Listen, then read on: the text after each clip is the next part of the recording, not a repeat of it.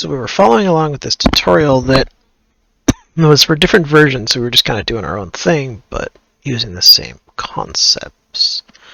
Player UI that we HUD off, compile, save, and play. Now we should have our HUD. We'll hit pause. You notice our HUD has now disappeared. We will unpause, and our HUD comes back. Now we have a nice clean pause menu by toggling the HUD. We toggle the HUD by simply removing from the parent and adding to the viewport that player UI that we created initially in our character, because when you create the widget, it still stays in memory even if it's not visible, and that is important to remember. That is also why we had to set the reference to our pause menu to nothing, so that way it would remove from memory later on. At this point in time, we have almost everything finished. We have a working pause menu and everything's updating. We just have a few more things to finish up. We have those nasty little text messages at the top left, and we still can't finish. We can't finish our feedback loop. We can't start, play, and end because we have no end, so we're going to work on that next.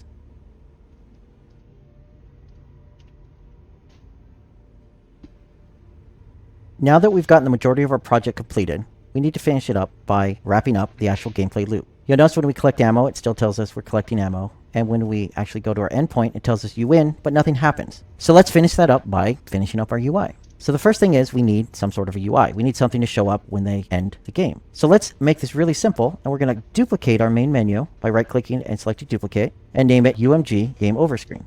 Since this is going to contain the majority of the things we want, we duplicate it, and we're off to a great start. Now our game over screen is going to display game over, so let's actually slap some text in here, which we can't really see, so let's fix that. It's our not background's really a little annoying affect for what me, we want to do here, so let's change our background image. Let's actually not use the logo, so we're going to clear that out, and let's make it something a little more subtle. We're going to make it our solid color, we're going to change the alpha to 0.2, and now we have a nice gray transparent background in the background. With that done, now we can actually see our text, so let's change this to game over, and let's go ahead and make it bigger, center it, and do everything we've worked with before.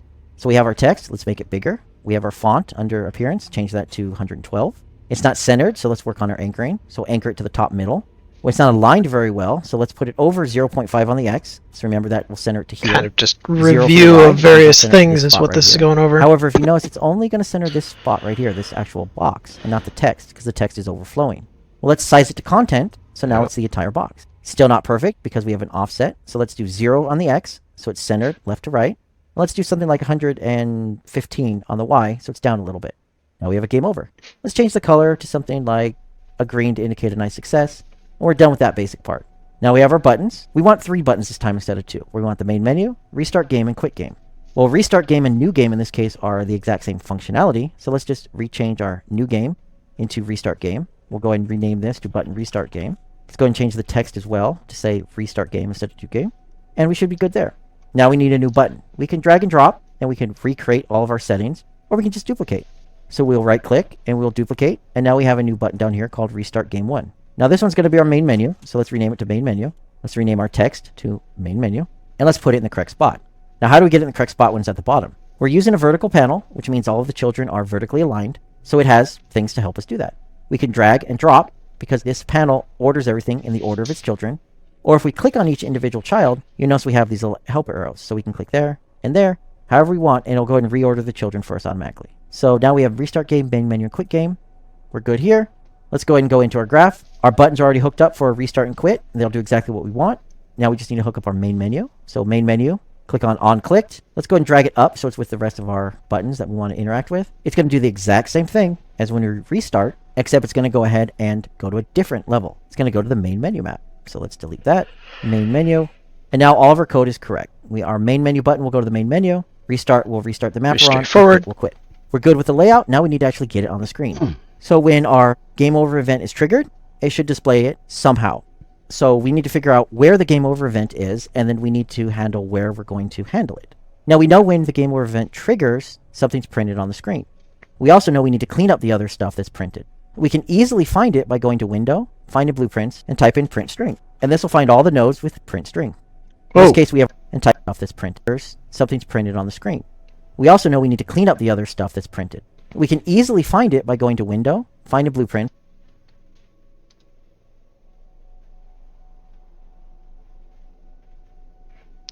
Window.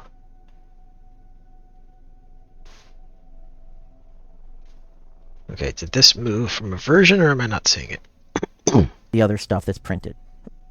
We can easily find it by going to window. Window.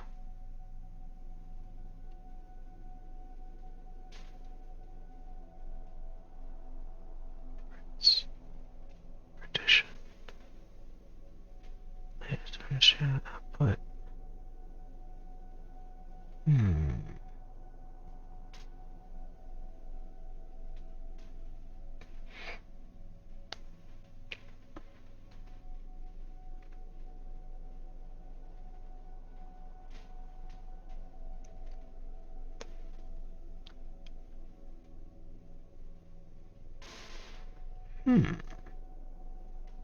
Find in blueprints. There you are. That's pretty cool. Find in blueprints and type in print string. And this will find all the nodes with print string. In this case, we have our ammo that we want to fix. So I'm going to double click on print string, Nice. remove the print string node, and hook back up the destroy actor node that was after it. And we've now fixed that issue. I'm going to grab the print string here in my level end. I have to remember this one. Let's keep this here. We'll close this. We'll fix that issue. I'm going to grab the print string here in my level end.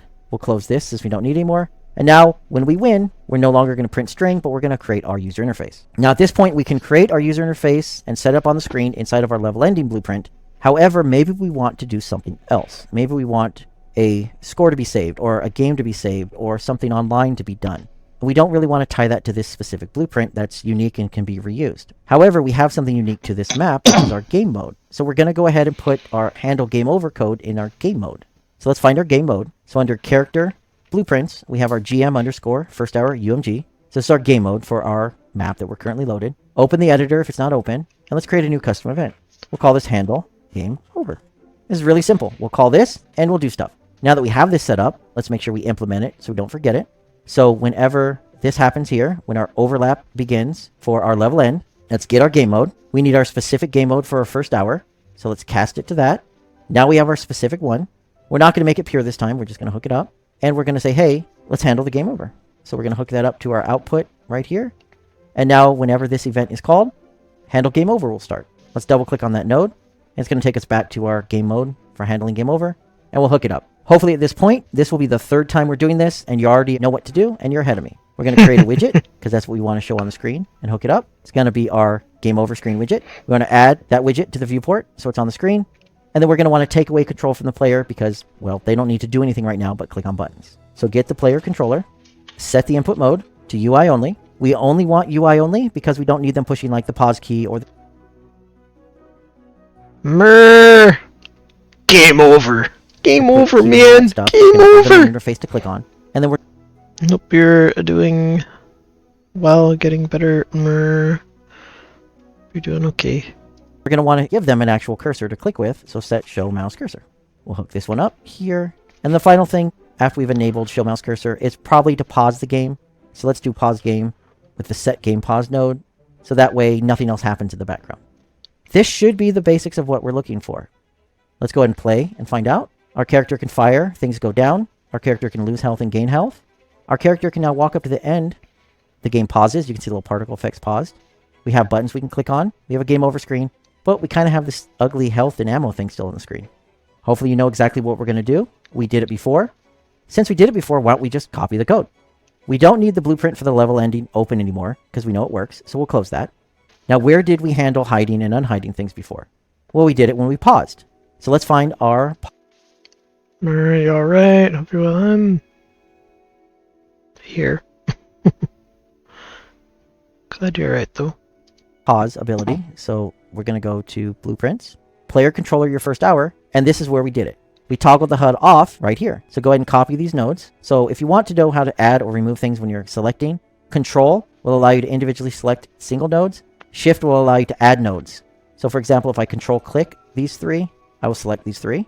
Right click copy. Go back to our game mode. We're going to paste it here at the end. So Control V. We're going to hook it up. And at this point in time, when we run this, we should now be able to go to our end. Our end screen should show our HUD is gone. We have a nice, clean ending. And we can go ahead and restart the level. We could go back to the main menu, or we could quit the game. And we have our actual finished loop working properly using the UMG system for all of our interface events.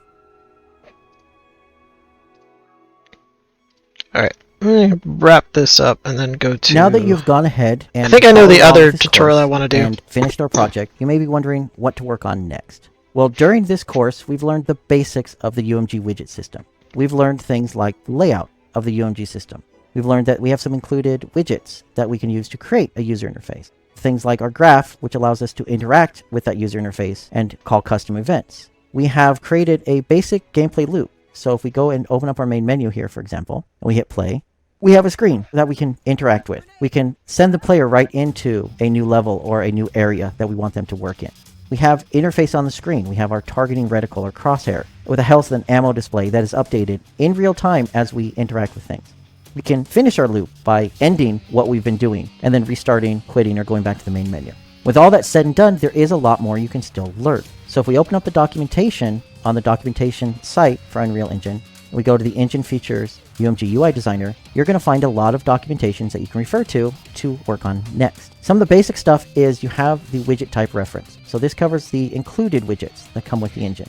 But more importantly, you have things like how-tos and a designer guide. The how-tos are great because we get some advanced options and advanced courses and learning material, like maybe a drag and drop UI, or more advanced information like scaling. We saw the anchoring setup, but there's also scaling for higher and lower DPI devices. You have extra stuff like the user guide, which includes things like safe zones for different types of devices, different types of fonts, clipping effects, even using the UMG system inside the editor itself to create your own widgets for handling editor functions. There's a lot more things you can do, so go ahead and explore the documentation, and I hope you enjoyed this course. Neat. Now, where is the other one that I was wanting to go through?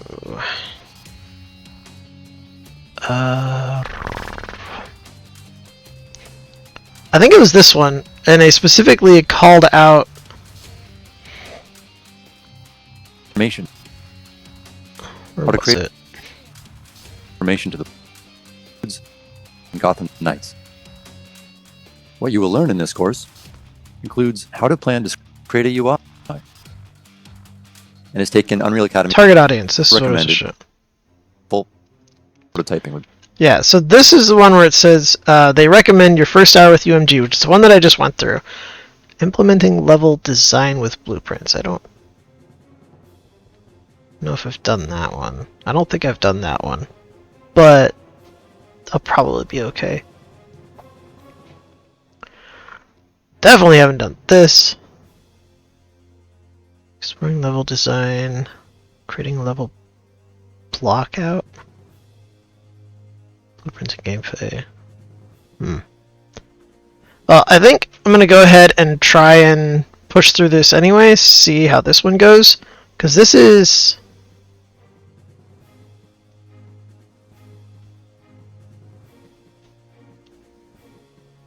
Yeah, this is going to give me some other information. Other tools of like how to put UI elements into the world and stuff like that. So I think we're going to run through this tutorial. Need to add this to my notes though. Keeping track of the stuffs it did.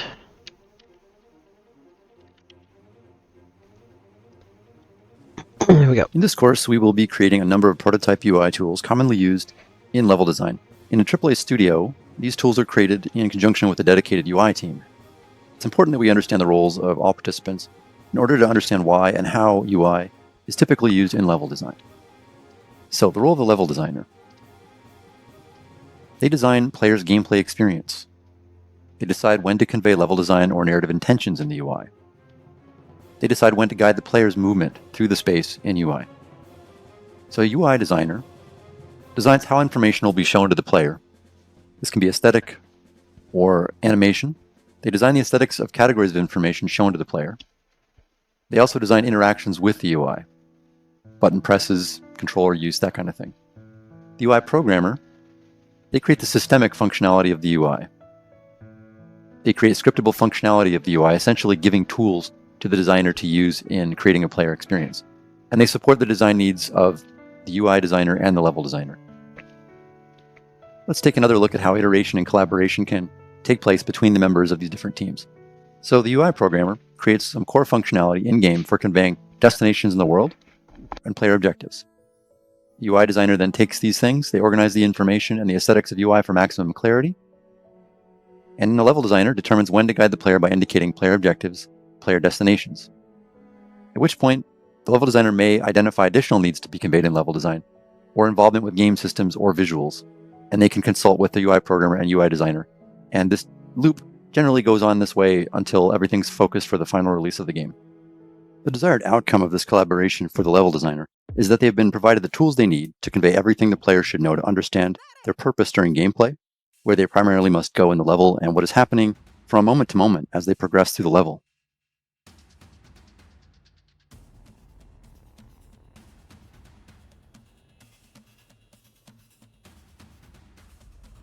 In this module, we will plan objectives to be shown that communicate intended gameplay to the player on screen, and meaningful scripted events with cameras, using the blockout and level design document we created in earlier courses. We're going to start by planning objectives and sequences in the level design document that we created in earlier courses. So we're going to edit this a little bit. We're going to be refocusing existing LDD to include new iterations, determine discrete... Oh, wait, now I'm confused. Because this is supported version... Wait. Oh, did I? Wait, hold on. Oh, it's... Oh, it's this one. Okay, there we go. I just was a derp. Clicked the wrong thing.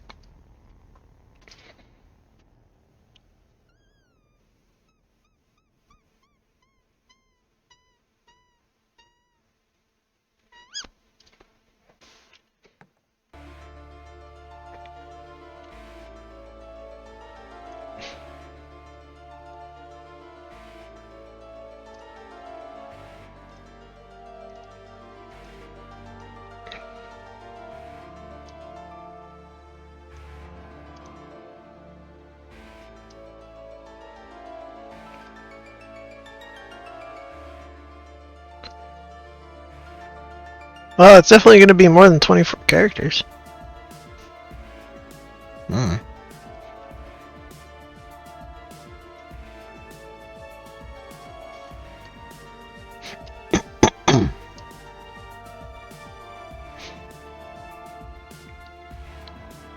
Let that go. Objectives to provide players a clear path to progression. When I say discrete objectives, I mean objectives that are distinctly different from each other, so the player clearly knows what they need to be doing at different moments when they play the game. And this also entails the use of clear terminology to communicate plan intentions at each moment. We will also determine junctures in progression with a clear logic to explain why objectives transition from one to another. So, discrete player objectives include finding a way across the river, and again, this is the terminology. The player doesn't know where to go. We're not telling them where to go. We want them to find it. So that's an exploration gameplay beat that includes them completing basically navigation challenges. Reach the bridge is a travel objective. It sort of implies that they know where the bridge is, and we want them to get to it, and we place an objective marker, a UI element in the world to tell them where to go. Extend the bridge includes an interaction, possibly of a mechanical variety. We imply that there's a control switch that moves the bridge, and that has an objective marker also telling them where to go to perform that interaction. Restore power to the mill. Again, another kind of interaction. It's a more descriptive version of extending the bridge. It explains that they have to restore power to the mill in order to extend the bridge. And again, we place an objective marker showing where they have to go to restore power to the mill. And find the workshop keys.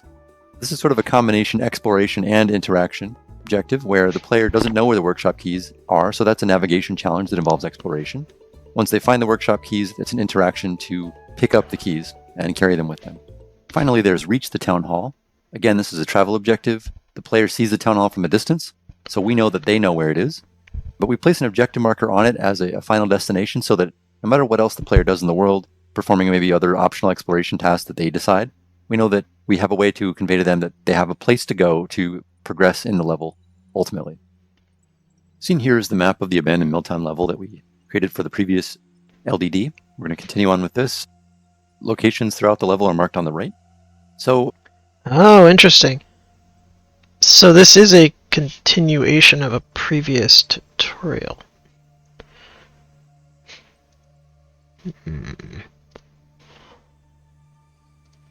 Interesting.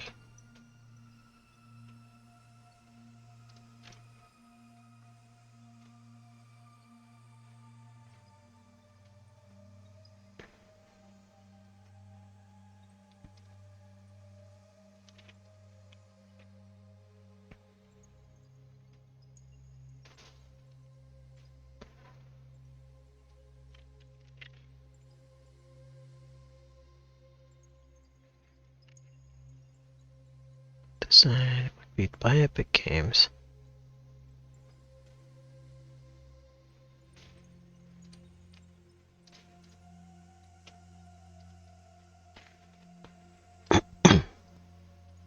Gameplay for.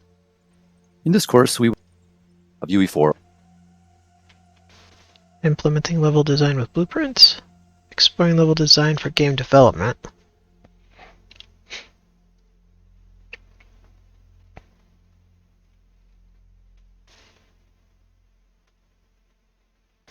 Implementing UI, for instance, what I'm currently doing, right?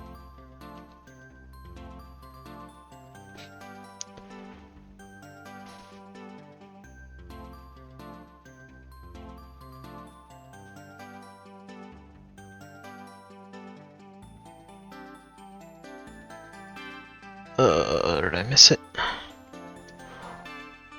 Implementing level design.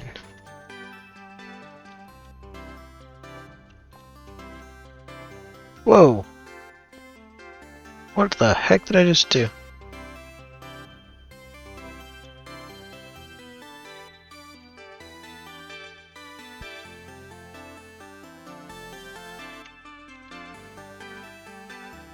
What?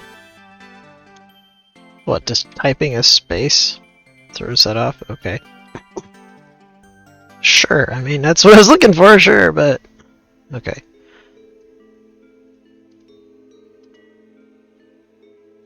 Blueprint, gameplay. Blueprints and gameplay for... Actually, let's look for that other one. Exploring. What did I forget? There it is.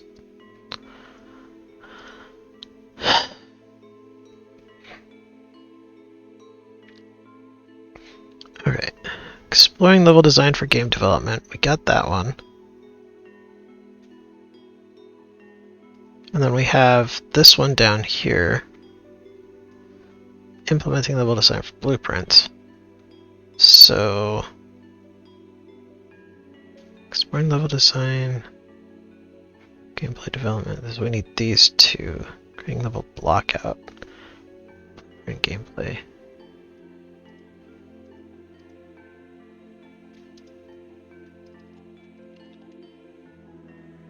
And level blockout for game development.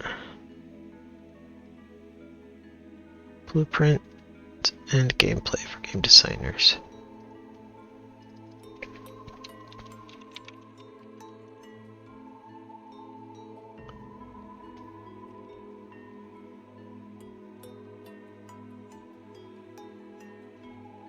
Blueprints and gameplay for game designers.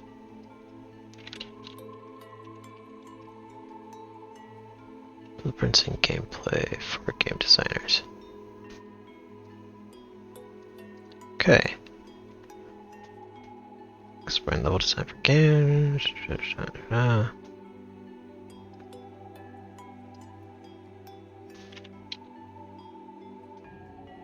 Okay, so it's recommending these 4 tutorials before the one that I'm currently doing.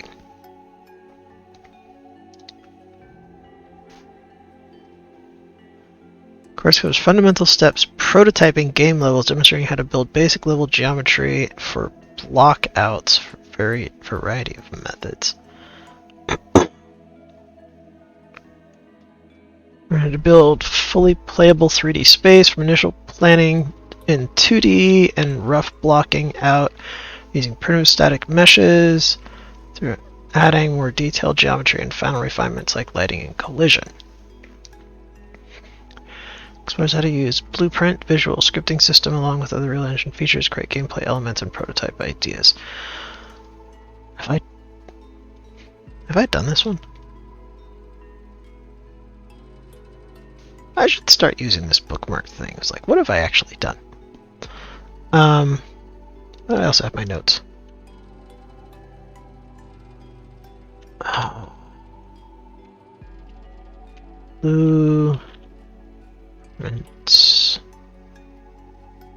Blueprint communication, C for blueprinters. No, I haven't done this one. I feel like some of this is going to be review, but Oh, this is 425. 4, 4, 4. All of these are 4. So that'll be interesting. Alright, I'm going to continue with this one for now, though. And we'll see if it screws anything up with the rest of this, but yeah. The player starts at the green arrow on the left. And the ultimate objective is to cross the river here at the green star. And the major obstacle, of course, is the fact that the bridge is not extended. The player can't cross it from the beginning of the level. So we're going to look at this in terms of gameplay beats and objectives here. Objective 1 would be to find a way across the river from the very start of the level. When they reach the bend in the river, they can see the bridge in the distance, and the objective becomes to reach the bridge. So when the player reaches the mill building, there's a series of objectives in the interior of the mill building, 3, 4, 5, and 6. So we're going to go inside and have a look. This is the mill interior. Locked doors are in red, open doors are in green. Player enters from the green door at the far left. And they see an objective marker in the world telling them to go here when they have to reach the bridge. When they come closer, the objective could change to extend the bridge, and there's some controls located at 3. If they use the controls, they find there's no power. On the way to 3, they pass by here, the mill machinery. The objective switches to restart the mill machinery at 4. So once they go to that part of the level, they inspect it through interaction, they find that it's not working, there's a missing gear wheel. So the objective goes to find the gear wheel. And the player doesn't necessarily know where the gear wheel is. They explore the building. It's more of an exploration objective. So they head upstairs to the second floor. They find a workshop at location 5. And there, they can see the gear wheel through the window, but the door is locked. They can't get in. The objective switches to number 6 to leave the mill building and venture out into the town to look for the workshop keys that were taken by the foreman. So we go back to the exterior here. And the objective becomes, as they exit at 6, they see the objective is marked in the world with an objective marker to reach 7, the town hall at top of the hill. Because the clue they found inside at objective 5 told them that the foreman of the mill had gone to the town hall, so they think the keys might be there. So they head off to 7 to find them. So once they reach 7, they find a way, they get an objective to enter the town hall, and the objective switches to search the town hall for the keys. They don't find the keys, but they do find a crowbar, which allows them to open some of the worker houses that are boarded up. And if they explored a little bit on their way up the hill to 8, they found that these houses were boarded up, and now they have the crowbar to enter them. But we're not going to make all these houses openable. That's probably a real drain on production. It's probably much more expensive in production to have all the houses enterable. So what we'll do is we'll make it so that the player is searching all 3 houses, but only the last house that they search will be where they find the keys. Keys found, the objective switch. Oh, I know games do that. It's like, oh, the keys are in a random house.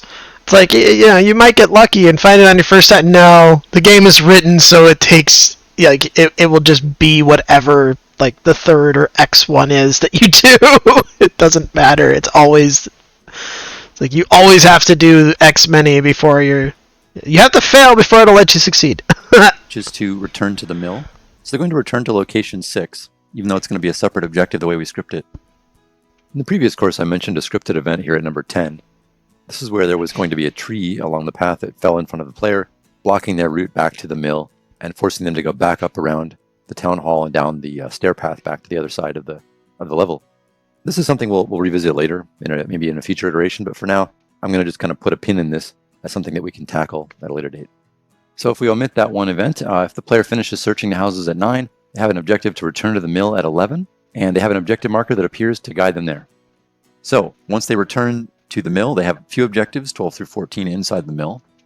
So they enter through the door at 11, and the workshop shown near the green door at the left of the screen is now open because they found the workshop keys. They can now get in there. Once the player is in the mill interior, the objective becomes to retrieve the gear wheel, and there's an objective marker showing the location of the workshop again upstairs. So once they get there, they interact with the gear wheel at 12, they pick it up. The objective becomes to restart power to the mill because now they know they have the part they need to restart the mill machinery. So they go downstairs to 13, and when the mill is restarted, it's again kind of a high drama, important moment. It's momentous. The the whole mill springs to life, the gears start moving, maybe lights come on, something is realized in a sort of a high fashion there. And although we won't be handling that in this course, it's something that can be polished in future iterations of the level. So once that power is restored, they get an objective to extend the bridge at the bridge controls at 14. There's another objective marker in the world to go to the bridge controls, interact with them there, and extend the bridge. And from there in that location, there's some windows where they can see directly outside, they can see the bridge and see it extending. So once that's extended, the objective switches to cross the river. And it's a reach objective. There's a marker in the world at 15, and they complete all the objectives in the level and move on, maybe to another level in the game, if that were the case of a full-fledged game with multiple levels. And now that we've determined clear objectives and sequencer events in the LDD, we can set up the tools we will need to communicate them to the player.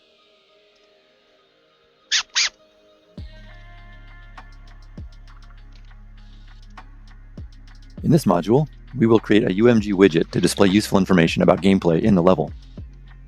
I'm going to begin by opening up our content drawer with Control Spacebar. And we're going to navigate down to our third-person blueprint. This is a So I can't actually follow along yet because I'm waiting for the engine to load. So I'm going to put the burbs up while I'm waiting for the engine to load, and we'll be back when it's ready. Yeah, that didn't take too terribly long. Whoa.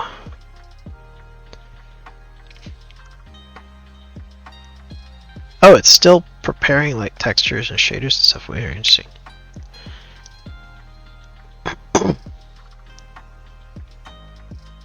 Also, like, the UI has this like border on the camera that's interesting. I imagine some of this stuff I would learn if I'd gone through the other tutorials.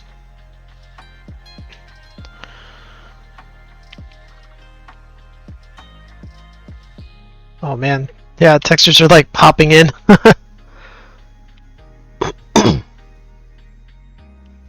That's cool.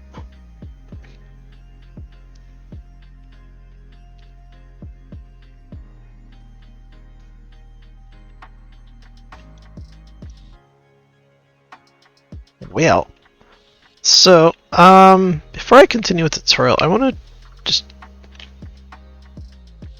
strange. Why would you put smoke in a chimney if the place is meant to be abandoned? But I mean, it has a fire, I guess, so sure.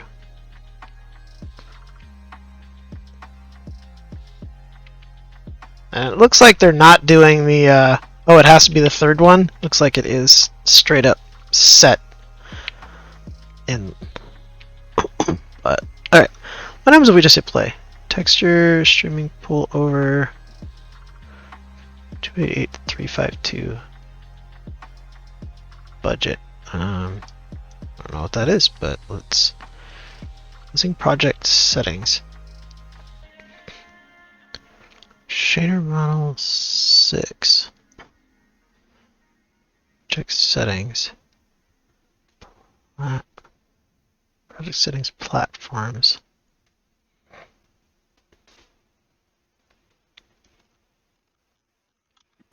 Platforms. Windows. I know I could just search for it, but I'm wanting to also familiarize myself where certain things are.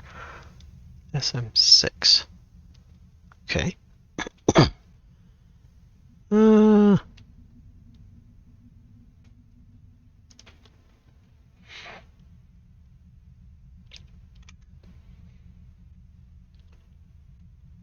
Ah, bugger. Okay.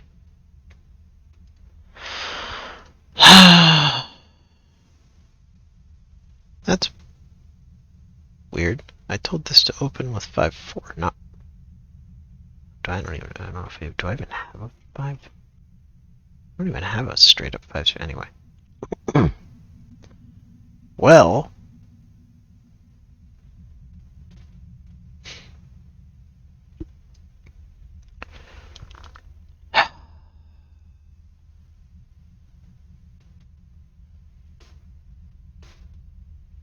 Very frustrating.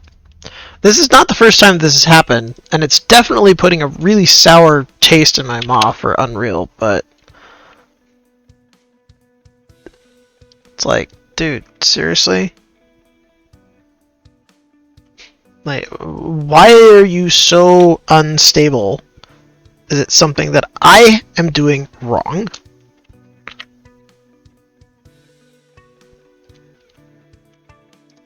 Or is it just you are just that bad at stability? Let's see. I've got 73 gigs free. I can't imagine that that's the problem.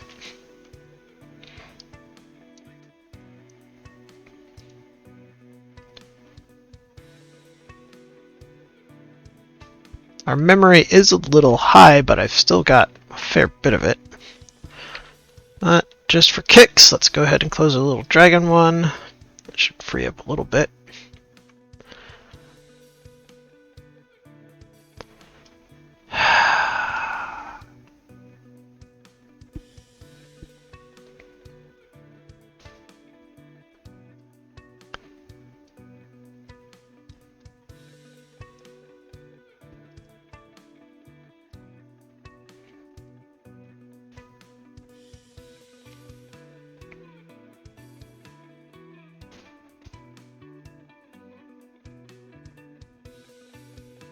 Okay, seemed to work that time. So either it didn't like the other one being open, or I was a low on memory. I don't know. A little disconcerting, but well. Come on, you stupid little. Thank you. Alright, I just want to try and play this, and yes, I'm aware of the project name. I didn't pick the name, kind of asterisk. Oh.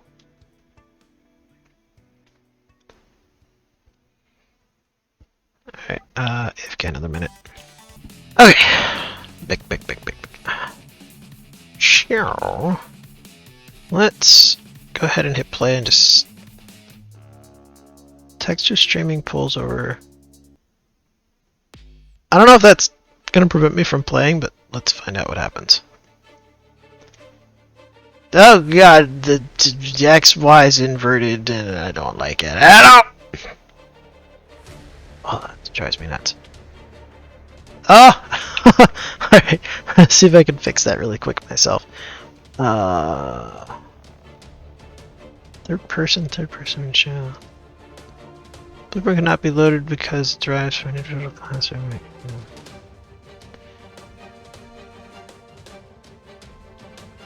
It can crash the editor! Oh, lovely. Third person character.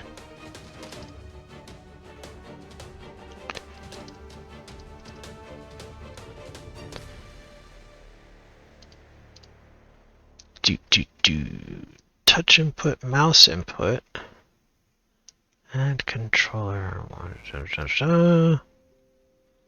Actually, we should make sure this is actually even what is firing. I'm going to say no. Okay.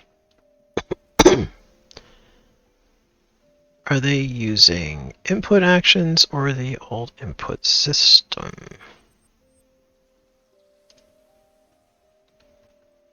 Axis mappings, look up.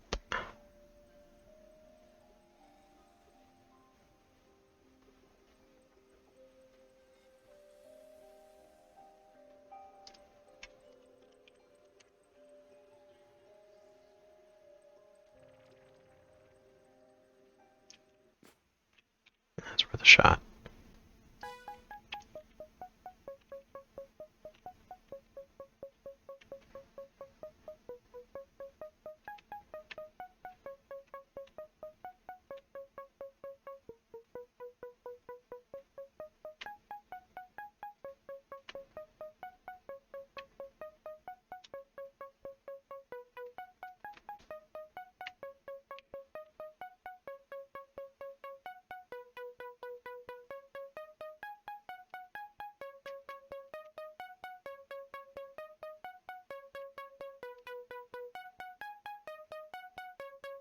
That's so weird.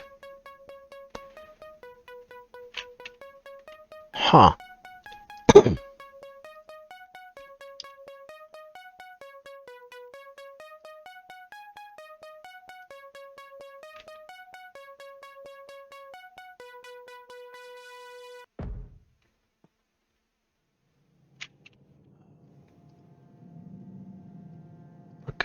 Integrate.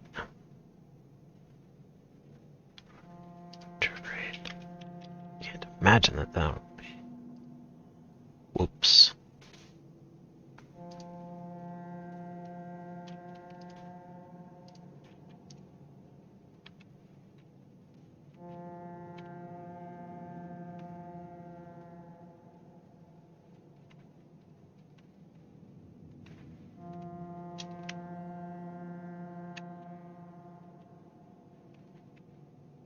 Alright, whatever.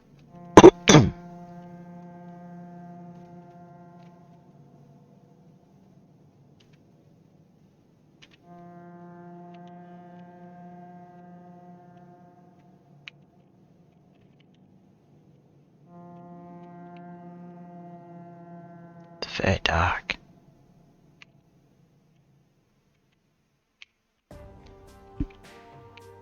What's super weird is I feel like the y-axis is still not what I'm used to, but I don't know.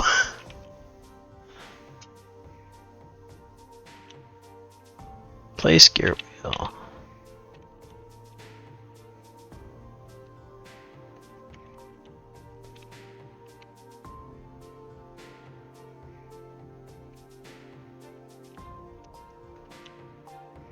No power.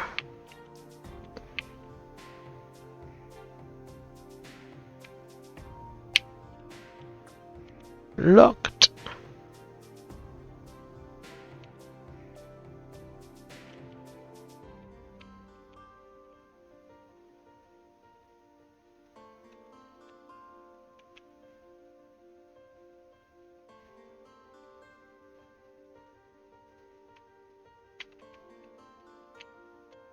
Workshop.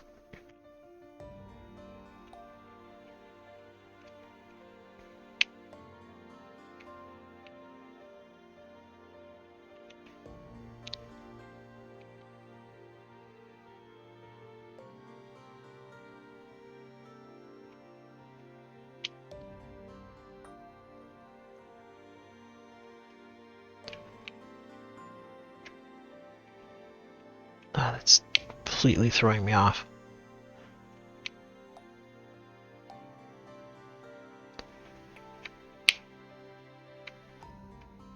Like, I keep wanting to do something that isn't working the way I expect it to, but I don't know if that's because I'm just getting used to it or if it really is. I don't know.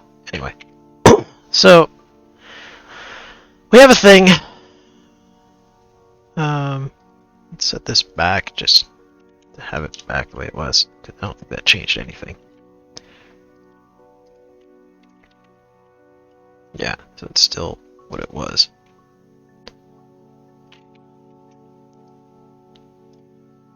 That's so weird. Okay. Good place to keep our new UI elements in Blueprint. And we're going to navigate down to our third-person Blueprint. This is a good place to keep our new UI elements we're going to create here. So I'm going to go into the Blueprints folder. I'm going to right-click here. And under these options, I'm going to create the User Interface Asset Widget Blueprint. And we're just going to make User Widget. This will work just fine for what we need. Blueprint Widget, Player, UI. I'm going to save this and open it up. When I open up my new Player UI widget, I see the designer window here. And this represents the 2D screen space that's sort of an overlay of the 3D game world the player is navigating through and doing things in. So here, I'm going to start off by adding a canvas panel. I'm going to look here under Panel, Canvas, and just drag it into the graph here. So this represents our screen dimensions.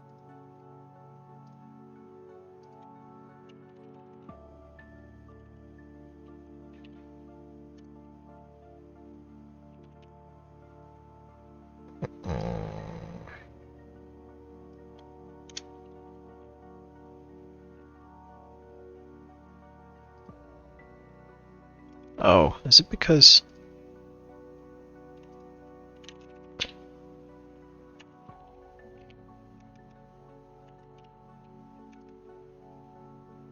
I forgot what this bloody setting is.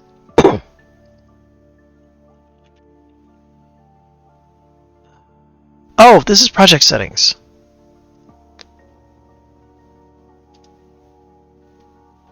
There we go.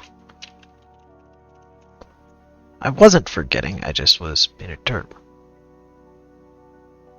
So very strange.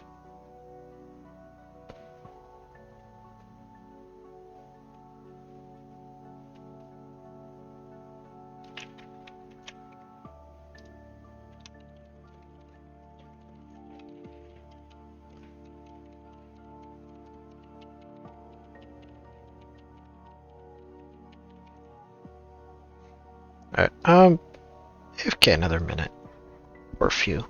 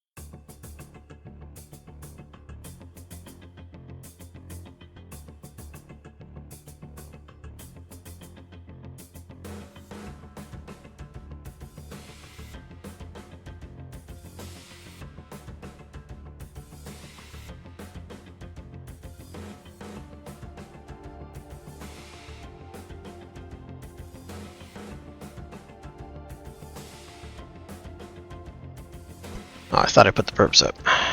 Oh well.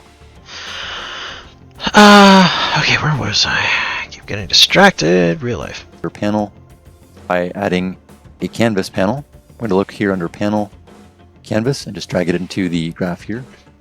So this represents our screen dimensions, and you'll see a few things in the lower left here. You'll see the exact resolution is listed as 1280 by 720.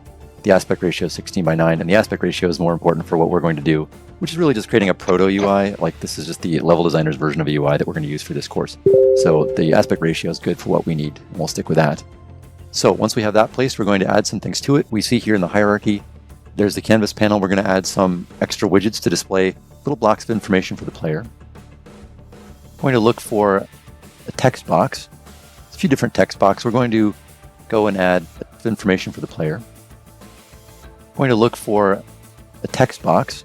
There's a few different text boxes. We're going to go and add, I'm going to search for multi-line. Text box multi-line. It's under input, which isn't really accurate for what we're doing, but it works. We're going to just drag this into the canvas here. We see it becomes like in the hierarchy under the canvas panel.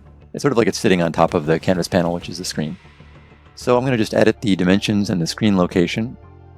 For exact dimensions, it's easier just to use the details up here in the upper left.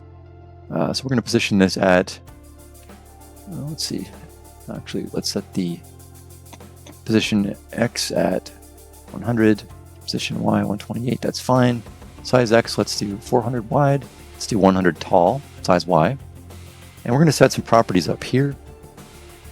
One is the background color. We just want some white text appearing on screen. We don't want a white text block. So we're going to look up, there's a lot of properties in this details here. So we're going to do a lot of searching up here in the search field, because scrolling through all this will take you probably too long than you want. So I'll type here in the search box. We'll look for, let's see, the background color. Let's find that. Okay, it looks like style, background color. Okay, we see, we want scroll bar style. We want this. Wait, we just want the alpha to be 0 because we don't want to see a color there. So we'll leave that like that. And I'm going to pop in some text just so we can see not the actual text we're going to display in game, but we're going to be seeing like the body of characters so they can appear on screen if we're doing debugging or anything. So I'm just going to type in a bunch of capital X's. So we need to set up a few things to make this look as we want in game. One thing we want to do is we want to set up the right fonts. So under style and font, we're going to set Roboto, one of the default Unreal fonts.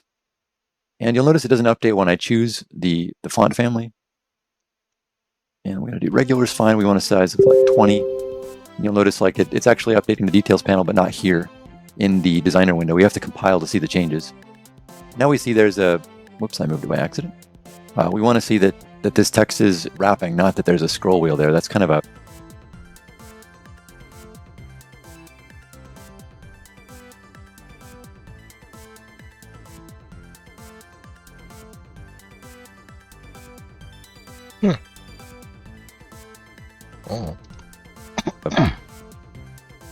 more of an interactive UI than what we're going for. So, like again, like we're not going to scroll through all these details. We're just going to type in wrap, and we find auto wrap text. That's good. Default wrapping not really working for us. So we're going to type in per character wrapping, and we can see that updates without compiling. But I'm going to compile and save this anyway.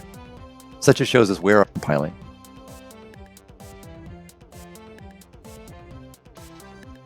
And per character wrapping, and we can see that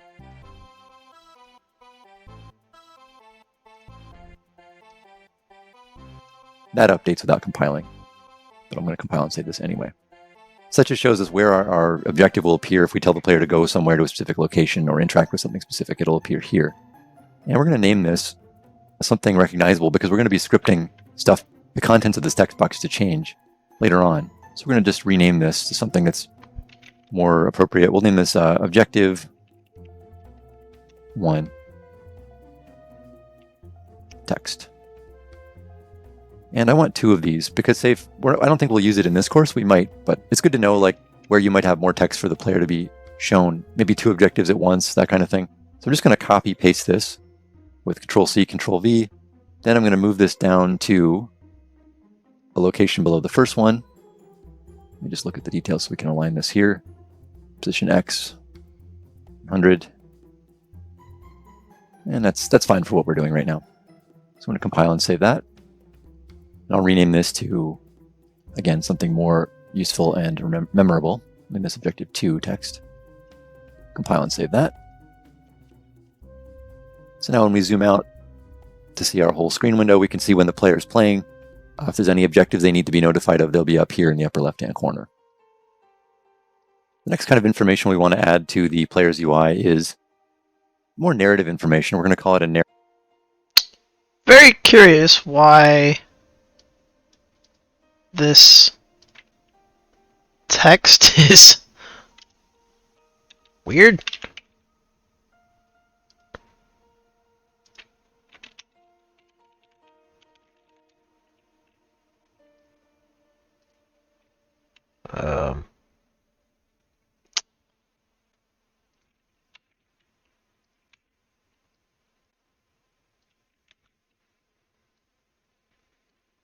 Huh.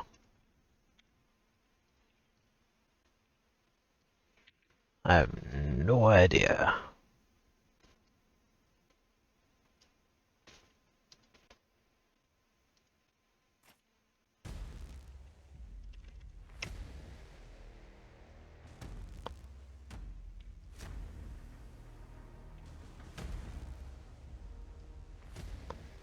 Alright, whatever. It's good enough, I don't care. Narrative text block. And this represents where later on we might have information conveyed to the player through in-game events or perhaps some actual audio file dialogue spoken by other characters, that kind of thing. So for that reason, we're going to differentiate its location and its appearance a little bit so the player knows kind of what kind of information is being shown. God dang it.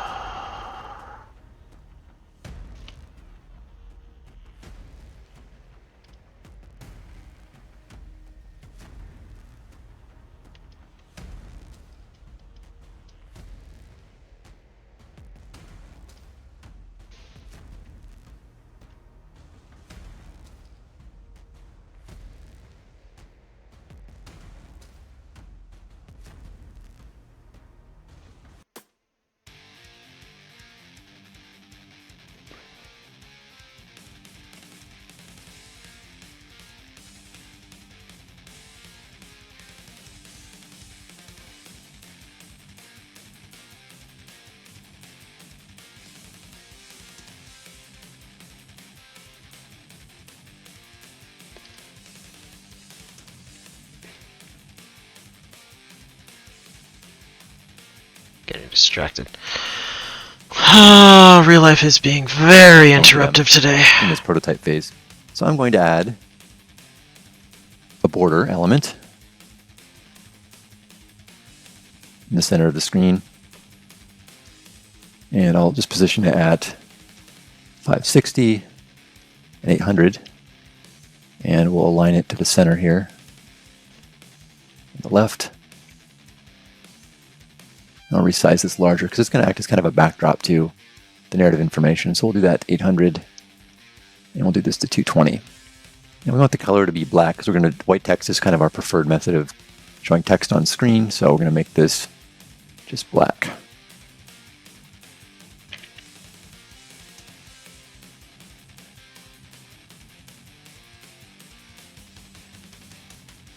Where does its style go? Huh.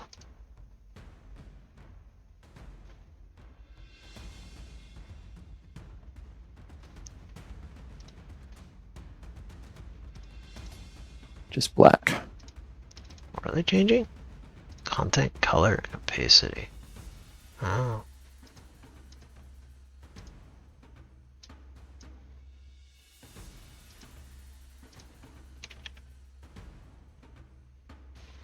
And we'll also show it as black here under the appearance. We'll set brush color to black.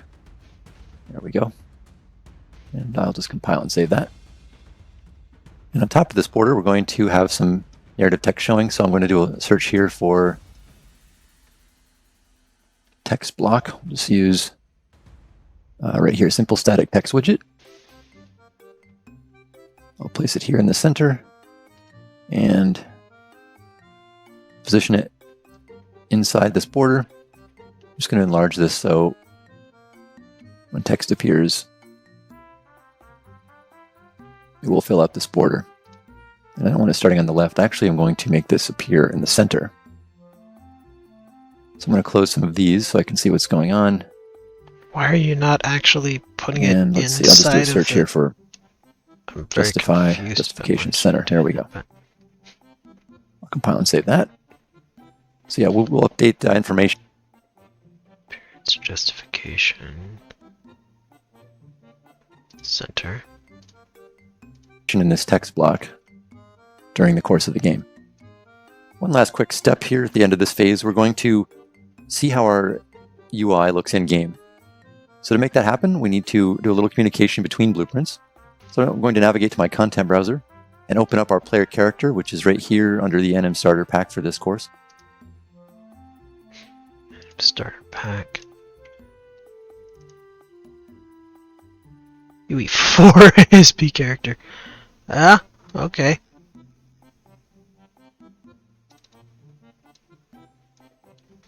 UE4 ASP character. Open this up. And for the sake of organization, I'm going to create a new event graph. Not necessary, but I'm just doing this for organization. Wait, can you... Wait, what? Oh! Wow, I never even noticed that was a thing. You can actually make a whole different event. Oh, wow, that's cool. Naming it UI. And we just need to do a little bit of setup here. So I'm going to add an event begin play. So when the game begins, we add a UI to the screen. A specific widget, in this case the one we created for the UI. I'm going to do create widget. So I create my widget here, begin play. I'm going to select. It automatically populates it with relevant widgets. Here's our BPW_player UI. And choose that as a class. Then I'm going to drag off the output return value, promote this to a variable so we can get this later for changes elsewhere in the other blueprints in the game. Name it player UI widget. Then lastly, now that we have this widget, we're going to add it to the viewport. So if I drag off of the variable here, I'm going to look for add to viewport. And there's not a lot of different, well, for our proto UI, there's not different screen overlays, so 0 or 0 is fine just as is for our really simple UI. Okay, so when that's set up now, if I go to the game window, the viewport, and I just start playing, Alt-P, again, we can see that nothing changes in the UI, but we can see that Our objectives will be in the upper left-hand corner, and the position of the text block below the main action going on in the center of the player screen is okay. So that should work for what we need. Now that the basic presentation for the widget is set up, we can begin planning functionality to make it usable during the player's progression throughout the level.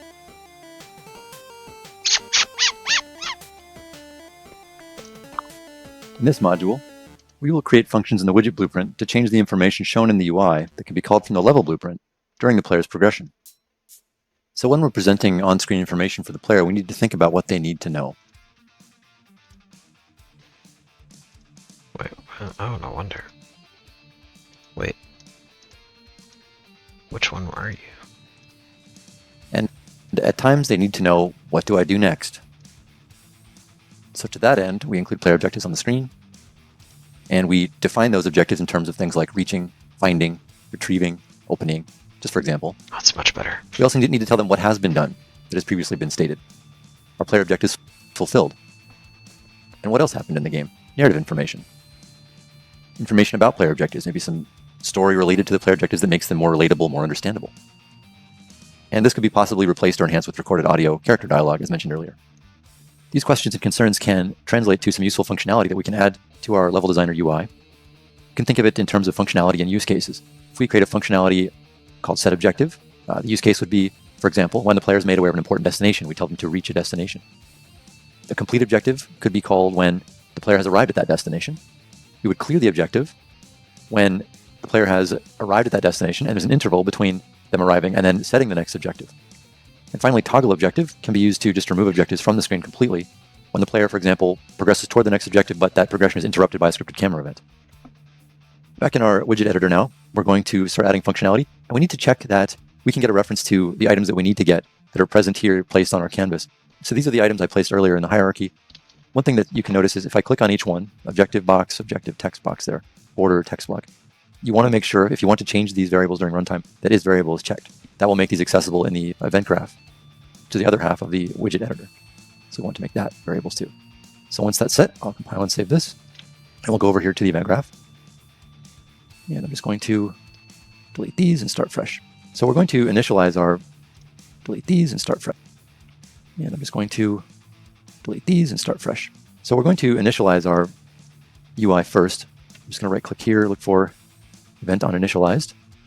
And I'm going to get a reference to our objective one text. If you recall, we had all the placeholder X's set in it. So I'm just going to grab a reference to that here. And I'm going to do set text, the multi-line text box. And we're just going to leave this blank so it clears it, basically making it invisible. It'll be a text box present on the screen, but with no content in it, it will be invisible to anybody looking at the screen. So I'll do the same for this. Objective 2 text, set text, blank. So that's the first step of initializing this here. Next, we're going to grab a reference to the stuff that makes up our narrative chunk of the screen, which is this text block here, which I'm probably going to rename now. I'll go back to the designer and rename this. I'll name this border narrative. I can't rename it here. Text block narrative. Oh, they actually are using the border, okay.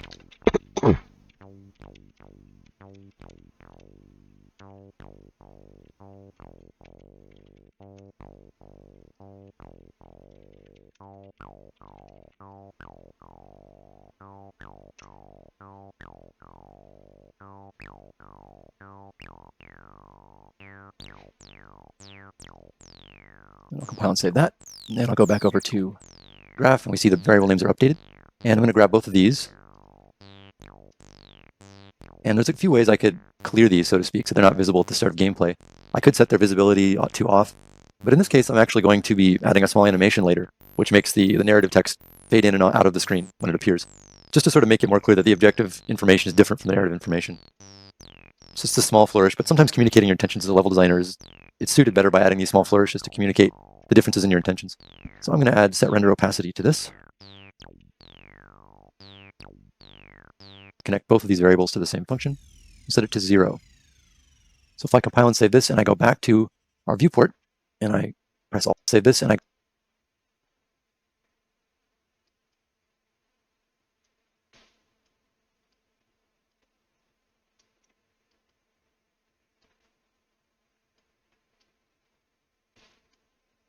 go back to our viewport and I press Alt-P to play, we see that all those items are no longer visible on the screen because of what we did in that initialization step. Next, we're going to create our setNewObjective function. So to do that, we're going to add a function here on the left side. We're going to name this setNewObjective. And we want to be able to pass a couple of parameters through this function here. The first one we want is text, the objective text. So we can change whatever is displayed in that box that we had earlier. I'm going to change that parameter name to objective text and set the variable type to text. Next is the objective number. If you recall, in our designer, we actually had sort of objective 1 box, objective 2 box. So I'm going to pass an integer. Let's call it objective num. And we'll make this an integer. So once that's passed, we're going to make a local variable here.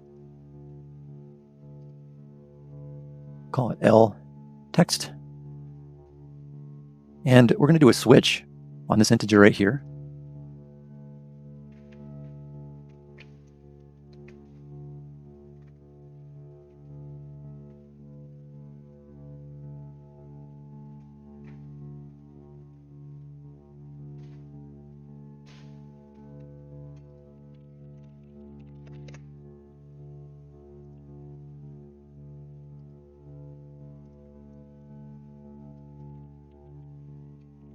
In case there's more than one objective passed to this variable at any time, or passed to the function at any time.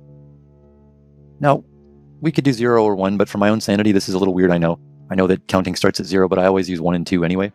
It's just kind of, sometimes you have to find workflows that work for you and don't drive you crazy, and that's one of the ones that I do. So I'm just going to ignore the 0 switch here. And the first objective will always be 1, the second objective will always be 2. 0 we just won't use. Right.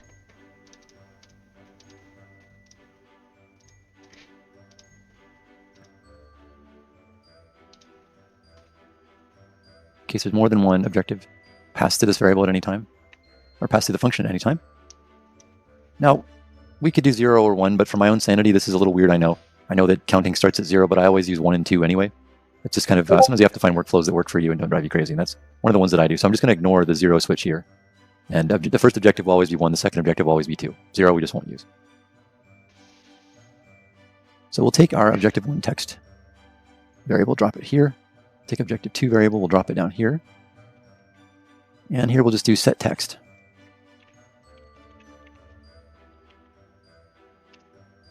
And we want set text multi-line text box. There we go. And we're going to add our local text variable here. And I'm going to take this as well and put it down here. And I'll just copy paste this with Control and paste. Okay, so that's how those variables can be set up. So the last step here is a little more complicated. We're going to be setting the text style of each of these boxes. And it might not seem obvious why we're doing it right now. We're setting all the parameters of this struct. But it's because when the objective is complete later, we're going to change the color of the text to green. So right now we're going to make sure that this text style is set up to look like it does in the same way as our default text style, which is like the white letters with the black outline. I'm dragging objective 2 text in, setting the text style here as well.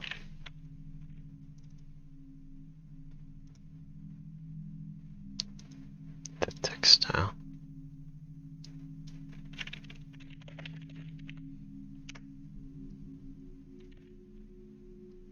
Okay, when you do, this is something I realized when you do this too quickly, it doesn't actually edit the variable, it just edits the event graph.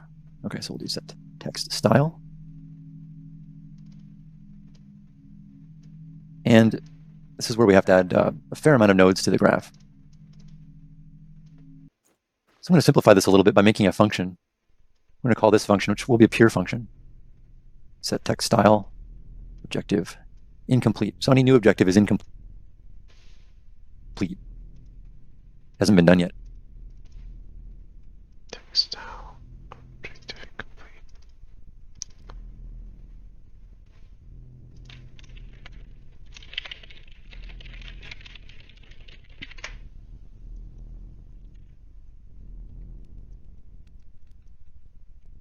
So the output of this is going to output the struct we're looking for in our other function.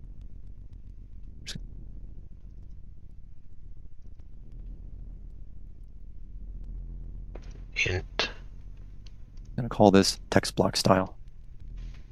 Actually, we'll call it objective text style. And this will be a struct. There we go. So we have to add a number of nodes here, or we're going to make. So we have to text block style. There we go. So we have to add a number of nodes here, or we're going to make all the different elements here into a struct. So this will be make text block style. And then from here, shadow offset's okay, shadow color and opacity are okay at black. We're going to add some more structs to make the font the same. So we'll do make slate font info. And we'll expand this so we can see a little bit more. Okay, font family, we're going to set this to Roboto, that's what we were using earlier. Font material, we weren't specifying. Typeface, Don't have an option. It's fine as it is. The size we use 20. Letter spacing 0, that's okay. We're going to add a drag off here to make another struct for our outline settings. And make font outline settings is here. So we'll set the outline size at 2. Fill alpha black, black for apply outline to drop shadows, outline materials fine, outline color black, that's all fine. Okay, and then finally we need, our default color for the text itself. We'll drag off this color, add a slate color struct here, make slate color. Specified color, we'll just choose white. And color use rule specified color is okay. Compile and save this. And we'll go back to set new objective. Okay, so what we can do here is we can now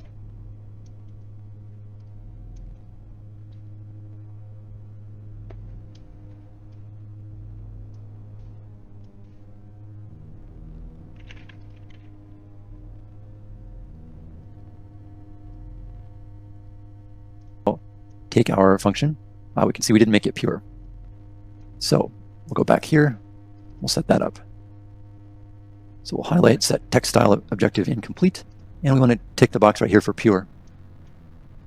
That will enable us to call it inside set new objective, the way that we need to anyway. So we'll add that there. I'll just Control C, Control V, paste it here.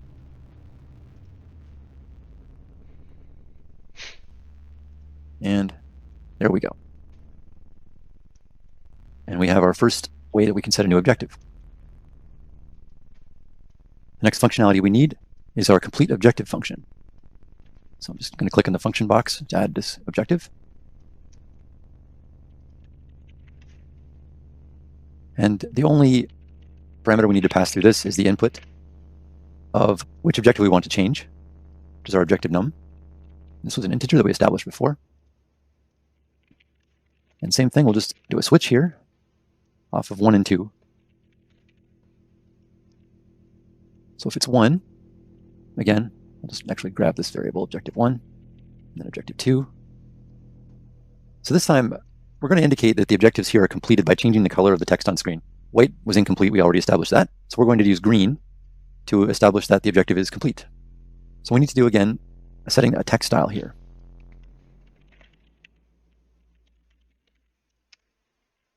Pass out the switch on 1 for objective 1 and 2 for objective 2. And we're going to make another pure function, but this one we're going to call set text style objective incomplete. To make our lives a little easier, I'm just going to... There's several things that I don't necessarily agree with the approach, but I'm continuing for learning purpose. But this switching thing I could see becoming very cumbersome. So, yeah. But, and if you really only ever are going to ever show 2 objectives, okay, sure, yeah. But if you ever want to be able to have more than that, then you'd have to rewrite all this. And I was like, write it once to be n. To duplicate this. But I'm going to rename set text style objective incomplete. To make our lives a little easier, I'm just going to duplicate this. But I'm going to rename it and change some of the parameters inside the function. So this is for set objective complete. Okay. Compile and save that. Okay, so this is an identical structure to our last pure function. We just need to change a few things. The outline size is fine. Let's change the outline color to white. When it's complete, maybe that'll show up a little better. Make slate font info, that's fine as it is. And finally, the slate color is really the only other thing we want to change here. So this would be a absolutely prime example of where Unity's UI toolkit shines in comparison to this. Because all of these, like, oh, I need to change the font and the color and settings and stuff like that, in UI toolkit, change the class. Done. That's it. Yeah, set up the CSS rules or USS rules, whatever, and just change the class. Done. Simple as that. So, I really hope that Unreal starts down the same UI path that Unity has started to take, because that CSS style approach is so much better. I'm just going to change this to a bright green. Then with font info, that's fine as it is. And finally, the slate color is really the only other thing we want to change here. I'm just going to change this to a bright green. Compile and save that. We'll go back to our complete objective function. And now we can just add in our new set text style pure function. Can just add back to our complete objective function. And now we can just add in our new set text style pure function.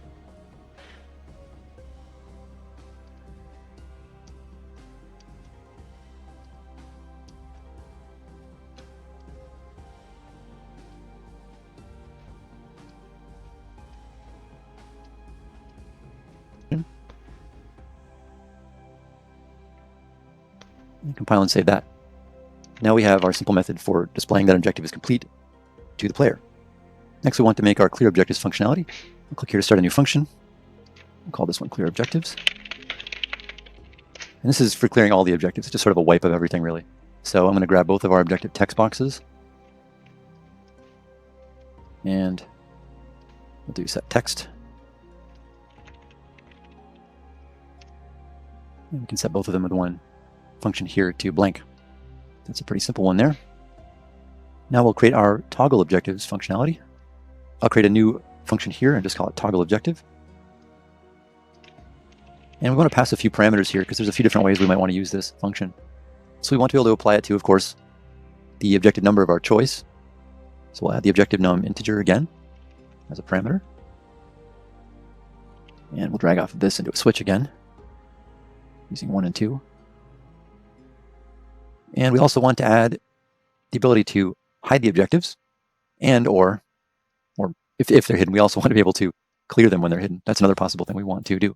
So we're going to add two booleans. One we're just going to call hide, and the other one we'll call it clear on hide. So our logic here can work like this. We'll do an and boolean here to check for both of these parameters at the same time. So if hide is true and clear on hide is true, branch check here. In fact, I'm going to disconnect this. This will work better this way. So if they're false, just go ahead and go to the switch. If they're true, we're going to call our clear objectives function inside this function.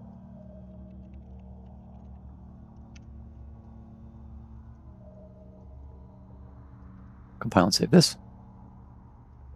And the rest of the function is going to be driven based on the value of the hide parameter. So I'm going to drag this here and add a reroute node. And I'm doing this so I can do two different branch checks based on if objective 1 or objective 2 is desired. So we'll just connect this to 1. I'll just copy paste this branch check and move it down here for objective 2.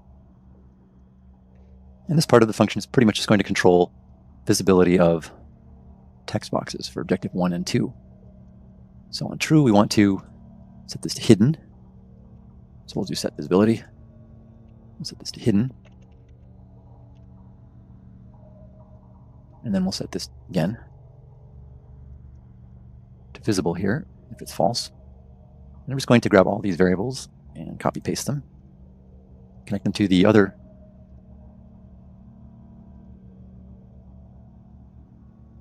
It's not as simple as a Boolean. Okay. I could see why you do that then.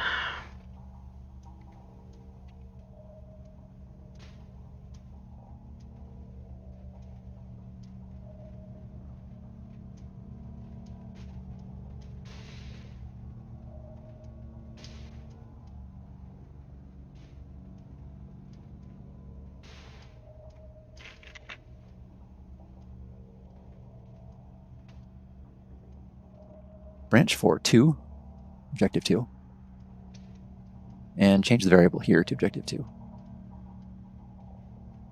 Compile and save that. And now we have the ability to toggle the visibility and or clear the objectives with this function. And now that we've added all this functionality to the UI widget, we can finish the final phase of this initialization event at the start of play. We want to run toggle objectives for objective 1 and objective 2.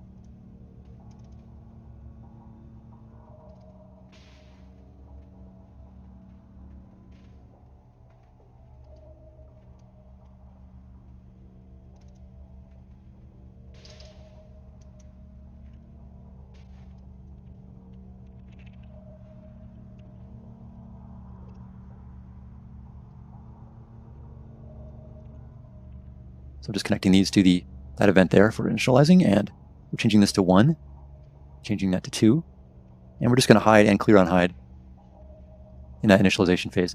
While I'm at it, I just realized that the objective numbers here, it defaults to 0, which we never want to use. So I'm going to go back to the toggle objective and change the default value of this input to 1.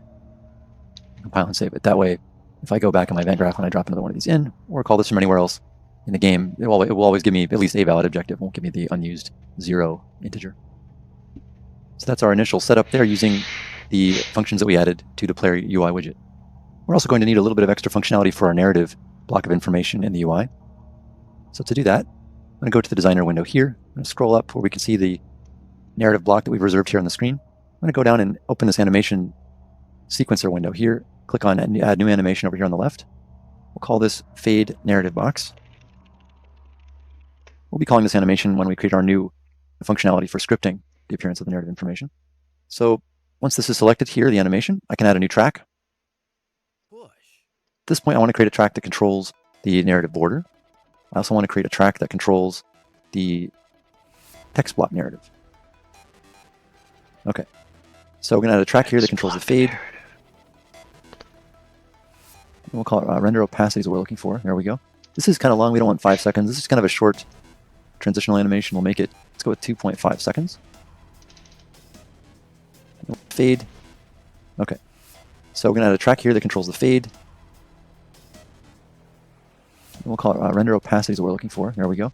This is kind of long. We don't want 5 seconds. This is kind of a short transitional animation. We'll make it, let's go with 2.5 seconds. And going to set 1 or 0 here for render opacity. It starts at 0. But I'm going to drag this out to 2.5. Drag this out here to 2.5. And with this key selected on the end, I'm going to set this to 1. So when we actually scrub through the timeline, oops, set that to 0. It should go from 0. There we go. Fade in from nothing to fully black. And I guess I'll go and change the render opacity, animate the render opacity here for the actual text. Again, we'll choose render opacity. And I'll just hit return. Actually, no, I'll just change this to 0. So we start off at 0. But I'm going to drag this to start a little later. And no, I don't need this transition, actually. I'm just going to drag that right to there. And can I select them both? Good. 1.5. That's fine. We'll just have it start about there. And want that at 0. And then we want this at 1, so it should. There we go. So it fades in like that. And if we play it in reverse, it'll fade out like that. Now we're going to incorporate that narrative animation into a new event for some additional functionality in the UI. We're going to create this as an event, not a function, because it's going to have a time element to it.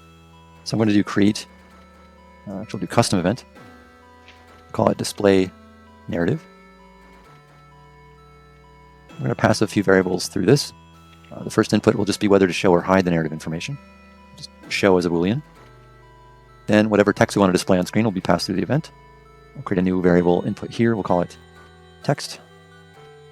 We'll make this a text type variable, and then we'll add one more. We'll just call it duration. This will be the duration after the fade in animation, along the narrative stuff that remains on screen, and then before it goes away and does the fade out. Just call it duration. We'll make this a float variable. And we'll drag off of show narrative and we'll do a branch check. That'll be the first step in this event.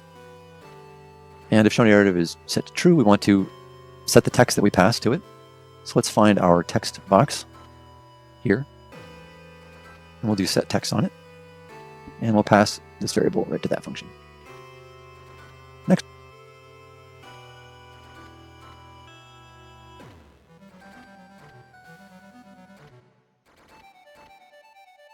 So we're going to look in our variable section over here. We'll find the animation we just made. Fade narrative box. Drag this off as a variable. And inside this event, we can play it forward or backward. So say we want to display some new information, we'll do play animation forward. Playback speed, let's just speed it up a little bit. We'll do it at 1.5. Maybe I made the animation a little slow, so we can speed it up there. That's convenient. And then, this is where our duration comes into play. After the animation plays, and this doesn't actually start when the animation's done fading in. It actually just delays total amount of time that the narrative information and narrative content relays on screen. So from here we can drag off the duration parameter to the delay, and then when that duration is over, we can play this in reverse, so it fades back off screen again. Because narrative information, we don't intend for this to be on screen at all times, like we do objectives as a constant reminder. This is sort of a contextual, in-the-moment reminder of things that are going on in the game. Oh, that's not what I wanted. I wanted to play animation reverse. And I want to connect the animation to that. Playback speed will also speed that up a little. And in case it's needed, if the display narrative is set to show false, we will just play the reverse, just to make it go disappear and fade off screen. With the events and functions added here in the player UI, we have all the functionality we need to show information to the player from the level blueprint or elsewhere in other blueprints. So with that in place, we can next begin scripting the player UI at the start of the level.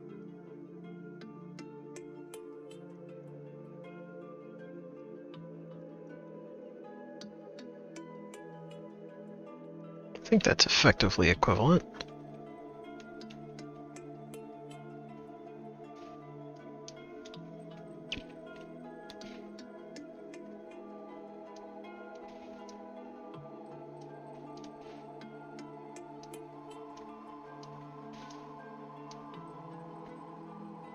That's annoying. Alright, whatever. I'm not going to spend a whole lot of time cleaning this stuff up, because it's all temporary. It's all learning.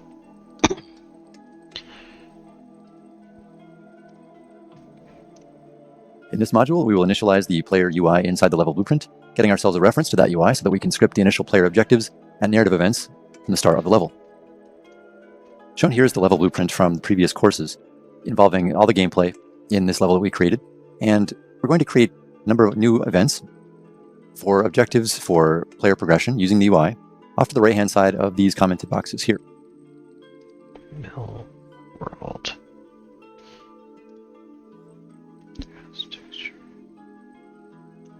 Starter pack blueprint. Where is Mill world?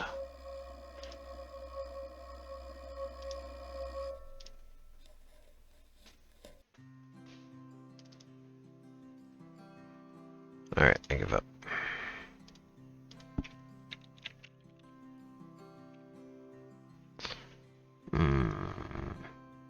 Milltown. I'm being an idiot. Still wasn't trying to be Milltown LED. LD. Oh, that's the.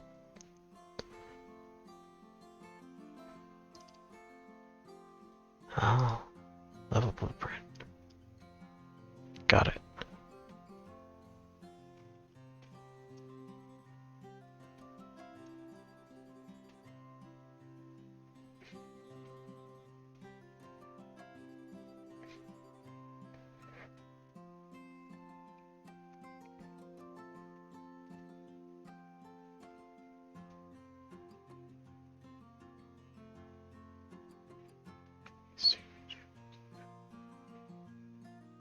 Why does it actually say that it's disabled? Because there is no disabling. I want to start off with a new event. Without an add-on. Add a custom event, and we'll call it Initialize UI. And we're going to get some references here.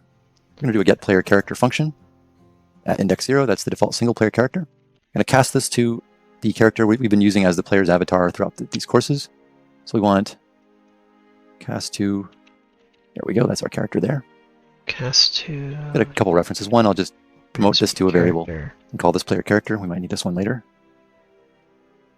And from here, I'll drag off again and promote a new variable for our widget, our UI widget. There it is. And we'll promote this, and we'll be using this reference. I'm going to call it player UI, not widget, just for simplicity. Using this reference to call events throughout the rest of gameplay. All right, reference to call player UI, and we'll be using this reference. UI widget. There it is. Get player widget. Oh. Get player UI widget because it's the variable on there. Got it. I'm being an idiot. There it is. And we'll promote this, and we'll be using this reference. I'm going to call it player UI, not widget, just for simplicity. Using this reference to call events throughout the rest of gameplay. Okay, and then at the start of game, here under event begin play, we're going to add a call to that initializing event. Oh, what did you rename this? Reference to call events. Oh, did you put a space in there? Cheeky.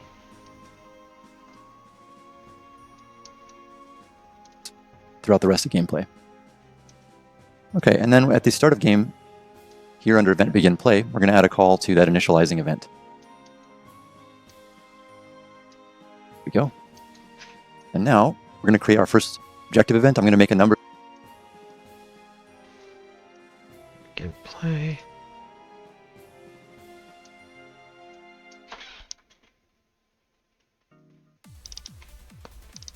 Initialize UI.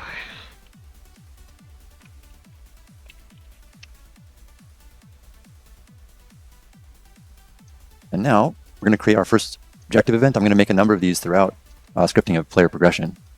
We're going to name any objective event with a prefix of obj underscore.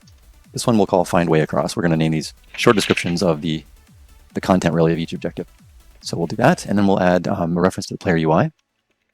Here we'll drag this off, and we'll find our set new objective function that lives in the player UI. We'll connect that there, and we'll type just a plain English description.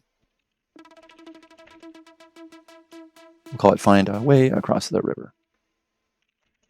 And I already noticed one thing I'd like to change here for debugging sake, for safety's sake, really, so I don't get bugs to solve later. You see our objective number is 0, and really, I would rather this was a default of 1. So I'm going to go, if I double-click that function, it takes us back to our UI widget. And I'm going to click here, and turn off this breakpoint, and make the default value 1. And again, this is a personal preference. I realize that counting starts at 0, but for our cases, I like it at 1. Okay, so now if I go, it should always give me a default value of 1. Okay.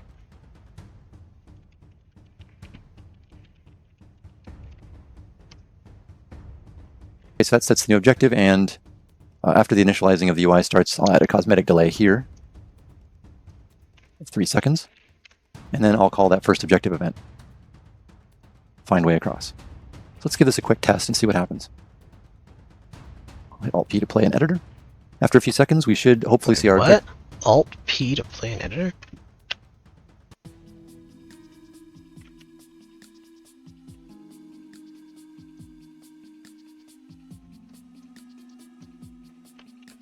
Weird. I'm just gonna do this. Or not. I wonder. Current camera location, that's not what I want. I want... There is no player default start. There's no lighting, so nothing in there. Alright, what was the file that I was in before?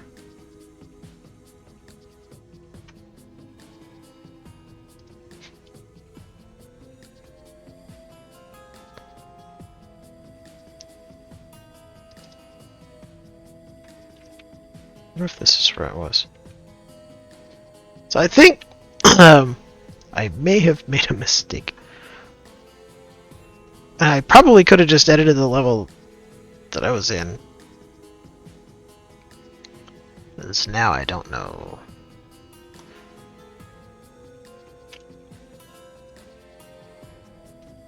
Yeah, it's not that either. Oh, man.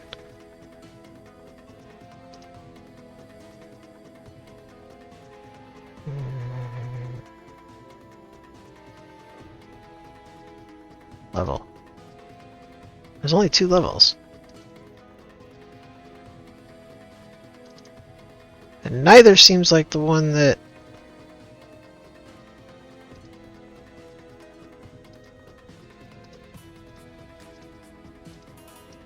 Oh, I'm very confused now.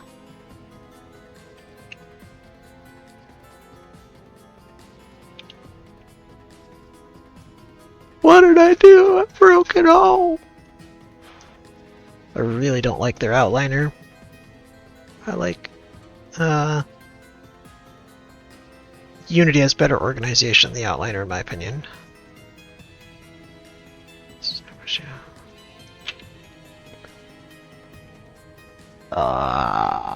I'm very confused.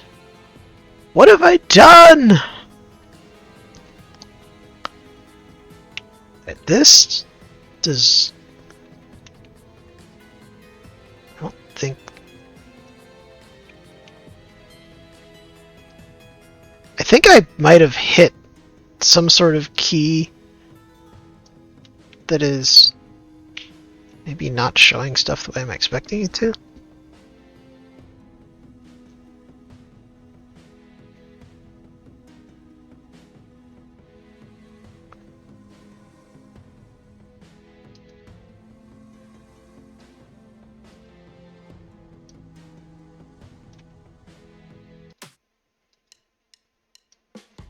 Oh, I'm so confused.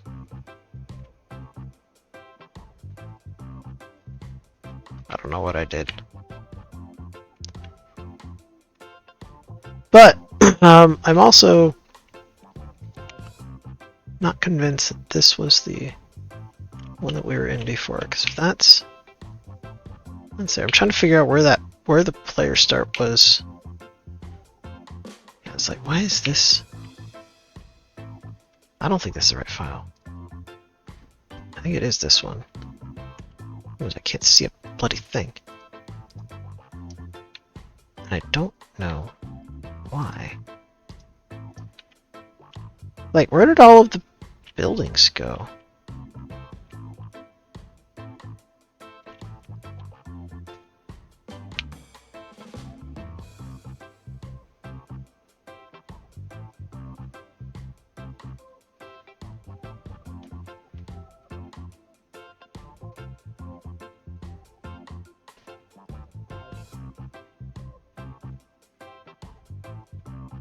So confused.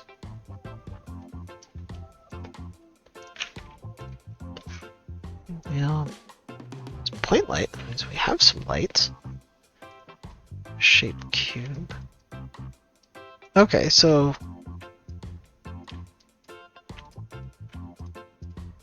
what the water wheel? Where'd all the buildings go? Oh, crud, I have another filter on. Alright. Well, let's see if we can find out. Third person map. Is this what I was in? No. Third person example map. But, no. Starter map. Nope. Showcase? Nope. No.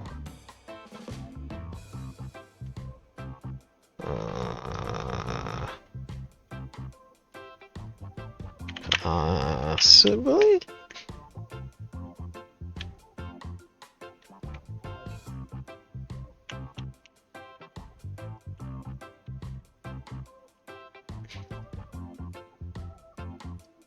Oh, this looks right.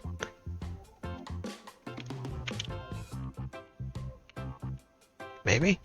No. No, because there's no mill in the stuff here. Okay, no, it's not this one either. Okay. Huh. I know it's not that one. At least I don't think it is that one. Landscape example.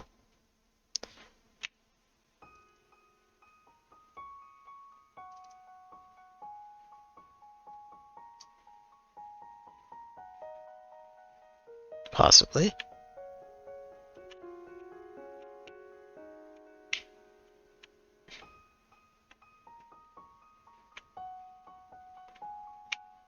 It's potential. Might be that one. Look out, Milltown. I don't think it was that one.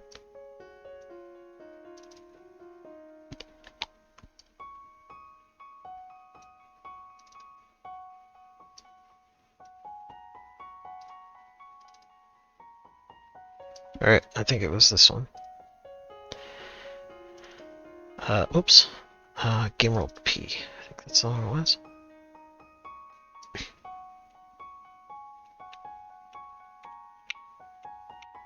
Okay, I think it was this one.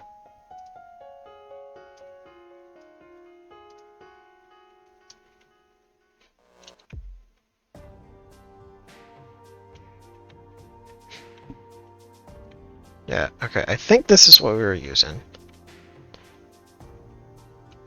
So, what I need to do... I need to remember this, game roll P. And then we modified... LLD... Your level blueprint.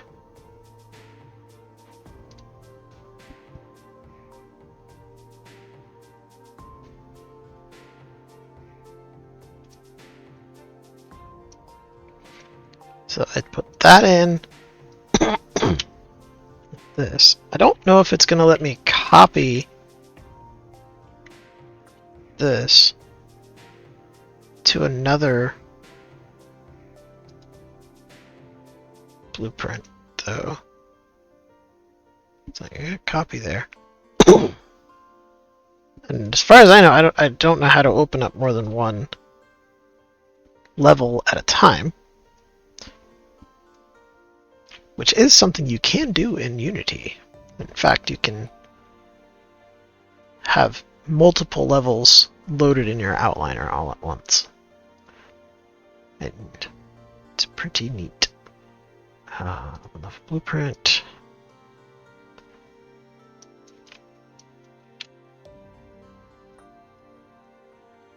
Some function reference initialize photo channel. Find way across. These are events, not functions. Do nothing.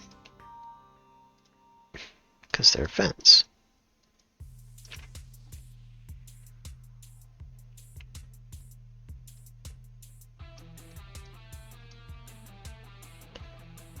And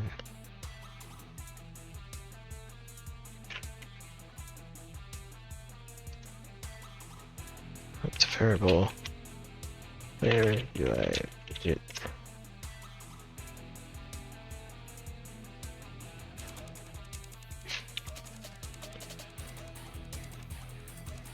Wait. No, that's not right. Was it? I don't remember. This is what we did. This to a variable. This is what they named. Like a character. Wonder. That does clear itself. Nice. Okay. Promote this to variable. UI fixes that. And way across. Object find.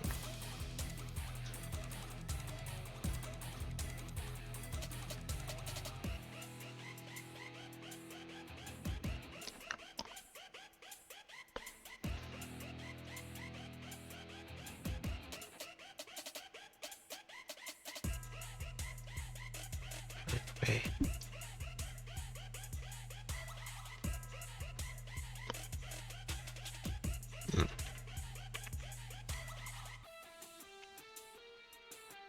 Not sure what happened with that, but then event begin play. No, initialize UI, that's what we call it here. Initialize UI. Alright. There we go.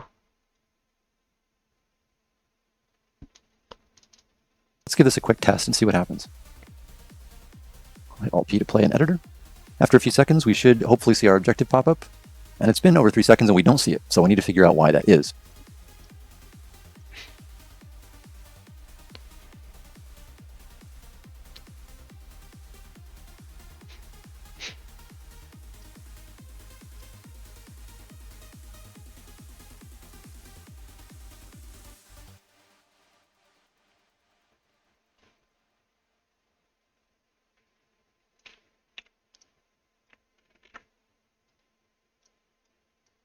Okay, let's see what fires.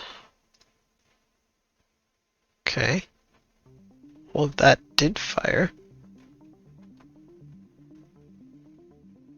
And the delay did go. So, yes, I agree. So let's do a little bit of debugging. If we go back to our player UI, we remember that in our event graph, we had an initialization event here in the player characters UI widget, which not only sets the text boxes to blank, but it also runs the toggle objective function we created, and it calls a hide on it. So what that's doing is, when hide is true, it's actually setting the text to hidden. So what that means is, when we script things here at the start of our level, it is actually changing the text in that box, but the box is still hidden. So what that means is, we're going to be using these functions over and over again throughout the level. We need to make sure they're working right. So let's go back. And let's go to set new objective. Whenever we set a new objective, let's assume that it's possible that the text box might be hidden. So we'll always set it to visible. Just to make sure. Objective. Oh, that's text style. So with that in place, let's try again and see if this works. Text objective. So I hit play, and after a few seconds, our objective find a way across the river appears in the upper left-hand corner, just as we designed it. So now we know that our objective functionality is working, but how about the narrative functionality that we established also? Let's try that. Let's say during objective find a way across, there's a bit of a cosmetic. Let's make this a little more scripted, a little more flow to it, narratively speaking. I'm going to grab the player UI. Okay.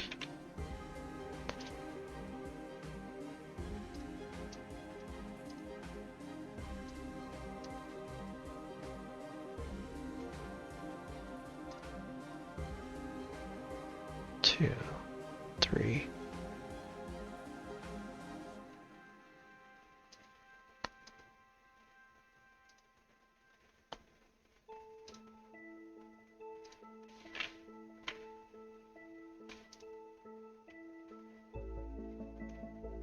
Really? It's not gonna... Ah, you suck.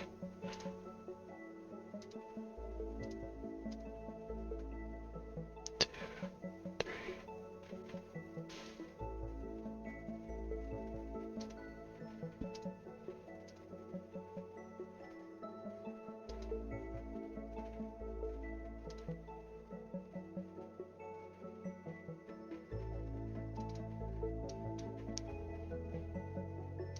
Breakpoint didn't go off.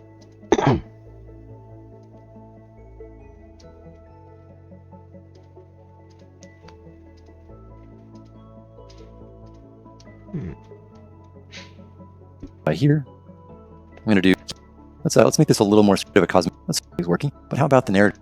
So now we know it. So now we know that our,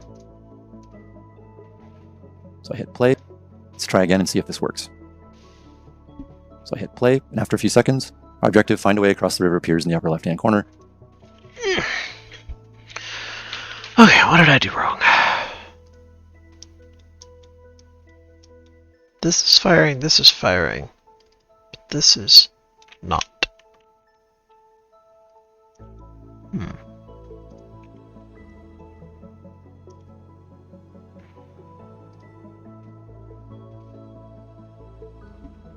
Set new objective.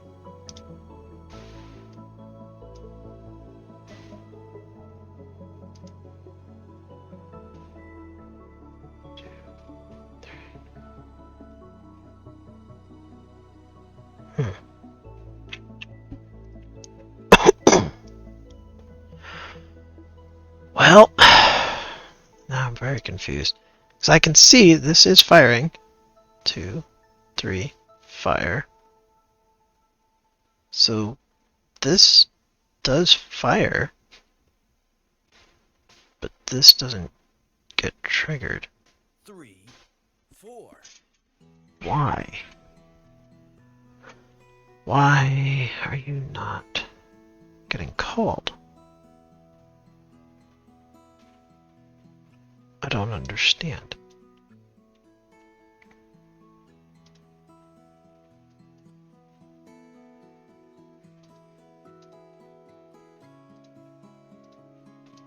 I shouldn't have to do that. Yep, it's been fired.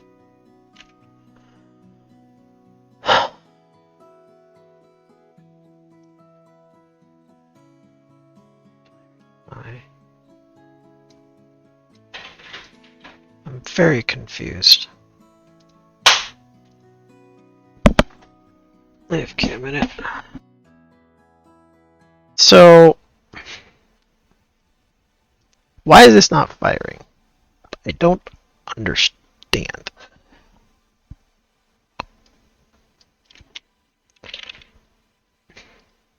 Maybe it's not valid for some reason? I think I would get some sort of error warning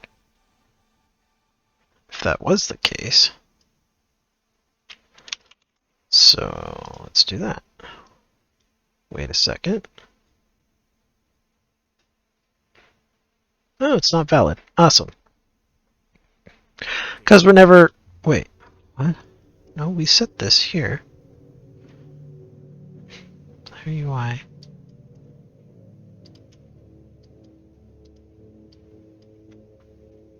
We set that. We do that. Eh?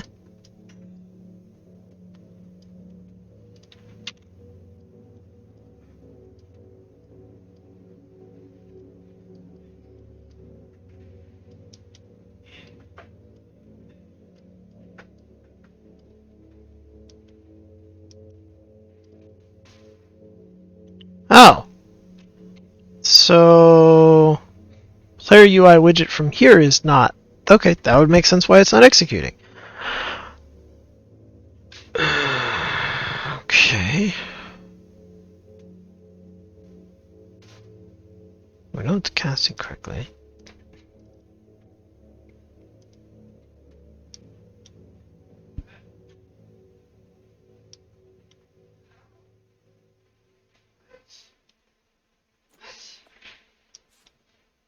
Player UI.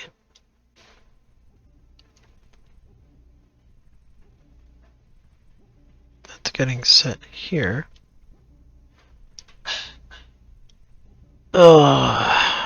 I wonder, is this simply a matter of initialize UI begin player? This would actually really start to annoy me if this is how Unreal works. And I would be very confused and like, why did they do it this way? But alright, let's see. Now look at that. Now it's all of a sudden... Okay. I understand what's happening. And it's like, how do you specify like the order of operations? Like this would have to run before this needs to run before this does. So, yeah, okay. So now does this actually fire correctly? It is valid, and we got a bunch of crazy weird text. It's apparently somehow also editable. Neat. Let's go here, go back to designer.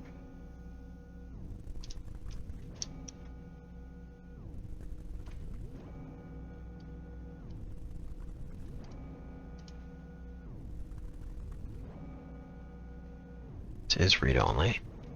Probably a good idea. I don't remember them setting that.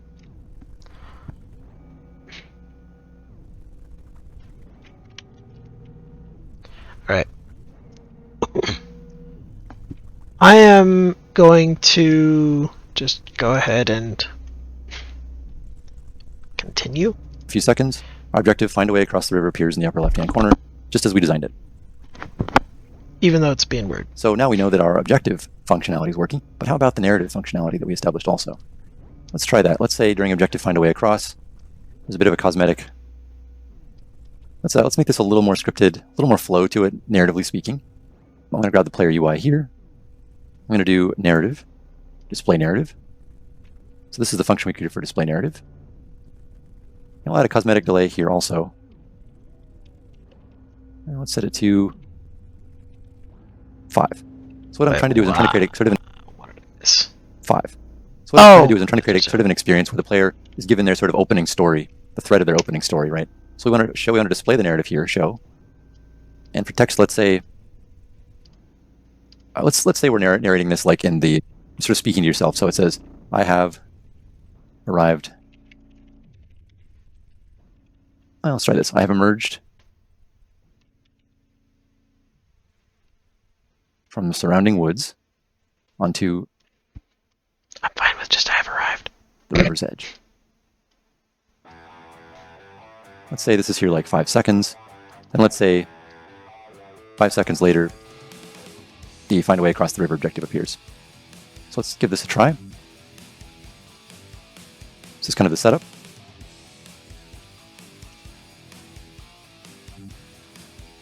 So we can see there's clearly a few issues with the way the text block and the narrative text block appeared there in game. So let's go ahead and with the way the So we can see there's clearly a few issues with the way the text block and the narrative text block appeared there in game. So let's go ahead and iterate a little bit, fix these issues up before we move on. So one of the things is the text block was probably too dark for what we wanted. So let's do a little bit of appearance tweaking here. Let's set the brush color to 0.6 alpha. So it's not totally black. That was a little harsh. Let's set it to 0.6 or maybe even 0.5. Yeah, let's just say 0.5. So that's the darkest it'll get. Not black, but like a dark gray. We don't want to totally obscure what's going on screen. The other thing is we saw the text overran the bounds of its own block and the black border behind it. So that's not really what we want either. So let's do a search for wrap here. And let's click auto wrap text. And let's set this to allow per character wrapping. Normally it would be on default wrapping, but we want that as well. So let's compile and save that. Give it another try and see how that looks. Character wrapping. Normally it would be on default wrapping, but we want that as well. So let's compile and save that. Give it another try and see how that looks. Okay, we see the narrative intro to the level, and the objective appears. So it pretty much works the way we want. It's kind of a nice setup, nice intro to the level instead of just a cold open with nothing. No context for why your character's there or anything like that. It's, at least at the proto stage, it works pretty well for establishing things. Now that our player UI is fully scripted, it works pretty text for why your character. We can move on to creating a HUD to indicate necessary destinations in the world of the player.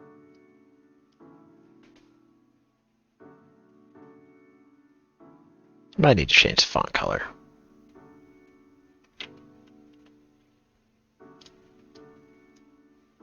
No, text color.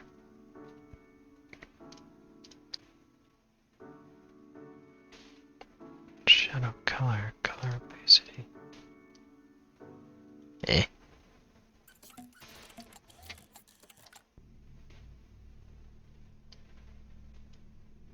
Yeah, I don't need this right now.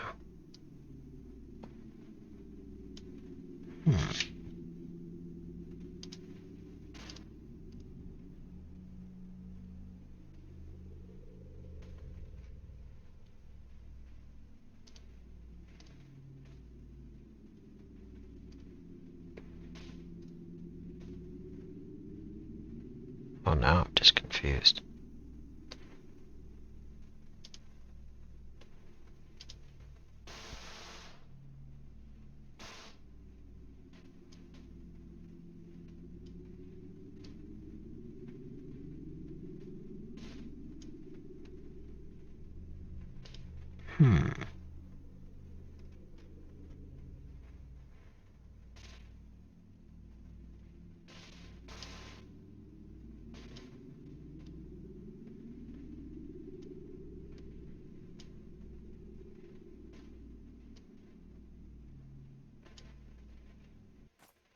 Bet.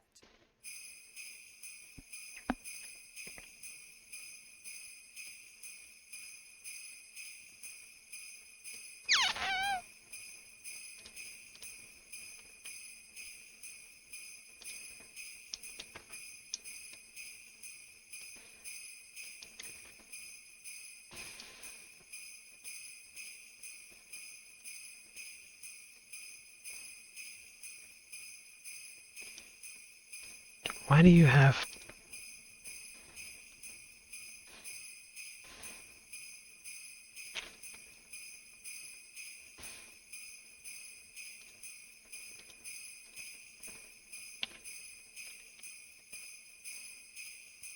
Huh.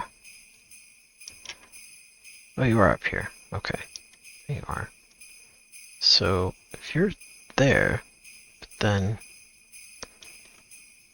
Now you're here...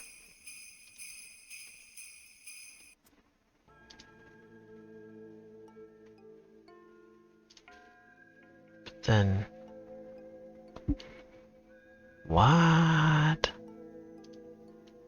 Okay, now I'm slightly understanding why they didn't actually nest them. The question is, why can't you nest them? That's weird. Okay, I don't understand, but sure. Wait, where did you go? Why do you keep going up here? Stop that.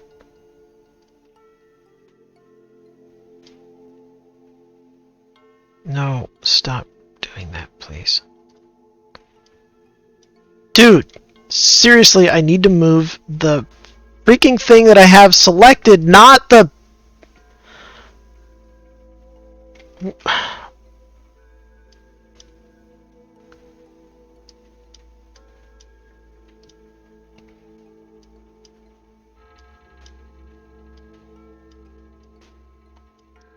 That is infuriating.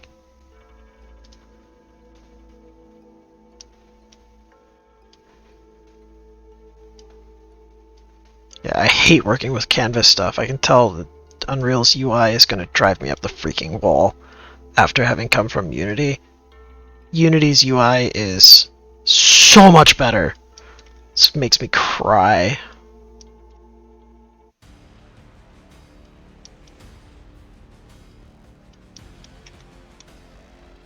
This is awful. Okay.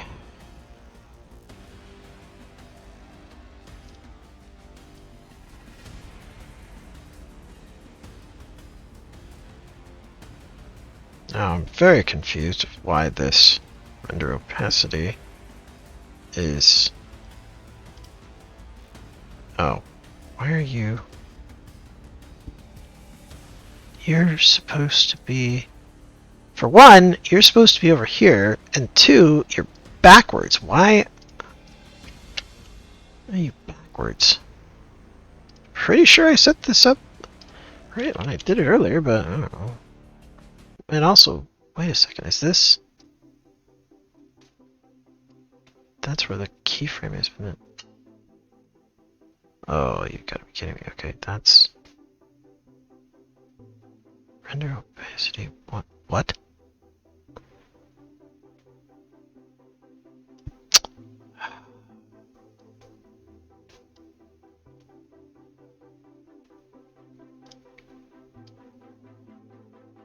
There we go. Okay. Oh, stupid annoying. What did I just do? Click the tint. Try to drag. Thank you. Oh my god. Freaking drive me up the freaking wall.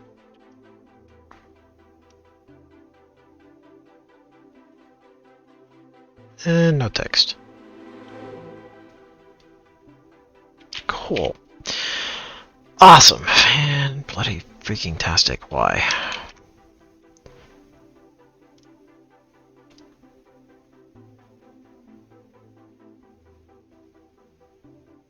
Hmm.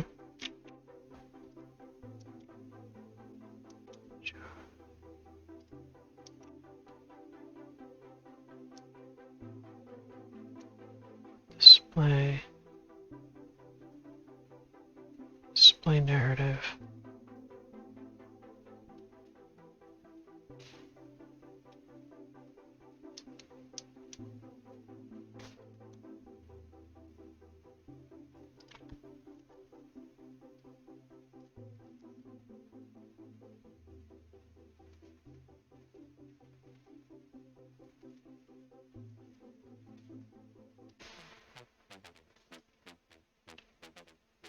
Huh.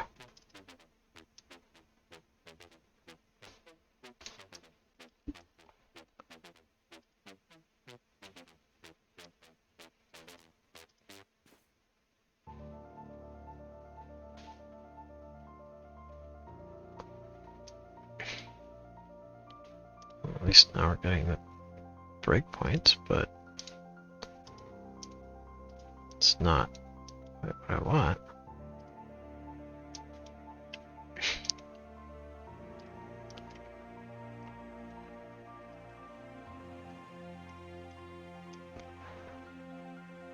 Set text.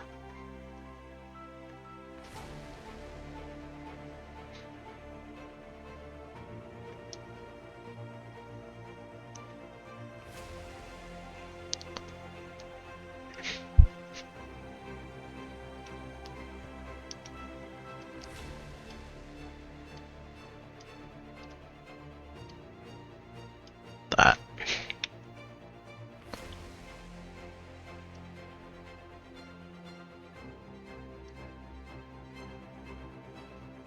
I have arrived!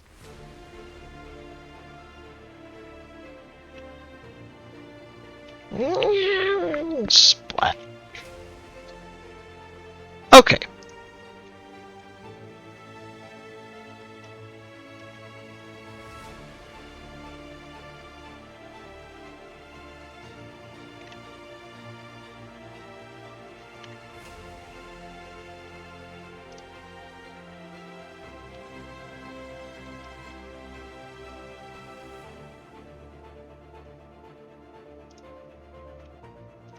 Next. At certain times during gameplay, the player may need to be directed where to go to complete certain objectives. A level designer may be able to show them by placing actors in the world that mark their intended destination. Let's look at creating an objective marker to accomplish this. So I'm going to go ahead and start by creating a new actor class here in the content browser. And right-click here. Where are we in just content blueprints?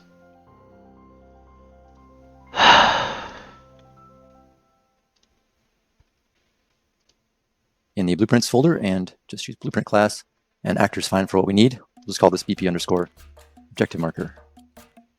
And we'll open this up. Okay, so we need a few different things here. We need some visuals that appear in editor to make this useful to us, so we can predict how it's going to be used and we can see accurately where it's placed in the world. So we're going to add some billboard components for that. Beyond that, we also need to add a function to toggle the enabled state of the objective marker. That can be called from the level blueprint or from other actors. We also need the functionality within the actor itself to disable the objective marker when the player reaches it. So we're going to add some collision and some collision-related events to it for that. And lastly, we need an event dispatcher for when the player reaches the objective marker so that we can drive events in other actors based on that event. So right here, we're going to change. This is the non-selectable billboard that appears when you create a new actor. Typically, I want to replace this with something custom that conveys the level designer utility of what I want. This is a blank scene that I just added.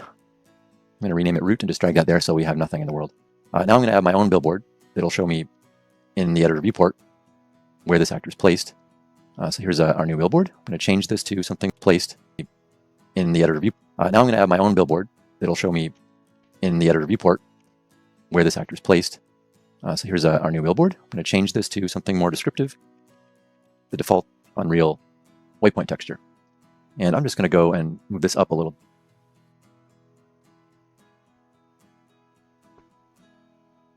Billboard. Light bulb. Not that it really matters, but how did you get that?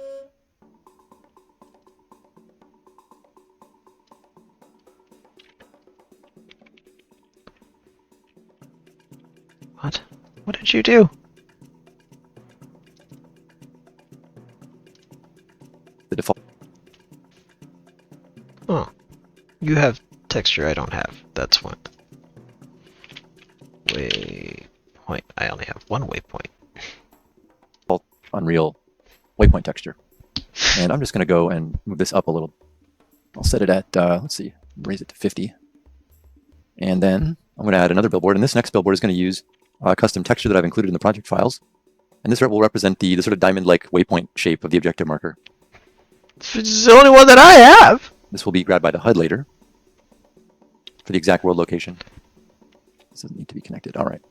And we'll just type in waypoint again. And that's our diamond shape. It's a little big. Let's just shrink it down. 0.5, and we'll raise it up to 200. Okay, and I'm actually going to name this something more descriptive. So we know it's just not another billboard. It's actually the location in the world of our objective marker. So I'll just name it that. Okay, so now we're going to add some box collision that acts kind of as a trigger volume for the player. Marker.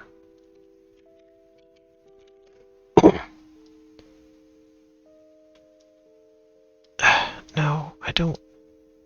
Yes, there you go. Okay. I guess theirs is on the bottom. Whatever.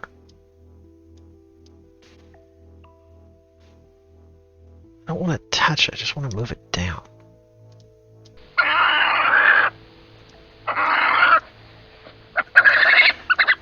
Hey Stormy, how you doing?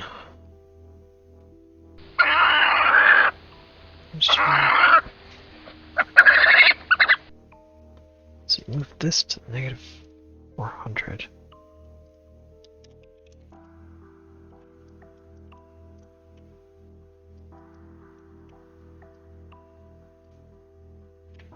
I don't have the little eye drop thing.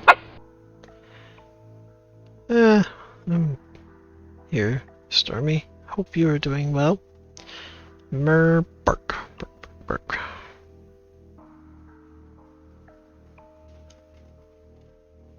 Oh.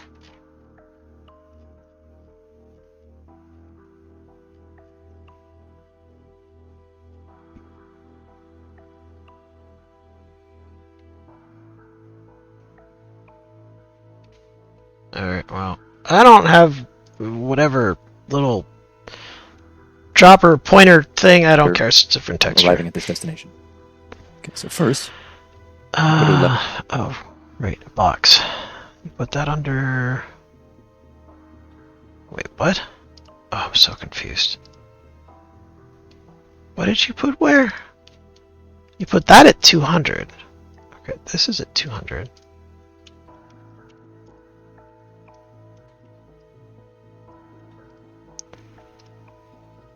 our objective marker. So let's name it that. Okay, so now we're going to add some box collision.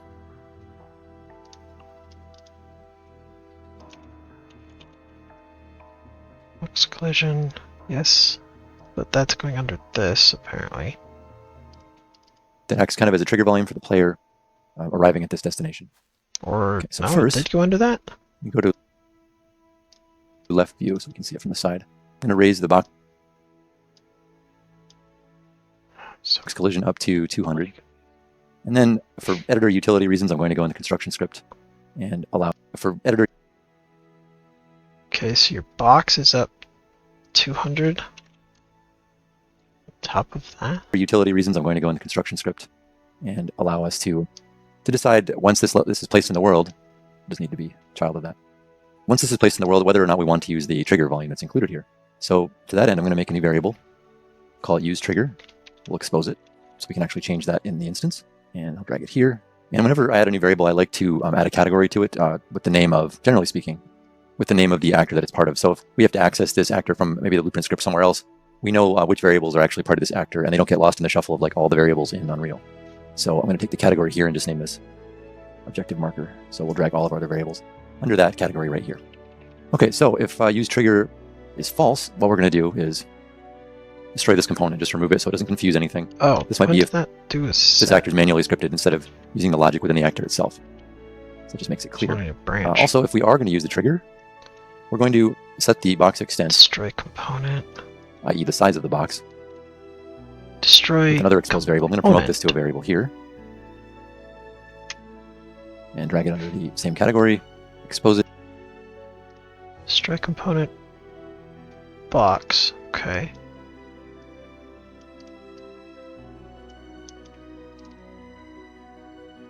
And drag it under the same category. Expose it. Set box extent.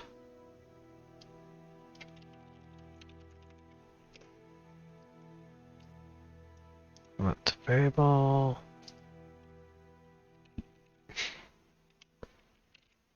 Box extent. Stormy! Oh, Stormy, hi, __ North Carolina 99. Hi, Stormy. Use the trigger, pull it, I dare you. Where are you? Go. Stormy. And by default, let's call this something more descriptive than box extent. Let's call it trigger extent. Or just how about size, trigger size instead. And yeah, so let's, now that that's set, let's make the defaults of this. Let me compile and save it so we can set our default values of the trigger size. We'll make it 200, 200, 200. And we'll go ahead and set use trigger to true. We'll go ahead and set use trigger to true by default also. So next, let's just test our 200. 200. Okay, so did. God dang it.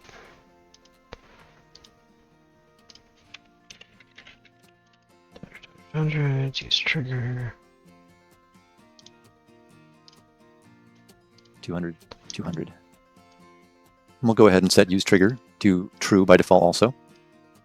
So next, let's just test our construction script quickly here in editor. I'll just grab my new actor, drag it in the world, and we can ignore that. And okay, it's a little, okay. Yeah, the trigger volume is actually too big. Let's find out why that is. Looks like this was doubled in scale somehow. We don't want that. And we'll compile and save.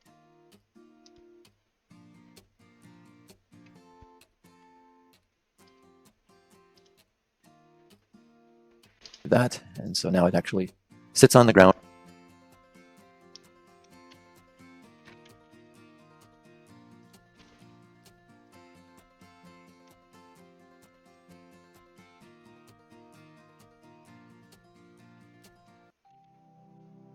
The actor will be placed outside the bounds of the current level.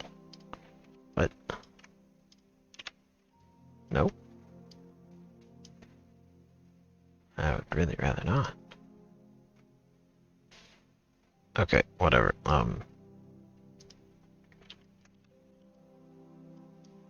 What did I miss?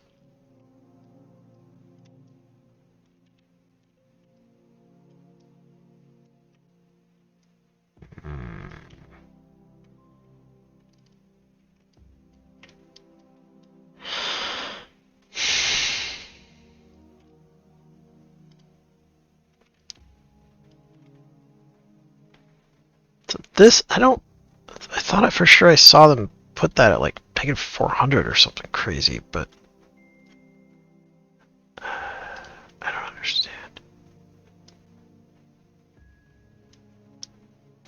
Yeah, there it is. Okay, so it is there. 9. What did you do? Alright, I don't know what your problem is. I'm gonna put you at 0.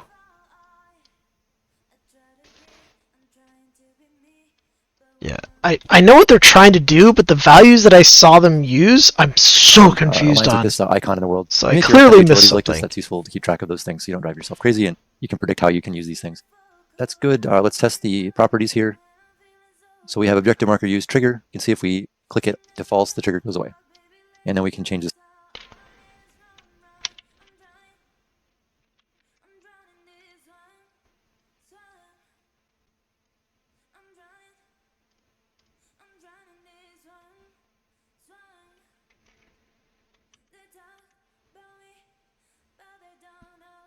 What? Where is that? Why am I not seeing it? Because I'm in world settings, not default. Okay.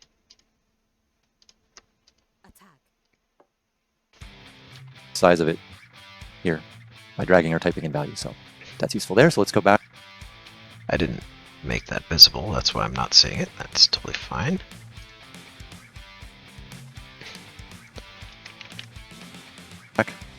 And add some more functionality to this. So here in the event go graph, back, functionality. I want to see that.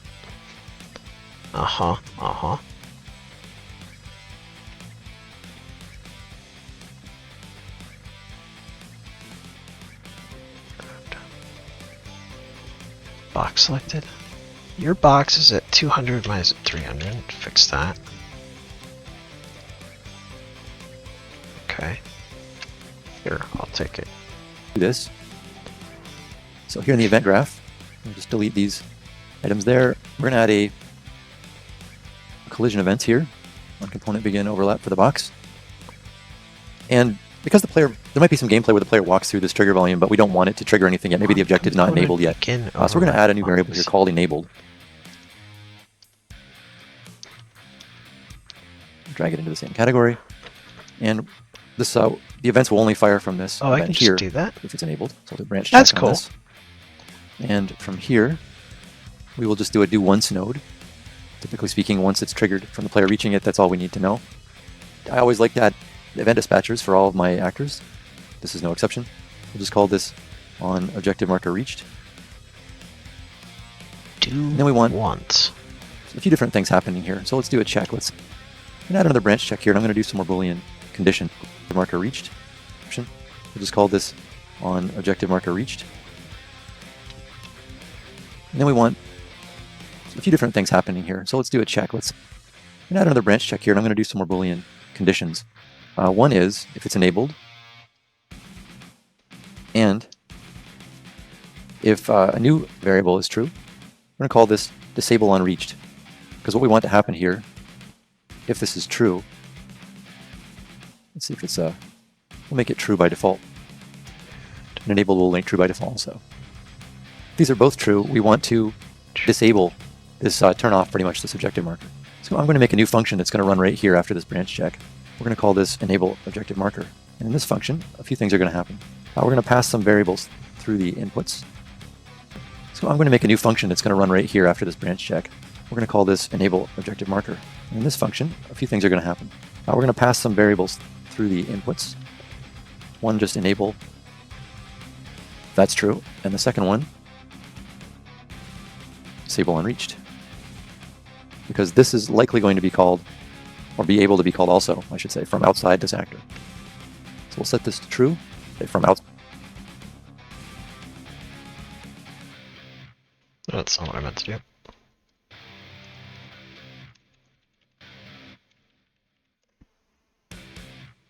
Outside this actor.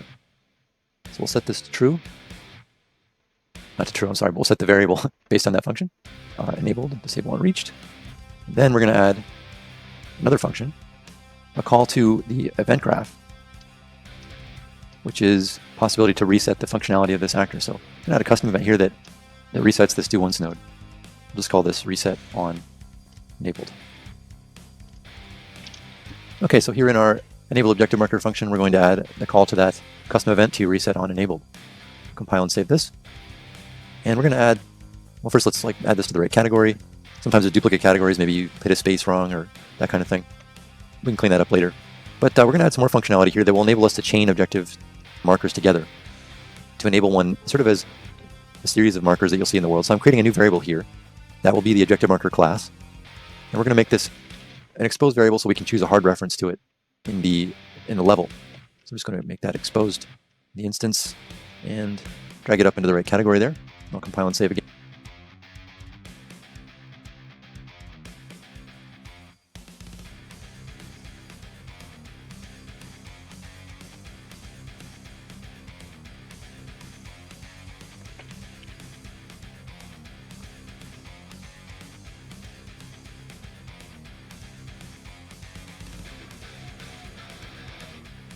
And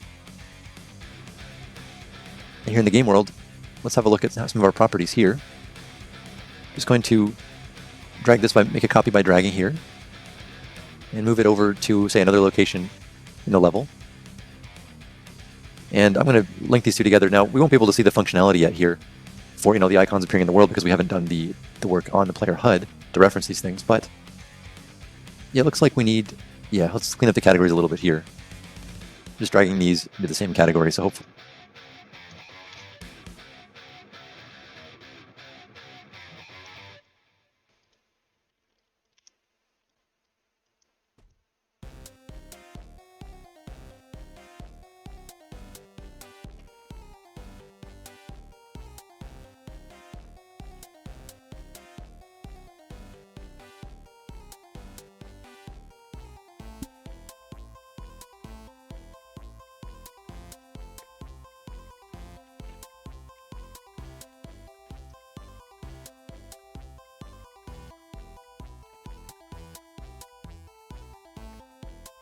I miss Unity's control option for moving nodes around. It's much cleaner and easier. It groups them properly. So if I go back and I look, looks good, but it looks like some of them aren't exposed.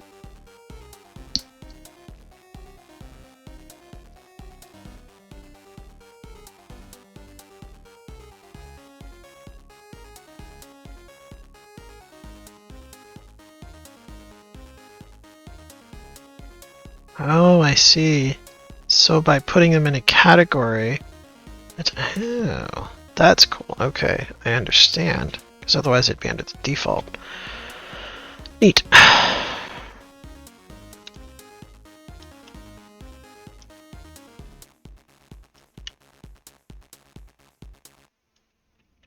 What is this? I don't know what that is. It's just a trigger box. It should be. So I'll go in, I'll expose enabled and disable unreached. Those are options we want on each instance. I'll just reorder this a little bit. Whenever you make your own tools, it helps a lot to sort of organize all your variables, the whole structure of the actor class, just for usability. Now that we have our enable objective marker function complete, we need to go back and add it to the event graph. On the true result of enabled and disabled unreached,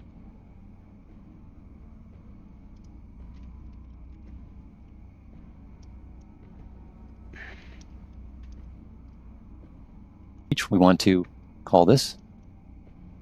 We want to disable the objective marker, and disable unreached will disable that as well. And we also want to do a check here for next waypoint to enable the objective marker, and disable unreached will disable that as well. And we also want to do a check here for next waypoint to enable. If this has been supplied with a hard reference in the level, we're going to check to see if it's valid. If it's valid, it means a user has chosen this as the next objective marker to enable. So if that's true, if it is valid, we will just call enable objective marker on this next one, and it will work sort of like a breadcrumb throughout the level. What's this? Disable? No. Okay. Enable objective marker on this next one, and it will work sort of like a breadcrumb throughout the level. Yeah, so in other words, we could chain these. This is kind of a test to show how it works. Not a test of functionality, but a test to show like how you use these in the editor. This one we wouldn't want enable to start with. We want it to be enabled once the player reached this earlier objective marker. So if we pick with the eyedropper, we can pick the second one. But there's a problem. I can't pick this. This is important. When you use multiple sublevels like I'm doing here, you always got to watch which sublevel your actor is placed in. So the first objective marker was placed in the Milltown LD layer, sublevel. But the second one I placed in the persistent, so I can't actually select it as a hard reference. So you want to make sure to move it to the Milltown LD sublevel. Then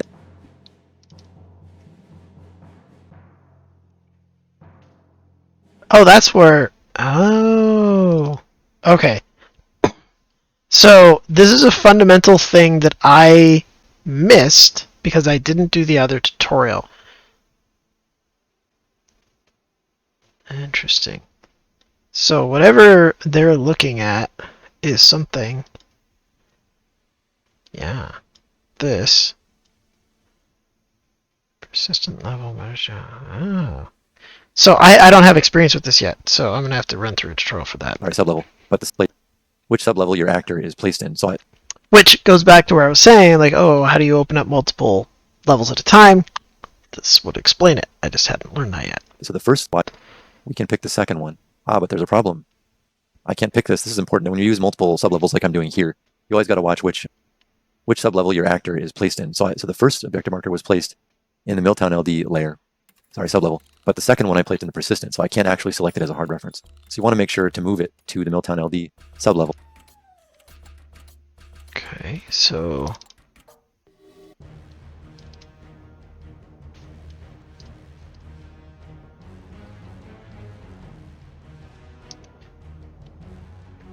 How did you do that? Sublevel. But the second one I placed in the persistent, so I can't actually select it as a hard reference. So you want to make sure to, in the Milltown LD. Oh.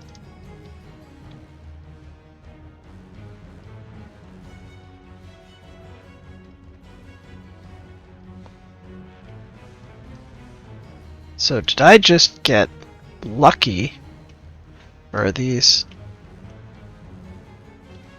Resize unit shown, disable on reach. I must have missed. Yep. Okay, eyedropper. Okay, I actually can. layer. I think I just got Sorry, lucky. sublevel. But the second one I placed in the persistent, so I can't actually select it as a hard reference. So you want to make sure to move it to the Milltown LD sublevel. Then that way you can actually select a hard reference with the eyedropper like this. So the first objective marker enables, it calls that enable function in the second one. We'll get an example of that working once we have the HUD fully working. And now that we have an actor to mark destinations for the player in the level, we will next need to set up the HUD to draw them as icons in the world.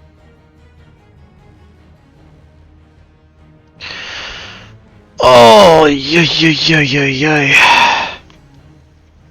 So it was tapped out, and no, last time you tried to golf, you lost your golf club and whapped another golfer. They were okay with the goof, and they recommended you try a different sport.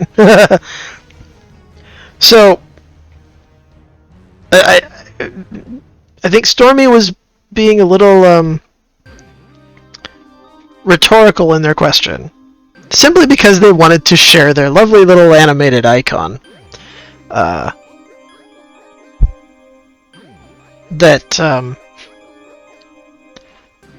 Yeah.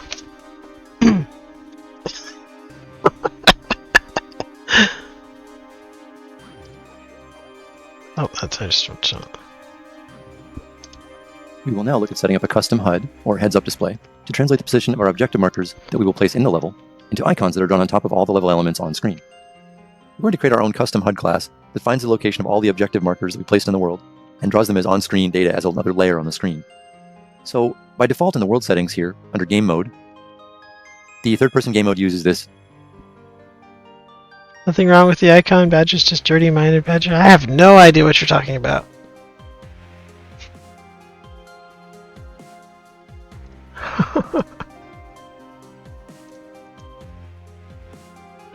plus HUD class. This doesn't have any functions for us to use that are useful for us to show our objective markers, so we're going to create our own custom one that is a child of this class, and then we're going to reassign our custom HUD class here in the world settings. To begin creating the custom HUD class, we're going to open up the content drawer and navigate to the third-person blueprints folder where we already have our player UI widget, and I'm going to create a new class, and we're going to search here for HUD as our parent class, and select that. And I'll name this HUD player UI. At the moment, we're just going to use this for objective markers, but further on, maybe we could add more to it. So we'll just name it HUD Player UI. I'll save this and open it up so that we can do some actual scripting inside the HUD class. Looks like we need to open the full blueprint editor to have access to the event graph. So here we are. We don't need all these events. We're just going to use event begin play at this point. I'm going to create a new function to initialize our UI refs. In this case, our UI refs are only the objective markers that that exist in the world. So we're calling this the beginning of play, so it's not too expensive and doesn't cause too many problems. So right here, I'm saving a reference to all the objective markers. And I'll call this initialize function at the start. Too many problems.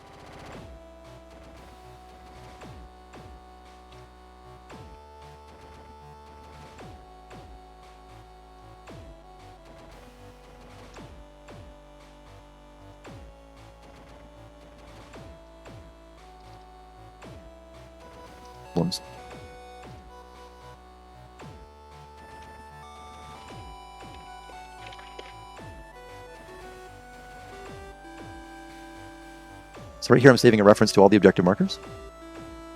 And I'll call this initialize function at the start. And next, I'm going to add an event for when the HUD is being drawn. This is roughly every tick or thereabouts. I'm going to save the outputs of the screen size X and Y come from this. I'm using this in some of our calculations of how we draw things. So I'm going to connect those and make a new function. Got it.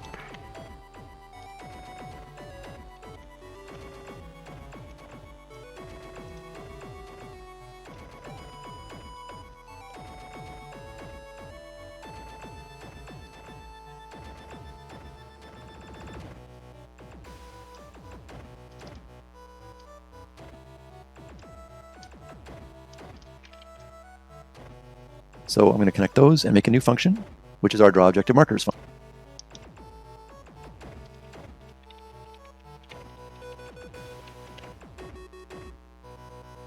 This is where we finally connect back to the objective markers that we place in the world. So right here, I'm going to loop through all the objective markers in the world. And I'm going to look for, to make sure they're valid, I'm going to do an isValid check. If it's valid, I'm going to get a reference to its enabled marker. Only enabled ones should be drawn in the HUD. So we want to see, we're going to do the drawing based off the true of this branch check. Now we're going to, based off the true of this, ones should be drawn in the HUD. So we want to see, we're going to do the drawing based off the true of this branch check. Now we're going to do a draw texture on the right-hand side of the event graph. This is what is drawing based off. I might need to slow things down. I'm actually getting caught up on is valid array element.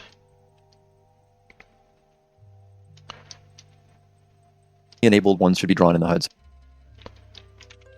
Branch.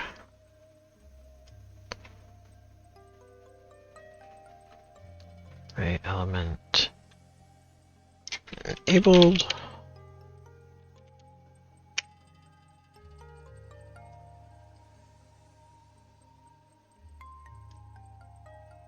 So we want to see, we're going to do the drawing based off the true of this branch check. Now we're going to do a draw texture on the right-hand side of the event graph. This is what is actually going to draw it on the screen. So the texture we want to draw, I'm going to make this a variable at this point. We'll call that waypoint texture. But this is going to change based on if it's off screen, depending on the player's pitch and yaw and stuff like that. So we're going to connect that there. I'm going to make the scale its own variable. We'll call that objective marker scale. And the rotation, this will change based on the player's, where the player's looking in relation to the objective marker as well. So I'm making the rotation a variable as well. Okay. Wait, So what? I'm going to do the objective marker as well. So I'm making the Oh, okay, got it.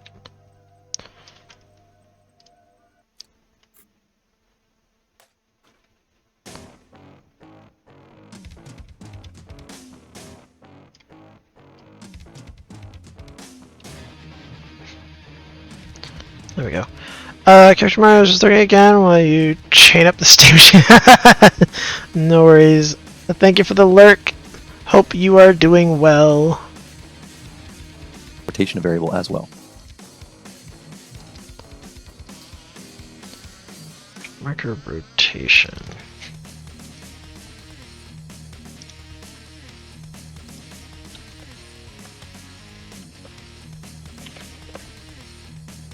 Whoa, why are you way up there?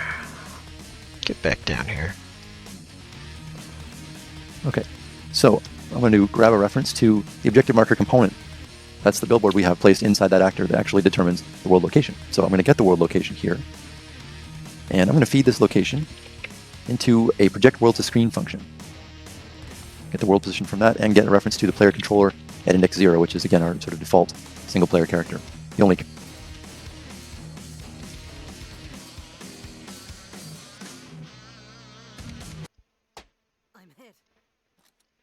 character we have in our game design at this point.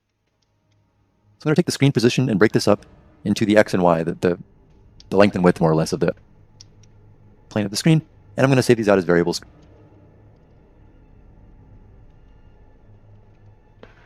Set screen position X.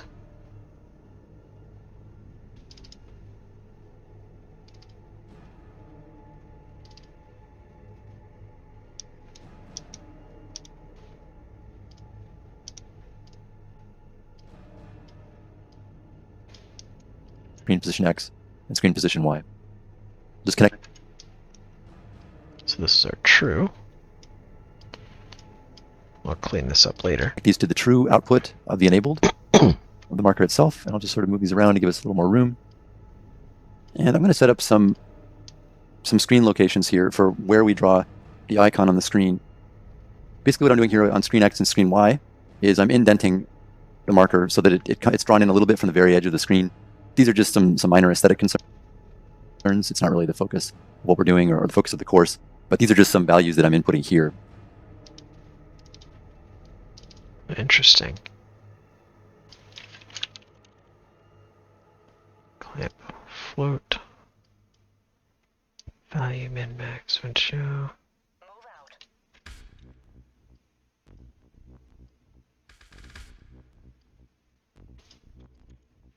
To limit how far on the edges of the screen that these things can be drawn, but it's sort of aesthetic and we won't really get into too much detail on the specifics of this.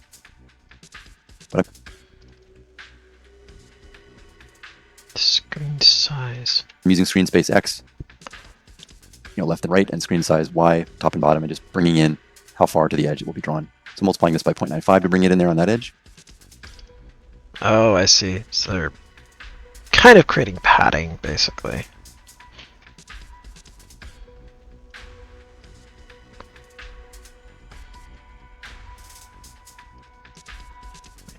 Five.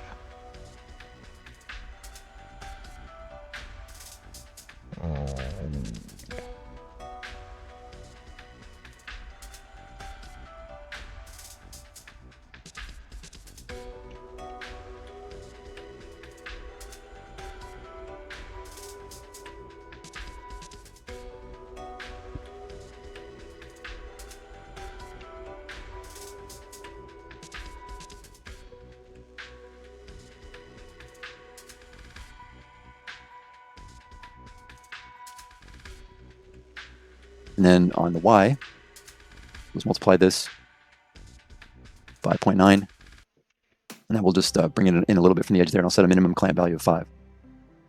And next I'm going to go over to the draw texture function, and I'm just setting some values here that I thought worked okay for a proto UI for what we're doing in the course. It's not really the focus of the course, more just giving us something to work with as level designers. So I did 250. I can type. Texture 1 and 1, right? 1. So next we're going to need a function to... Looks like you set wrote pivot 0.5. Interesting.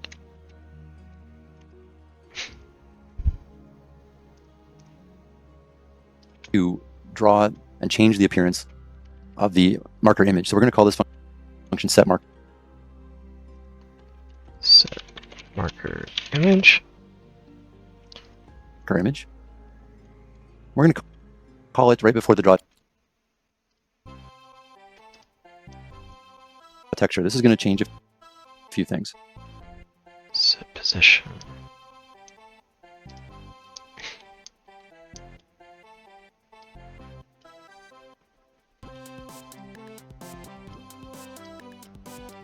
Before draw texture function is called. Inside this function, we're going to do a branch check. We're going to do some other determinations of where the objective marker is, or the icon is on the screen, depending on which way the player is looking. Set waypoint texture.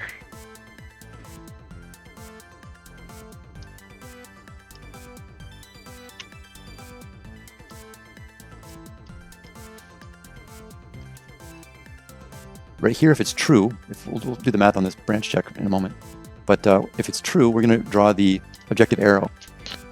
Wait, what?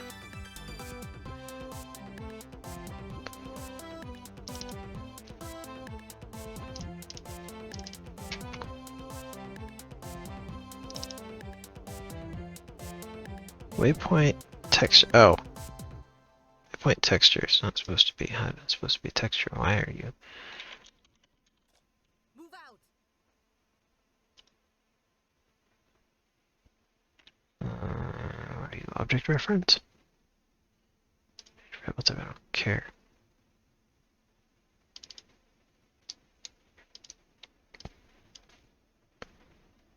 Oh, that's the. Oh, because I had this connected to the wrong pin. That's why. That explains a lot. Strange that you have a little icon there. I don't know what that means. I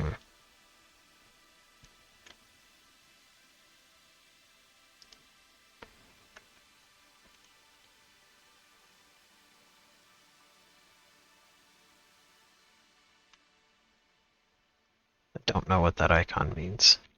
If it's an arrow, it means the player's not looking.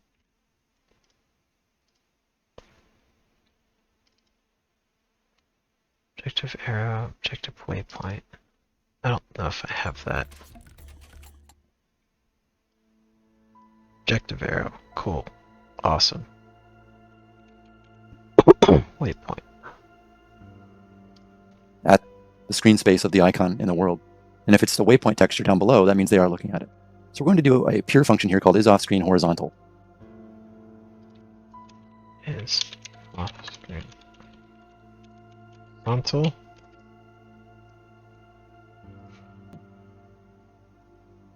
And here we'll just do a parameter is off screen horizontal. Actually, no, we want to set this to the output here. So let's add that parameter to the output is off screen horizontal. And then we're going to do some checks here. We're going to add the on screen, the screen position X. And if it's greater than screen size Y, and there'll be some boundaries here as well. If it's greater than multiplying screen size X times 0.95, that brings things in a little bit. And we'll do an OR for another condition. If screen position X is less than 5. And we'll connect this to is off screen horizontal.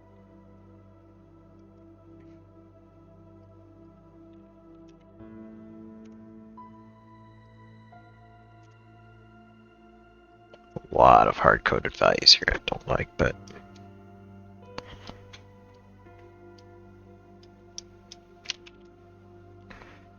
X, that,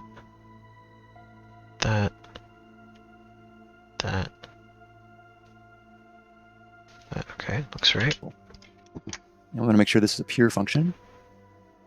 So let's see. If I drag and drop, it's not yet. We can see that's not what a pure function looks like. I'll click pure for the function, and now it can just be run whenever that branch check is done.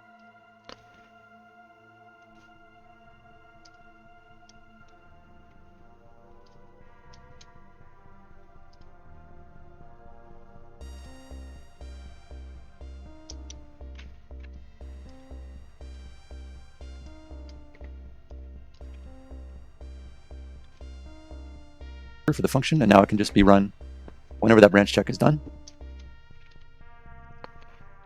And then if it's false, and if it's true, there's two different things that happen. Let's do another branch check here. Marker rotation. Screen position X. Active marker rotation.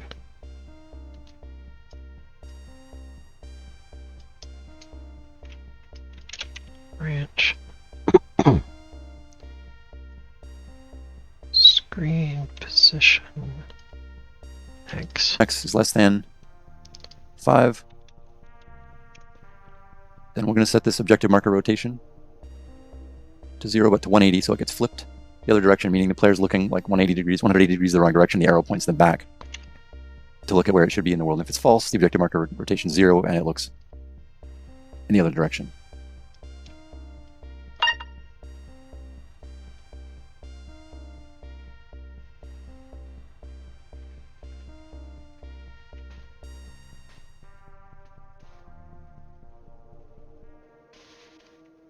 What did my phone just beep? I don't know. No, sir. Back. 0.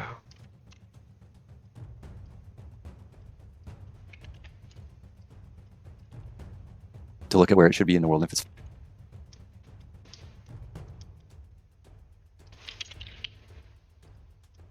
false, the objective marker rotation is 0, and it looks in the other direction. So we're going to add Is off screen vertical.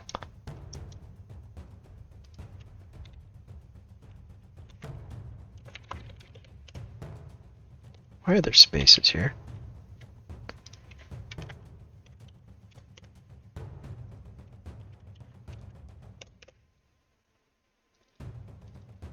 another pure function here is off screen vertical. And we'll pass the parameter in the output, the result of this rather. So we'll do screen position Y greater than screen size Y. And we're going to do a multiply here as well. Screen size Y times 0.9. So again, indenting a little bit on the edge of the screen. And here we'll add an OR boolean, similar to our last is off screen horizontal, pure function. And we'll do screen position Y is less than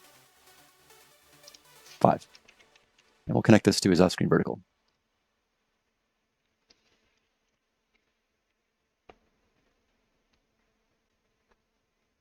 Oh, I wonder if that was supposed to be all X's on that other one.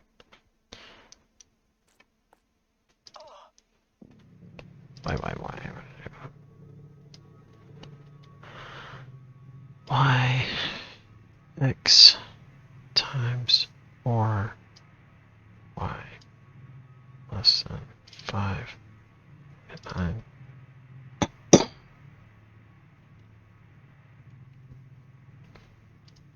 Compile and save this. And make sure it's... This is probably supposed to be this.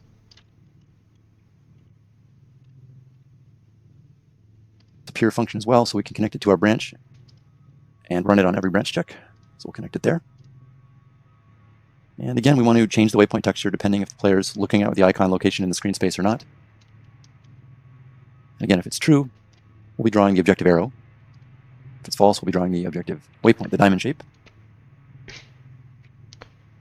Waypoint texture. Wait, what?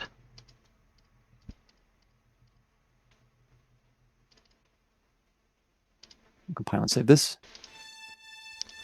Then we already set the Make sure it's a texture. pure function as well, so we can connect it to our branch and run it on every branch check. So we'll connect it there. So confused. And again, we want to change the waypoint texture depending if the player is looking at the icon location in the screen space or not. Waypoint texture, Again, if sure. it's true, we'll be drawing the objective arrow. If it's false, we'll be drawing the objective waypoint, the diamond shape. And then if the arrow, we want to rotate the arrow again based on which way the player is looking off screen. So we'll take screen position Y. It's less than 5. So we'll take screen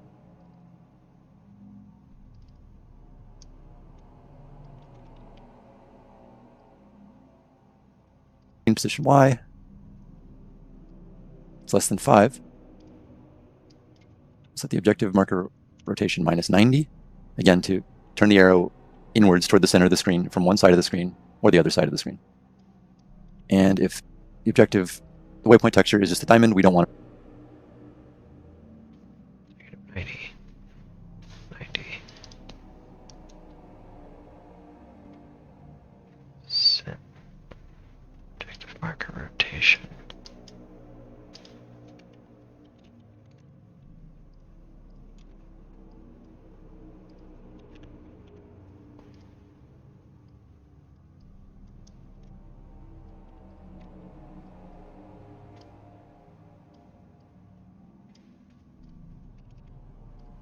Any rotation, just we're going to leave it at 0. It's another way of Waypoint texture. Why are you setting the waypoint texture twice here? You set it here, and then you do some checks, and you're just going to set it again. This doesn't make any sense. You should just go into here, because this is pointless.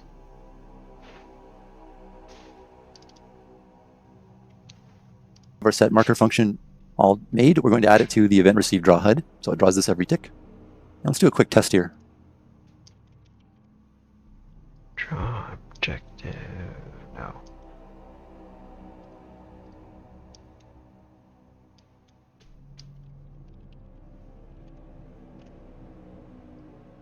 Okay. That. Okay, one last thing we have to do is in the world settings, we're going to change our HUD class to our new HUD player UI. And we're going to give a little test here and see how this is working. So if I hit Alt-P to play an editor, we see our icons in the world, the diamond icon. However, it's very big. It means we missed a scale setting somewhere. I don't missed a even scale have setting them at somewhere all. in one of the functions in the HUD. So let's go back to that. Let's have a look here.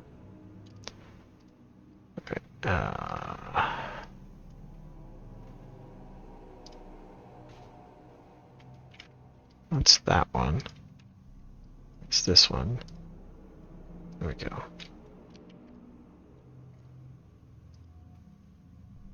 Oh, still no go.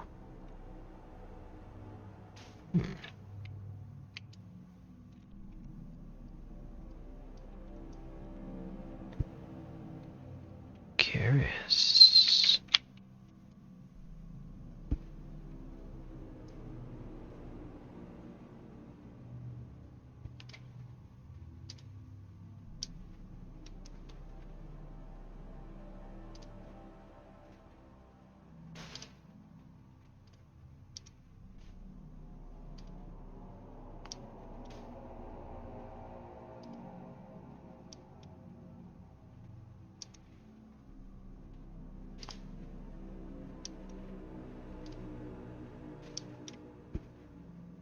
Okay.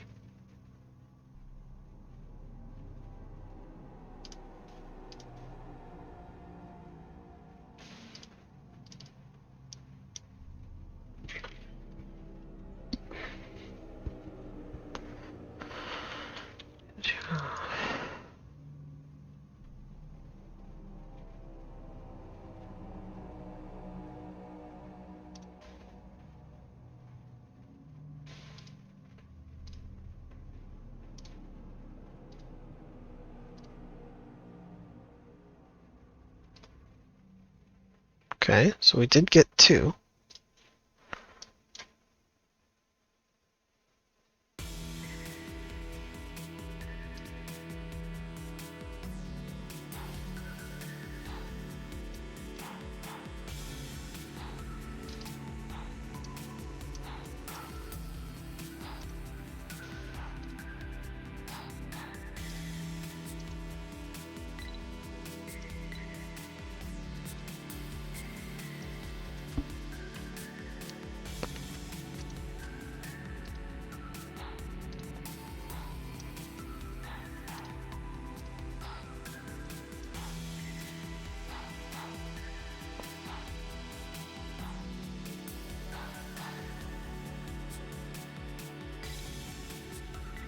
Got the arrow.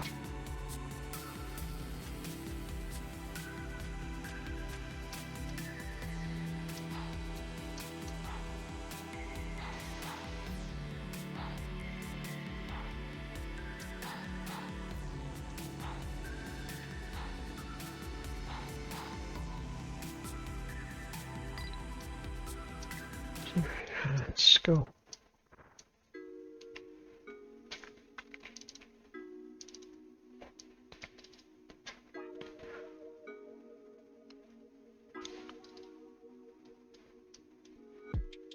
Oh. That could potentially be a thing. Just for kicks. Let's try that. Go ahead and disable that one. Hey! Alright, cool.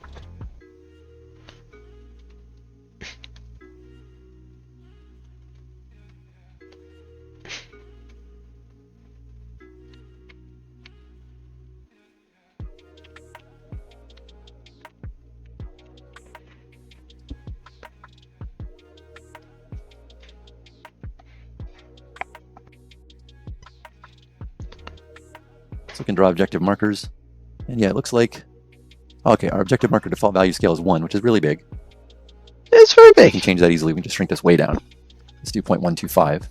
125 sounds great.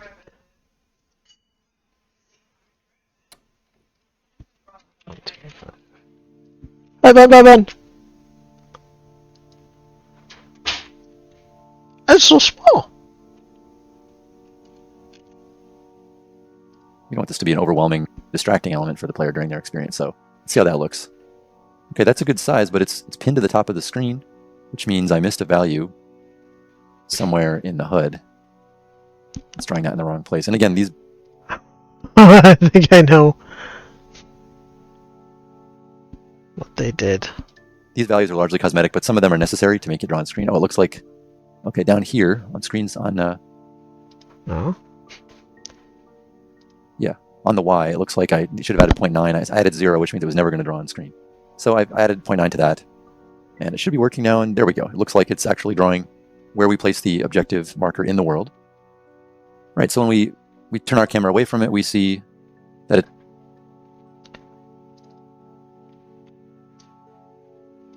So, curiously enough,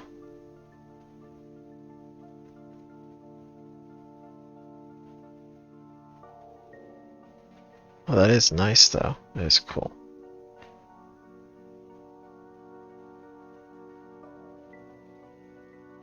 Whoa. Okay, that's wrong, but... Whoa. Okay,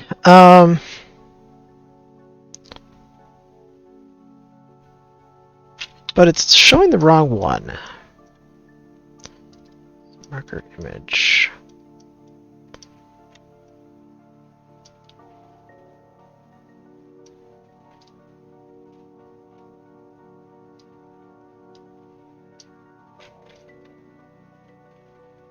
Objective arrow. Get marker settings is off-screen horizontal is returning true. Maybe this was supposed to be a Y?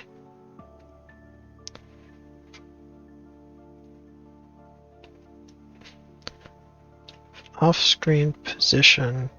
Oh, wait.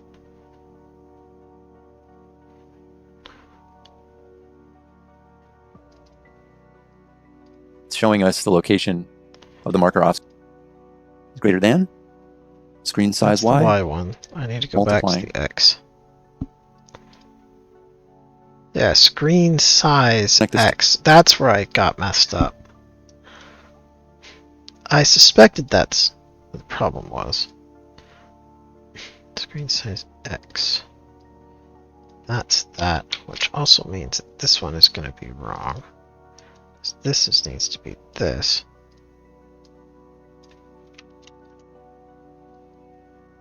There we go. Yeah, alright, cool.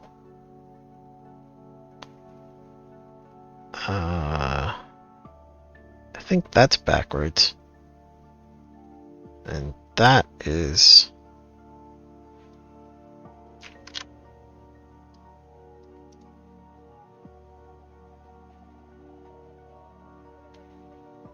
It's showing down.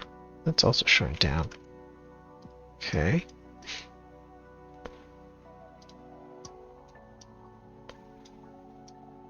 So screen vertical.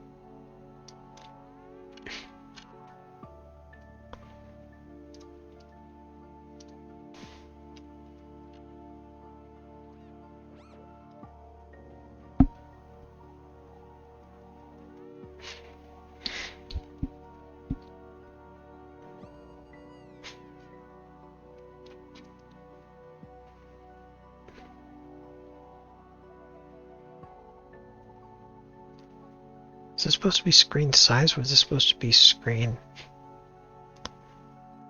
I'm not sure. Is off-screen horizontal. And you should have added 0.9. I added 0,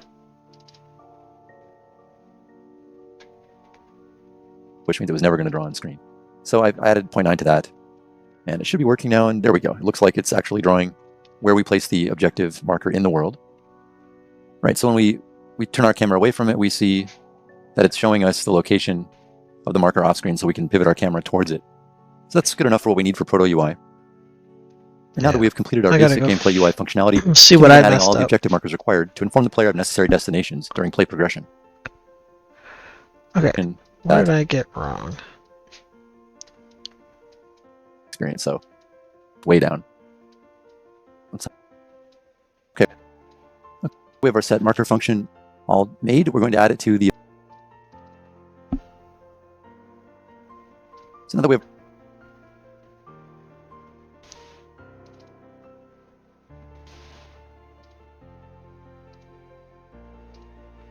That is 1080p. Our set marker function.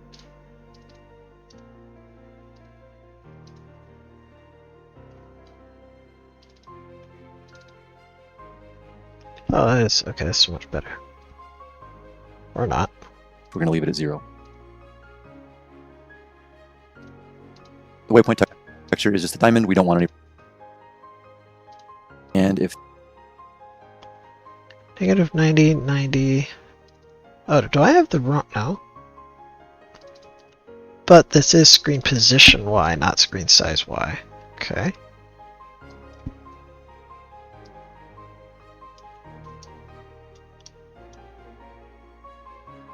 Also, I never hooked up this condition. That would explain why that wasn't working. Okay. Does that fix both of them at once? Points up, points down, points left, points right. Yep. Sweet. Neat. Whoa! Alright, cool. I'm just gonna go walk through the wall of the mountain now. It's totally fine. Oh, what a mess. Okay. Got Oh, I've got about 2 hours left. Inside the mill building, the player encounters more obstacles to overcome. Let's move on to script new types of interact objectives in the level blueprint they have to complete to progress. In our level design document earlier, we outlined where the player's start position is here at 1, and then the player arrives at position 2. So at 1, we're going to keep the intro objective that we already scripted, and at 2, when the player has a full view of the bridge that's out, we're going to change the objective to reaching the bridge. So let's set that up now with our new objective marker actors. Firstly, we're going to need to reposition the objective markers we placed earlier from our test. We're going to delete the one at the door, and this one at the river's edge, I'm going to move it to the entrance to the bridge here at the side of the mill. I'm going to change a few properties. I'm going to make it disabled. I'm not going to use the trigger.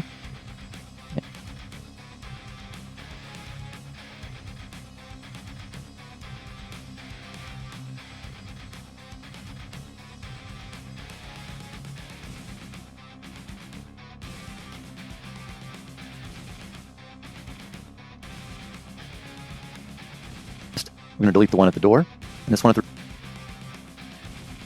river's edge, I'm going to move it to the entrance to the bridge here at the side of the mill. Yeah, you did that manually. That is another one-up that Unity has over Unreal. It's the... It's like... Maybe there was a... Maybe... I think someone did point out that there was a thing for me to do that, but I can't remember what the button was.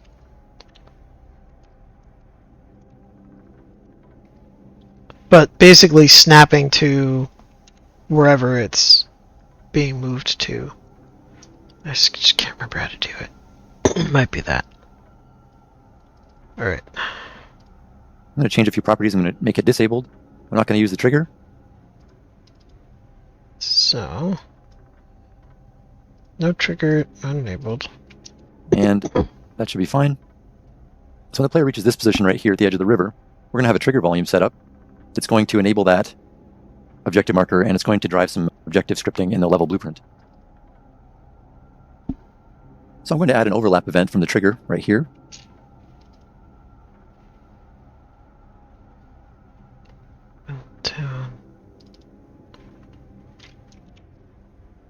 Oh, is that what you're doing? Are you doing...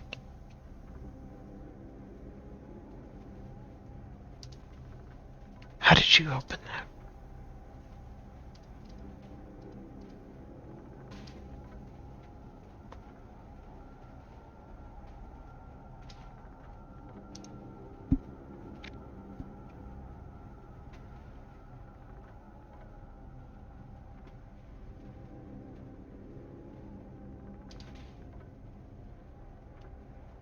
Open level blueprint. Ah, I see. Neat. I gotta be careful because now I understand. I think I might have this HUD firing twice. I think I put that in here too. Yeah, initialize UI. All of this. This is actually firing twice, I think. Could you not do that? That would be great. Thanks.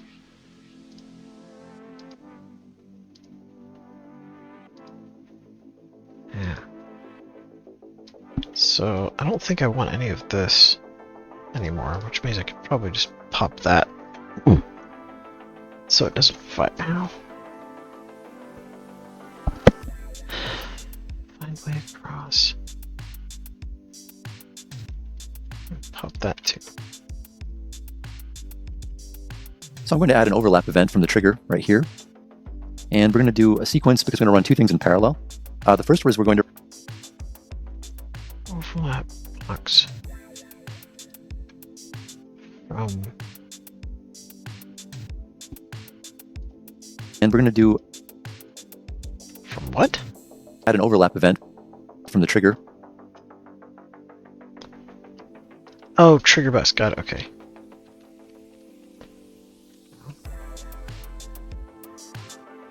Overlap.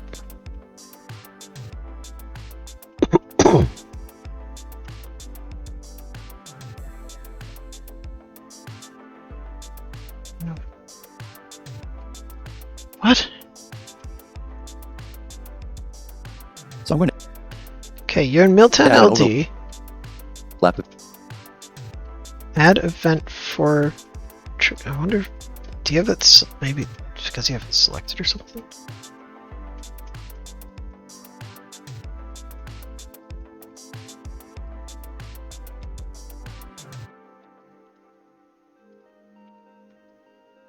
Okay, I saw this trigger box earlier. Where did it go?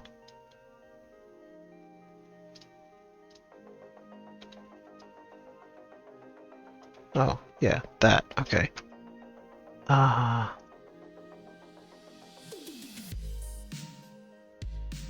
Okay, it's because I had it selected. Collision, begin overlap, right? Event from the trigger right here. And we're going to do a sequence because we're going to run two things in parallel. The first is we're going to run the display narrative function from the UI.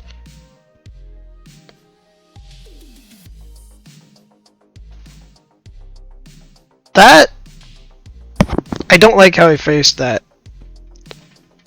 Because this isn't running two things in parallel. This is still running them in a sequence. It's one after the other. It is not running parallel. But that's Fine. Tell a bit of story there. We'll set this for about 8 seconds. Display player UI. Display narrative.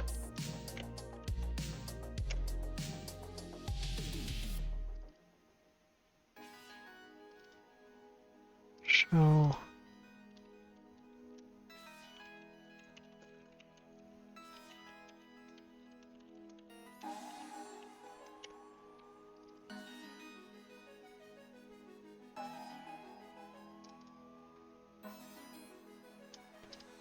And then in parallel to that, we're going to do a little more stuff in the UI. I'm going to complete the objective. I'm going to delay this by a couple seconds.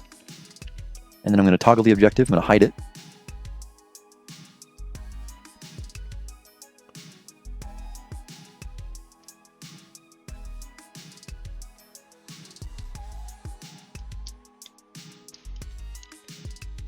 Delay. 2 seconds toggle objective.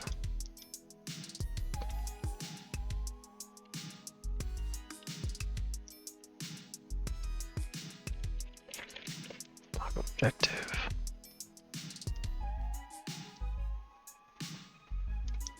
Deal with cleanup later.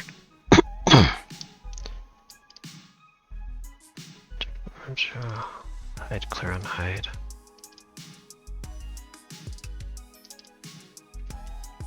And clear it also at the same time. Just going to organize my connections a little. And next I'm going to delay this by 1 second. And then I'm going to set a new objective here. It's going to be reach the river bridge, reach the bridge. And then finally, I'm going to toggle the objective and show it here. So that's all going to happen from hitting that trigger volume. Here. Toggle new objective, objective.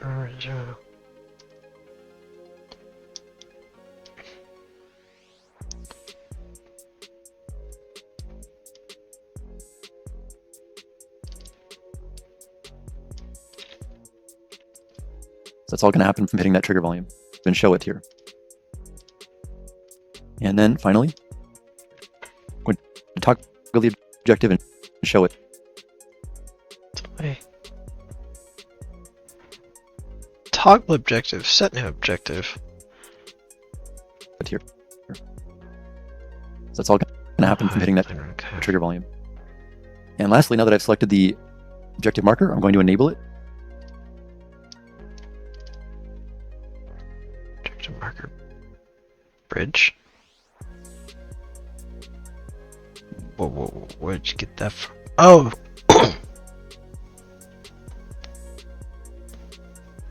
Wait, what? Now that I've selected the Enable objective marker. So you come back into here and you select this, and then you come into here. Now you have what? Enable. Enable.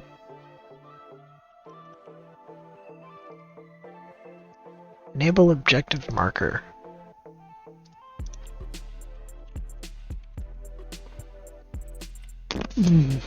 What? Objective marker. Target BP objective. Nice. Enable objective marker. Target as BP. BP objective marker. Bridge. Fine, I've got that, but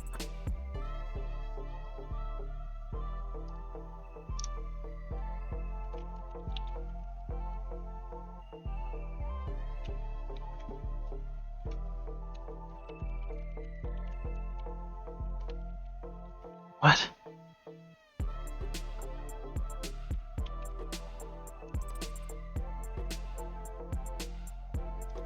Enable objective marker. Public.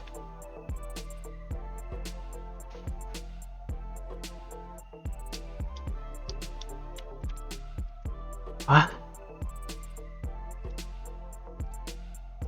Have it selected. How are you doing that?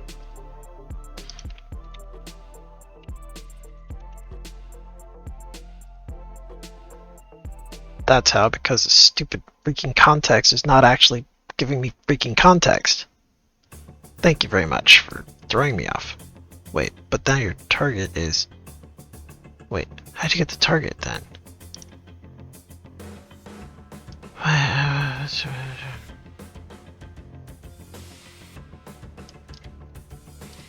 Trigger volume. And lastly, now that I've selected Create reference to... the They have... Why can't I do that? This selected.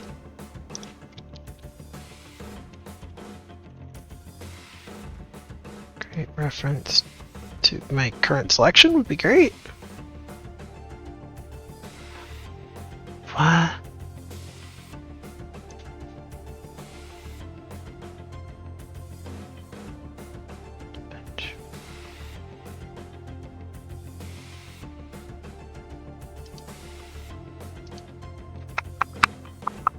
Because it's not in Milltown.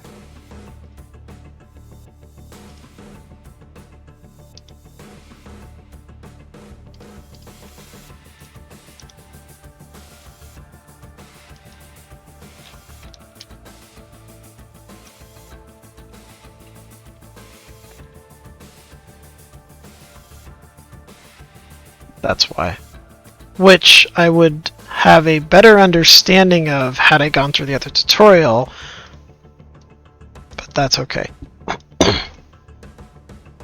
Trevor 4888.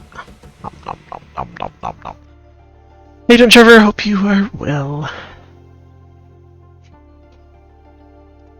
objective marker, I'm going to enable it so it shows at the same time. Yes, enable. Yes, okay.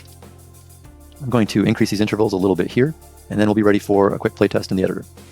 Okay, so the level opens here. We get our intro narrative information at the bottom of the screen. The first objective, find a way across the river.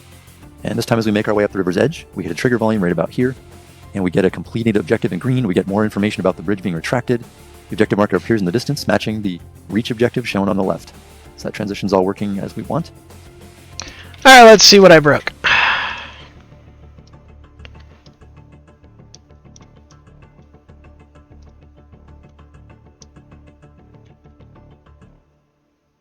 Clearly a lot, because, okay, no, I've arrived!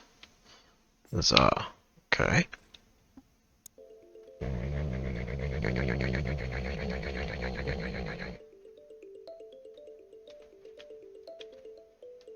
Alright, cool. Nothing happened.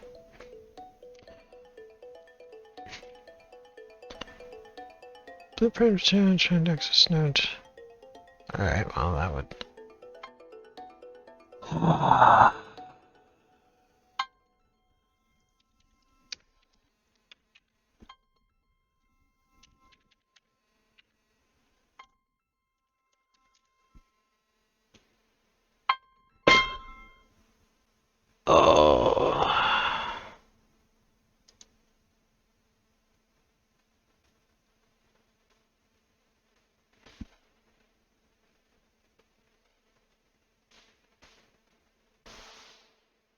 Interesting. That one could actually be relevant. We'll see. Okay. Okay, what did I break? Trevor, starting to do better. Might tell me later about the thing. Hope you're doing well. I am alive.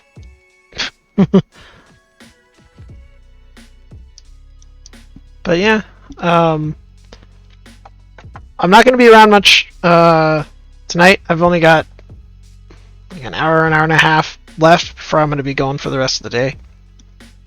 Well, highly likely gone for the rest of the day, but yeah.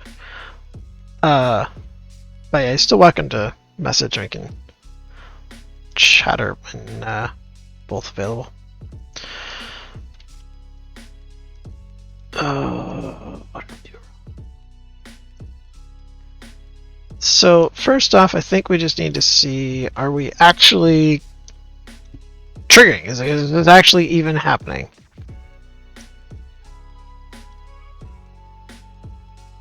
Let's drop this down a little bit. Can I resize this and will it remember my size? It's like, okay, cool, yay. It's probably gonna put it back. Oh, good, it is. Nice. Okay, no rush. Going to camp tomorrow. Oh. Okay, hope that goes well. LD. Okay. Whoa, why did you suddenly jump over there? Oh, no, that's Brain. I need you. Okay. Do we have any sort of firing? Anything? Oh, I saw fire. Okay. Okay, so stuff did actually fire. This was... Oh. I thought I set that to 2, not 0.2.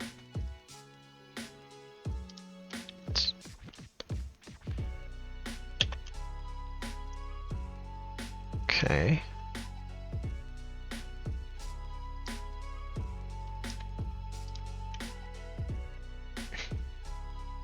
Player UI, toggle objective, target objective number 0, which is fine, that's all that really matters.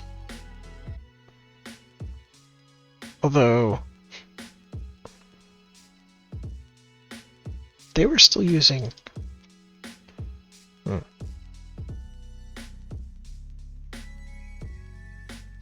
And we can see the objective. And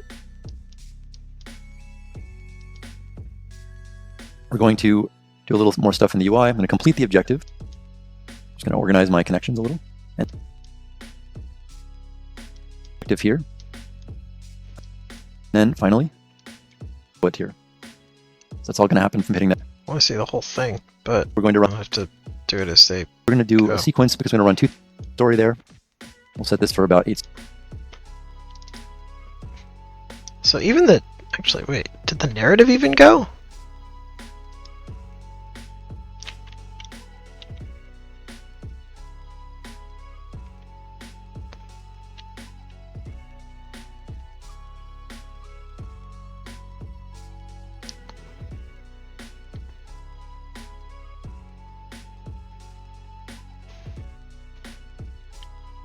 Well, where's the trigger? Why'd you not trigger?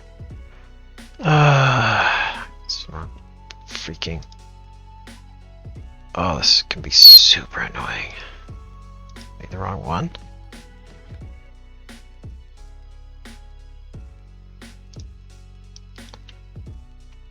Okay.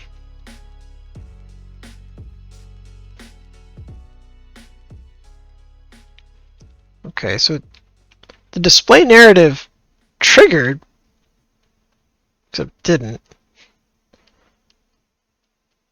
How do I show? Oh! I don't have a duration for the bloody thing. Okay, so let's show this for 3 seconds.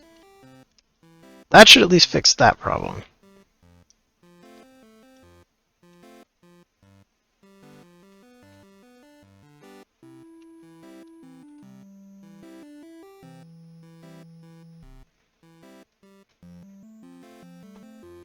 Did I mention this is going to be really freaking annoying?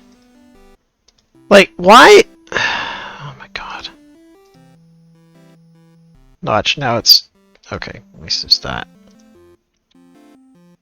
Could you just maybe, like, always remember the latest one that I wanted? That'd be great.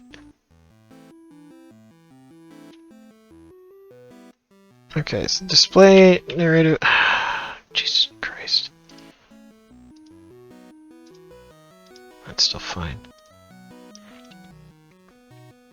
I'm gonna go and change this initial narrative timeout, because I don't want to sit here waiting for that to go away every time I'm trying to test this, figure out what the heck is going wrong.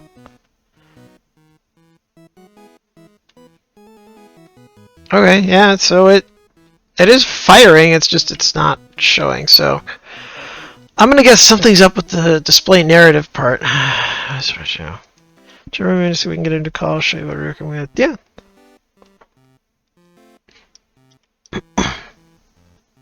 Yep, just toss me a message and we'll find some time. Objective number 0 to delay 2. Yeah, whatever's going on with my text, so I actually don't know what's going on with that. So, oh, screw it. Let's work on the narrative first, just so I can try and display narrative. Show, yes. Go away. So I really don't care about you right now at all. Brain. Yes. Show true. Awesome. Great. Show true. Set text narrative in text. So we're setting the text. We're playing the animation. Play the animation first. I should... Okay, why are you... I'm so bloody confused, alright.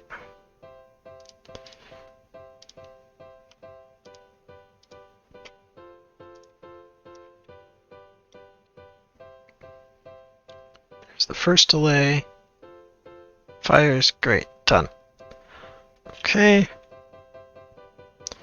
Now we pop over here, and nothing happens. Why did nothing happen? I have an idea. My guess is this player UI is not valid. That's going to be my guess. That would make a lot of sense, and that would explain everything. Is valid.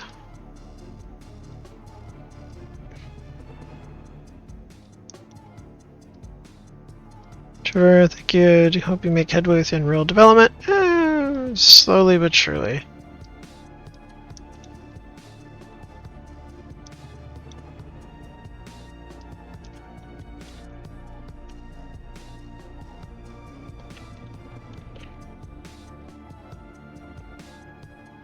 There, have fun with that. This is probably invalid. That's probably what the problem is.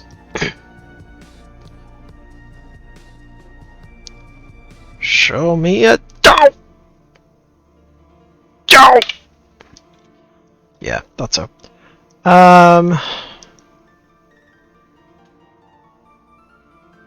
So I only want part of this. Cast that, set this, set that. Don't want this. Don't want that. That hopefully will solve that problem. Rome wasn't built in a day. It wasn't? Man. I've been trying to lie.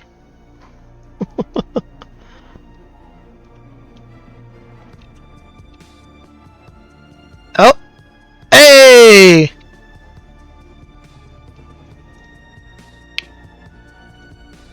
Alright, we're supposed to go to the bridge, but then the objective went away.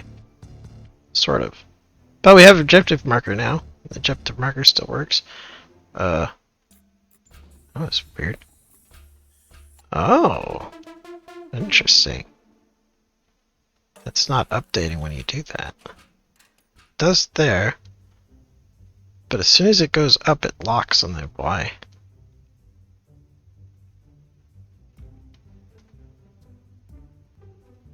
Or it's supposed to do that?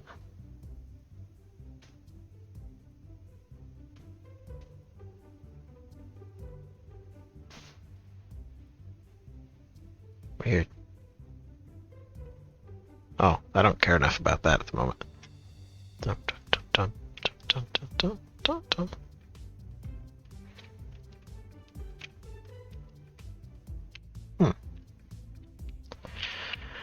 Okay, so yeah, we don't have the objective right now. I have arrived. Yeah, it definitely is not super happy if you have two narratives layered on top of each other. Yeah, that definitely bugged that out. Okay. But let's just... Seconds, and then in parallel to that, It's not in parallel. defeat the bridge. Toggle the objective. And Yes. Find a way across the river. And this time as we make our way up the river's edge, we hit a trigger volume right about here. And we get a completed objective in green. We get more information about the bridge being retracted. The objective marker appears in the distance, matching the reach objective shown on the left. So that transition's all working as we want. So this You can see isn't the objective working marker's for doing its me, job. but Even if I turn my camera off screen a little bit to the left, it's still drawing through the geo. It's still showing us where to go. We can explore anywhere we want, but we know that this is ultimately what we have to do to progress the main mission. So here we arrive at the bridge entrance and our objective destination. When the player arrives at this first point in the journey, they see the controls to the bridge on the right, so we're going to give them a new objective for that. We're going to duplicate this objective marker and place it on the controls. do do do do do do do.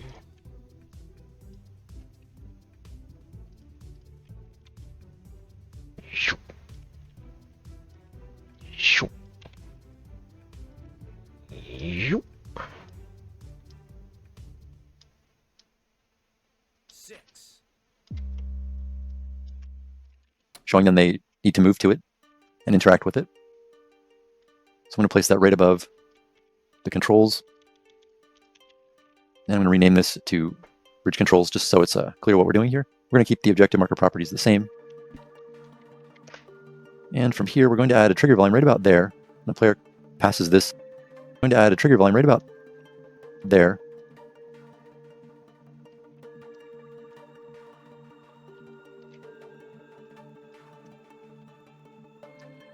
You mean kind of like this? Looks like that one's a little... That's fine. I'll just use that one. The player passes this unavoidable juncture, really. So I'll place a trigger there too. It's going to shift the objectives. When the player's inside the mill building and they approach the doors that lead out to the bridge, they get a glimpse here of the bridge controls. And they know that the presumption here is that they know the bridge controls will allow them to extend the bridge. So we want to When Alice fails, rewind and try again. Oh yes, I've done much rewinding. change the objective here from reaching the bridge, which they've essentially done. They see the doors going out to the bridge. And we change that to extend the bridge. And we want to move the objective marker so that it appears over the controls here in this window on the right. We're going to start this next objective transition with another overlap event on the... Alright, so I need to have that selected. Go back to here. Add event.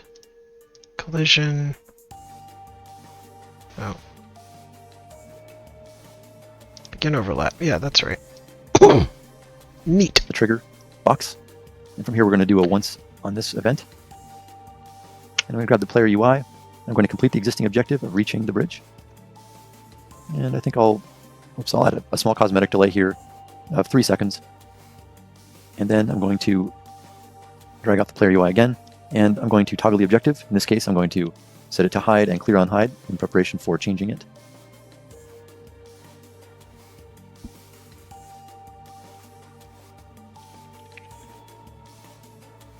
Objective. Hide.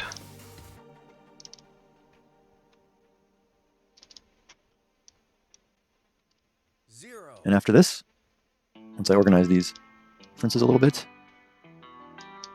I'm going to do a set new objective here. I'm just going to call this extend the bridge. It's telling us to use the button actor in the world. And I'm going to select the objective marker and call the enable objective marker function on it. And actually first I need to disable the previous objective marker. So I'm going to select this objective marker and I'm going to disable.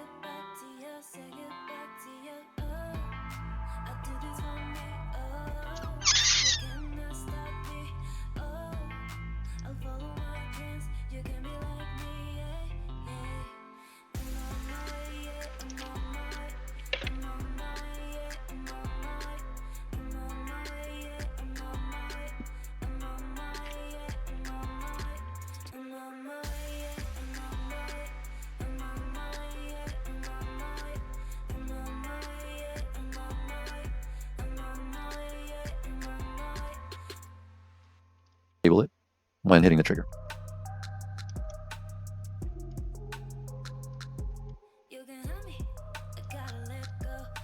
Okay. Take that, go there. Alright, so now this objective transition is all scripted. Let's do a quick playtest in the editor. That goes there.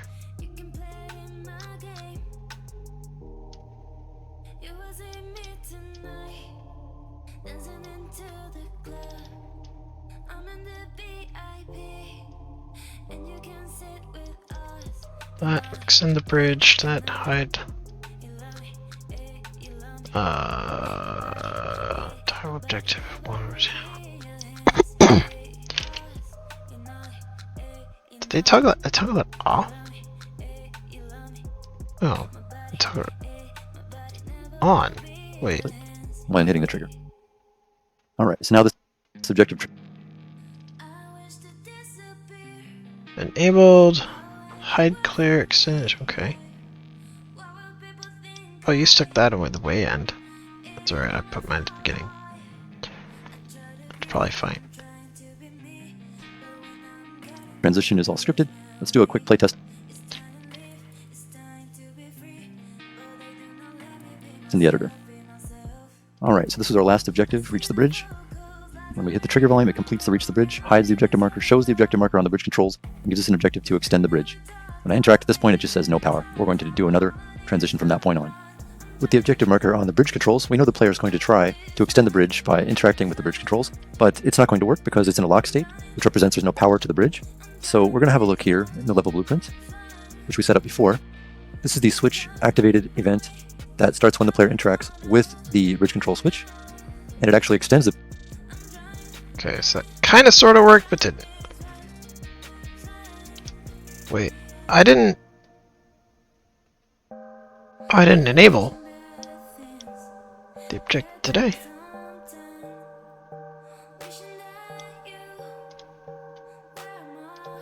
I think I missed them doing that.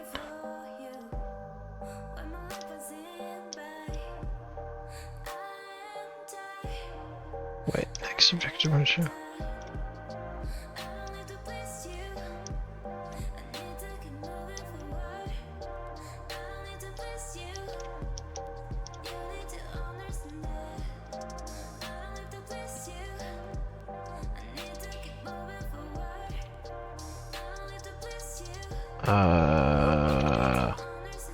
Crud, what was that? I did it up. Enable objective marker. Are you not selected? You're not selected. Bridge controls. Let's try that again, shall we?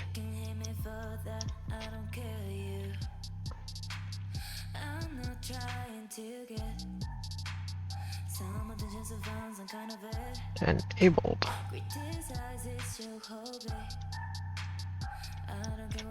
Also, this is driving me up the wall.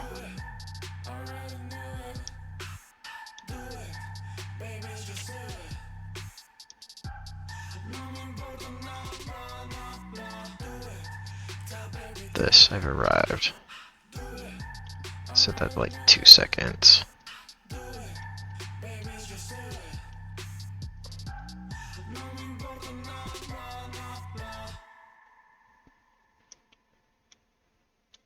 There we go.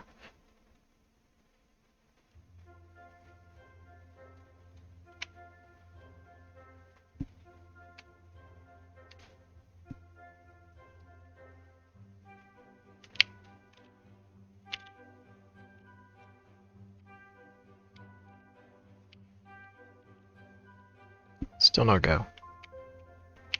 Oh! Kind of, sort of. It did, it just took a minute.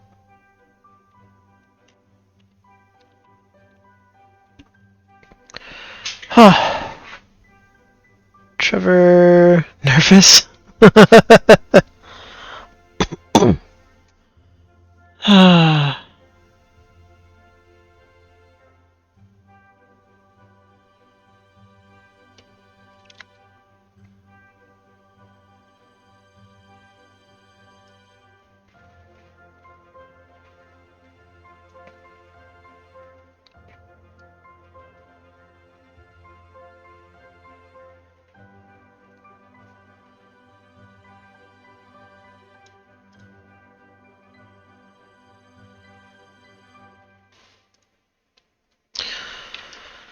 Okay, If it's, this is the switch activated event, which we set up before. This is the switch activated event that starts. okay. Where did you go for this? So, I never went through this other part of the tutorial, so I may not actually have this. Maybe. Extend bridge? Okay, it is here.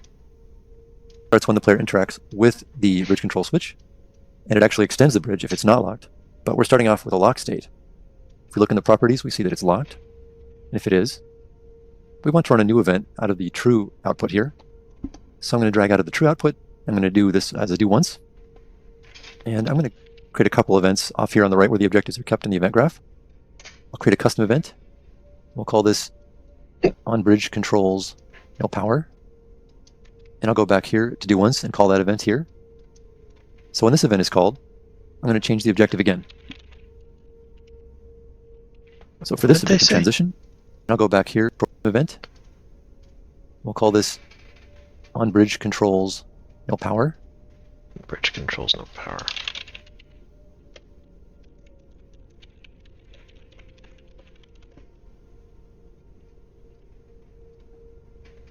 And I'll go back here to do once and call that event here. So when this event is called, I'm going to change the objective again. So for this objective transition, again, I'm going to do some scripting in the player UI. I'm going to toggle the objective. In this case, I'm going to hide it and clear it on hidden.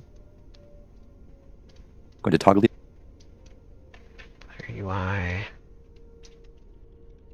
Toggle objective.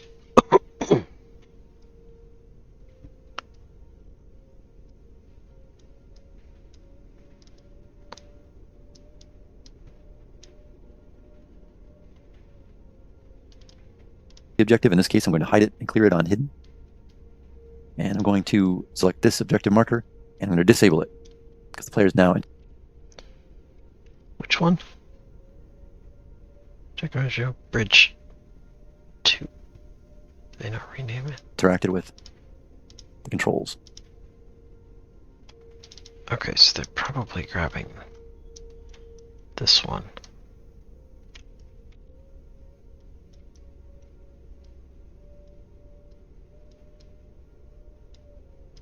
Disable.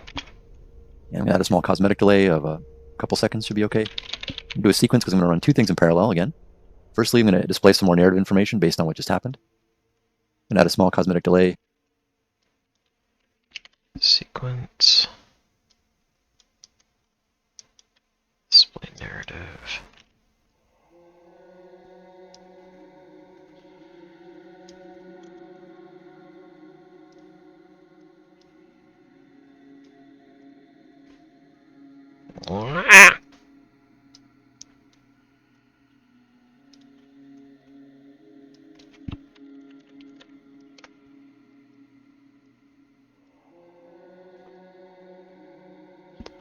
Narrative.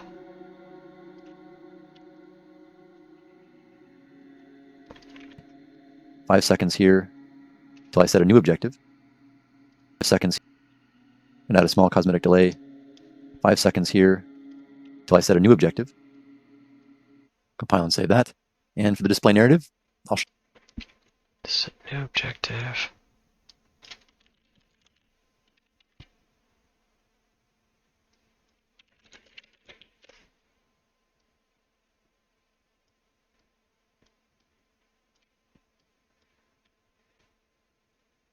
show it there for about 8 seconds. And the objective text we'll call restart the mill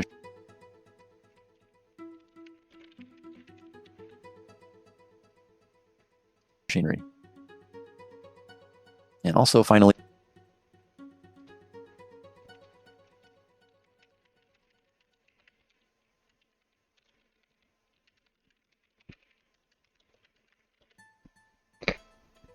we're going to toggle the objective on so we can show that new objective.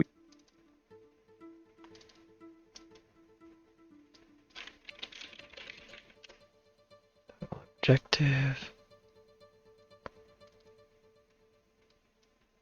Hostile. On. We just set there. Based on the fact that we know the player already passed the gear machine, we're going to add an objective marker to it. I'll just rename this gear machine. And here we're going to call the function enable objective marker on it. So we have another marker we're going to put here. Okay.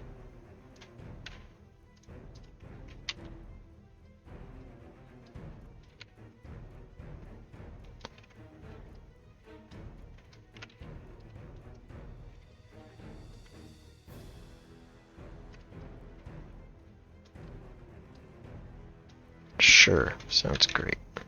Whoa, less great. What did you do? Alright, cool.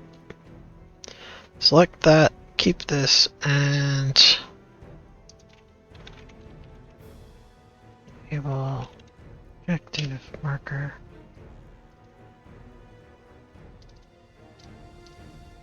Ah! That's not what I meant to click.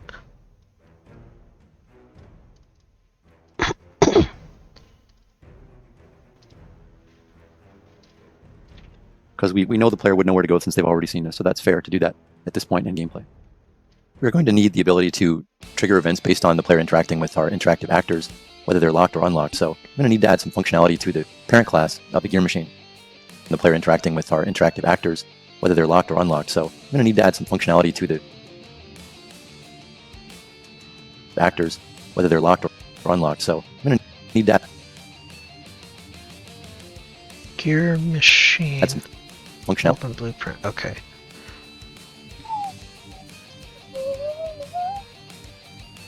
Gear. Wait, what? BP gear machine. There you are. Okay. To the parent class. Wait. What? Yeah. Okay, that's fine. Of the gear machine. We're going to add a function to enable or BP interactive parent. BP. Wait. actors, whether they're locked or unlocked. So I'm going to need to add some functionality to the parent class of the gear machine. Oh, and BP machine. I see. That BP interactive parent. Got it. Okay. We're going to add a function to enable or disable the actor. Enable interaction.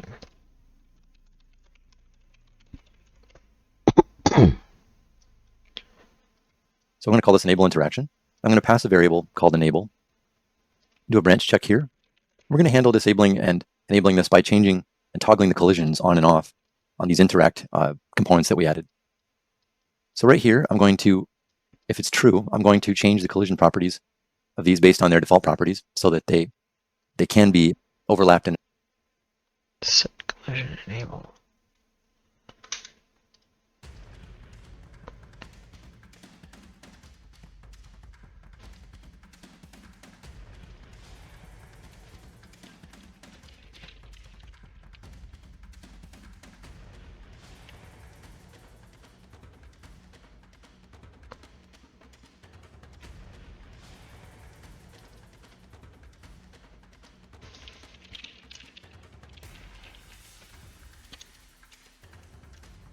Jeez. Interesting. Okay. Their default properties so that they can be overlapped and interacted with by the player. And if it's false, I'm going to set both of these components properties to no collision. So on event begin play, I'm going to call this enable interaction, and I'm going to create a variable here that's exposed called interact collision.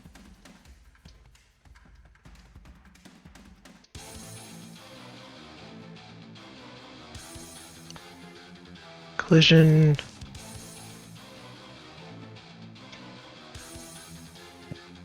And if it's false, I'm going to set both of these.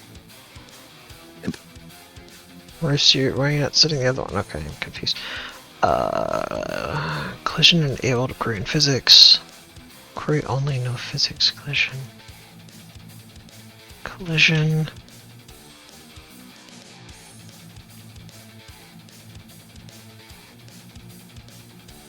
Collision enabled query in physics. What did I say? Physics.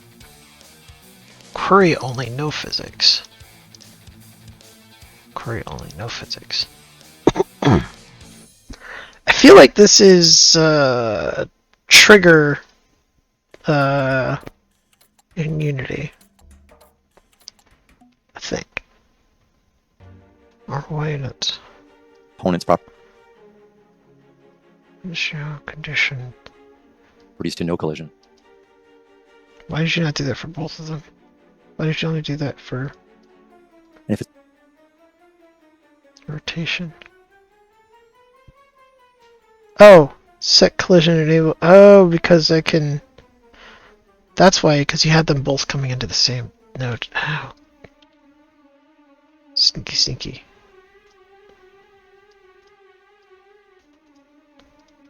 No collision. I see. Alright, I'm gonna clean that up. I would say we'll clean it up later, but quite frankly, I'm not going to because this is all testing stuff.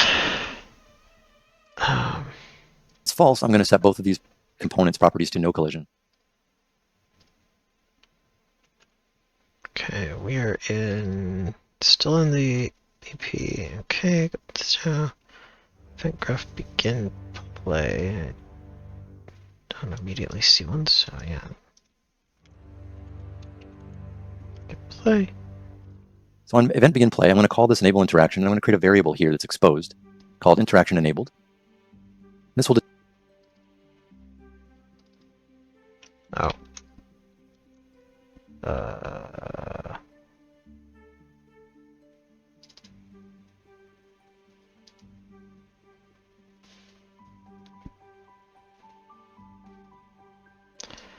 I botched that up, didn't I?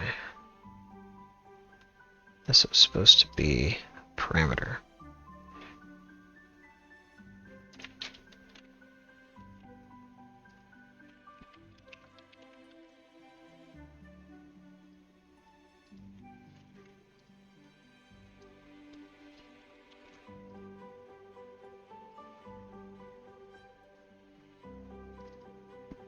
Interaction enabled.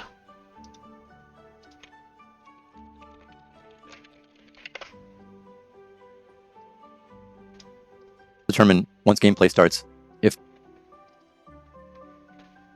this actor can be interacted with. And we'll set this up to the default state of interactive actors placed as interactive.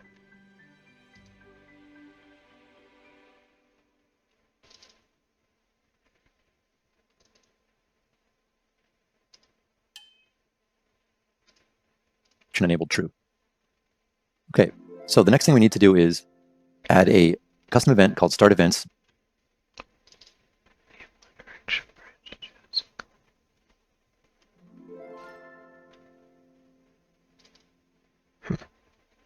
Unlocked. So this will be overridden in children, same as we had.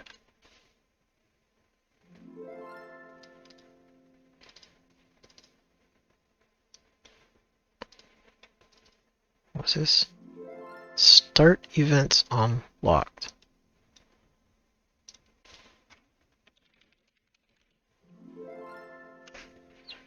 unlocked. That's not right.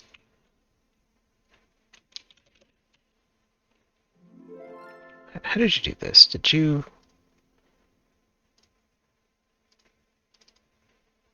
So the next thing we need to do is Oh, it's right there. It's right here. Okay. add a custom event called Start Events on Lock. Oh, that's start events on interact. Start. Oh yeah, it's right there. Start events on. So this will be overridden in children. Same as Jesus Christ.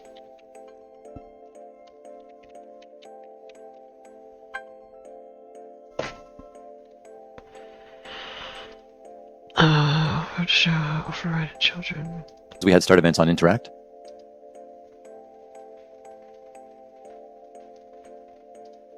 Be overridden in children. Same as we had Start Event. Start events on locked. Start events on locked. Yes, that's already there. Okay. Events on Interact. And I'm going to call it here an event graph.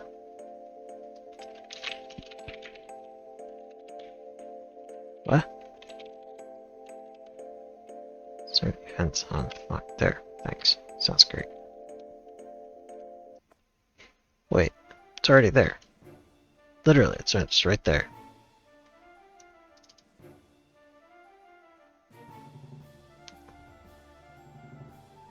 Set hidden end game, cause I see. Set hidden end game. Where are you setting this?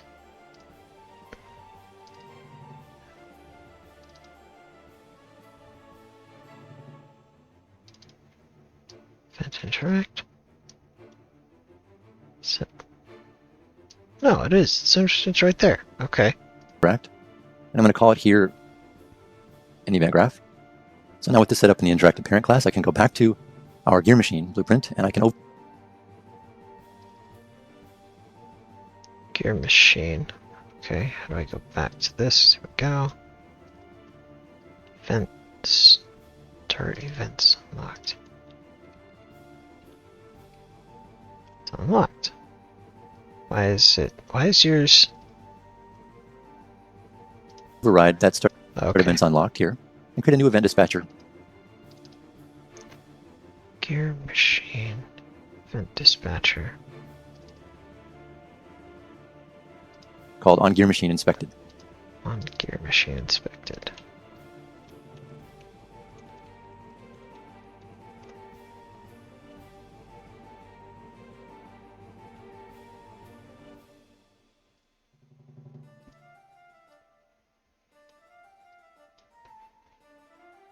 We can use this to drive events in the level blueprint. So now I can see the properties of the gear machine, and I'm going to turn interaction enabled to false by default. And back here in the level blueprint for our objective transition, we're going by default. And back here, Milltown LD.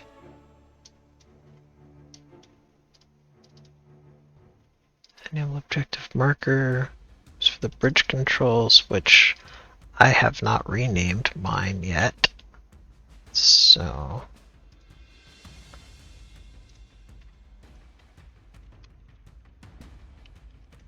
machine. Let's do that. Nice. in the level blueprint for our objective transition, we're going So enable interaction on gear machine. So now I need to go back and select the gear machine. Enable interaction. to set Oh. Okay, gear machine.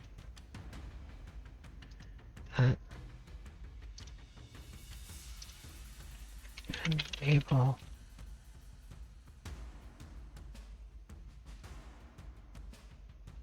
No. Repeat door.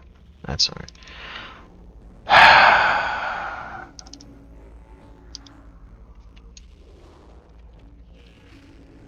BP interactive parent from. I want the gear machine though.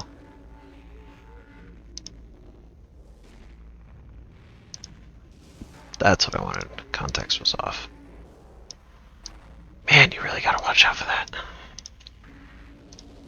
Enable interaction to true, and we're switching objectives. So we can now create an event based on that event dispatcher in the gear machine.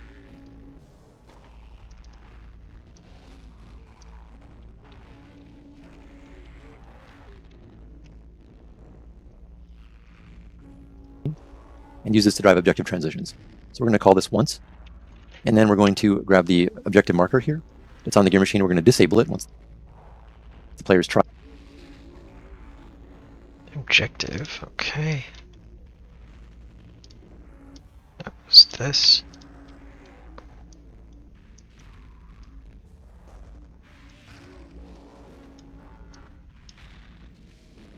Disable. Tried to interact with it. We're going to grab the player UI, and we're going to display a narrative text here. And we're going to show it for about 8 seconds. We're going to delay this cosmetically for about 3. And from the player UI again, we're going to call toggle objective. Here we're going to hide and clear the existing objective. Then we're going to set a new objective while it's hidden. We're going to call this find the gear wheel, which doesn't use an objective marker because it's finding it.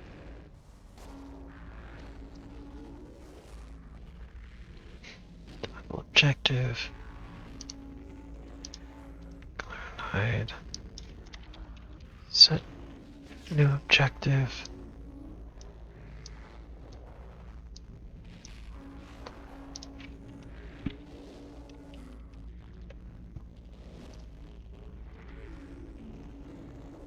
Now, because the player is going to interact with the gear machine without the gear wheel here and then later with it, we're going to make a Boolean to do a branch check for different things to happen depending on if the player has already inspected the gear machine or not. So we're going to call this gear machine inspect.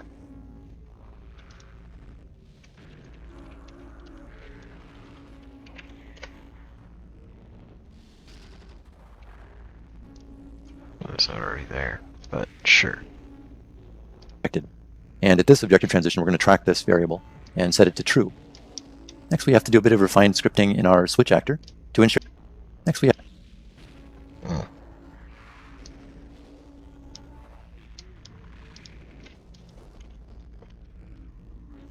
to do a bit of refined scripting in our switch actor to ensure that the switch activated event dispatcher gets called with a true result. We're going to go into the interactive switch. We're going Interactive switch. P interactive switch.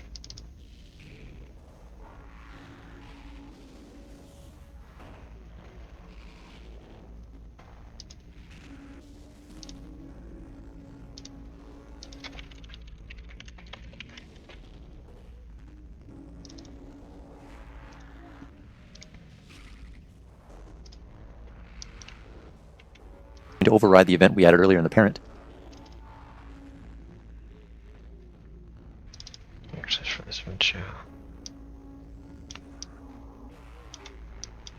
Events unlocked. Start events unlocked. And we're going to call the switch activated event dispatcher here with passing a locked true variable. Some of this stuff has already been done. Now when we playtest the objective transition, we see extend the bridge as the objective. We see the marker on the controls. When the player interacts with the controls, marker goes away. Narrative information displays about the bridge controls having no power, informs them about the mill machinery, and the objective switches to restart the mill machinery. Now they see an objective marker on the mill machinery, so they can move to that. When they go to the mill machinery and interact with that, it tells them information about the gear wheel being missing, and the objective transitions over to find the gear wheel. This time without an objective marker, they're left to explore the inside of the mill until they find the gear wheel. If they go up this path up the stairs, they find the workshop, and they can see the gear wheel back inside the shop, but it's locked. And now we have to create a new objective transition for. All right. So that's the current state of where things should be. Let's see where I am. And what did I break this time? I have arrived. Okay, cross the bridge. Huzzah.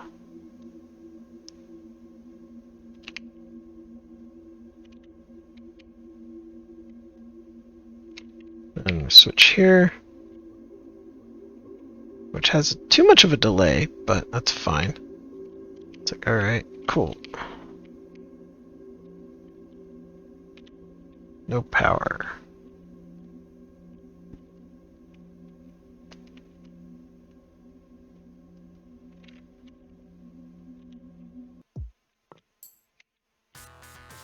So some of the text is off. I think the narrative text isn't getting updated properly, but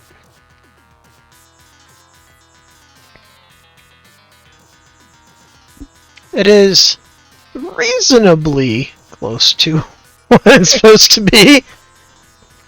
I'm at least getting the fundamentals that I'm after. I'm learning. I got AFK a minute though.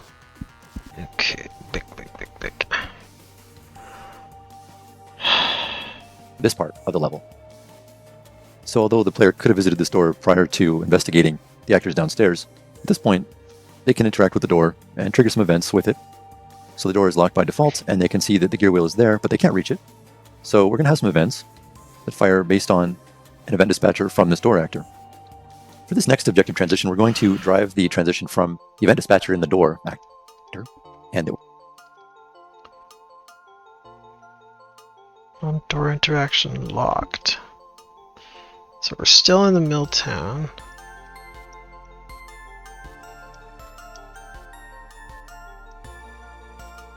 Eastern Bridge.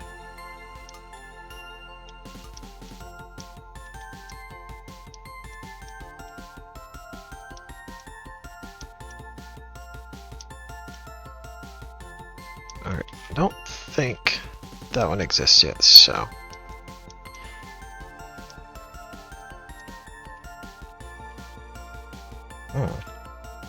Not? Did they just create a new one drive the themselves? transition from event dispatcher in Call event on door. Okay, they must have the door selected. Edward DVC door mill office. So they actually have the door selected, I think. It's gonna be.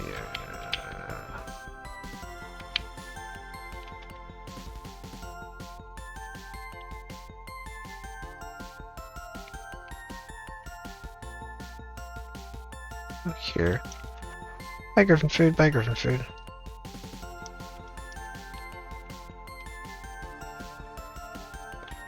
Two workshop with missing stairs. That's impressive.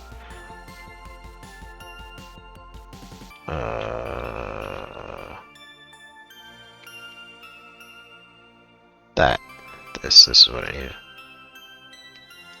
Indoor mill. Are there two? Oh. Neat. But this is the one we want. Okay. So we have that selected. Now. Add event, yes.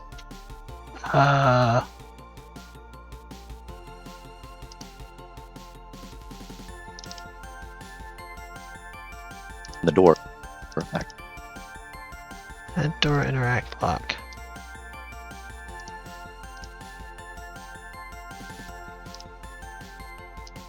Okay. And we're going to add an event here for on door interact locked. We're going to check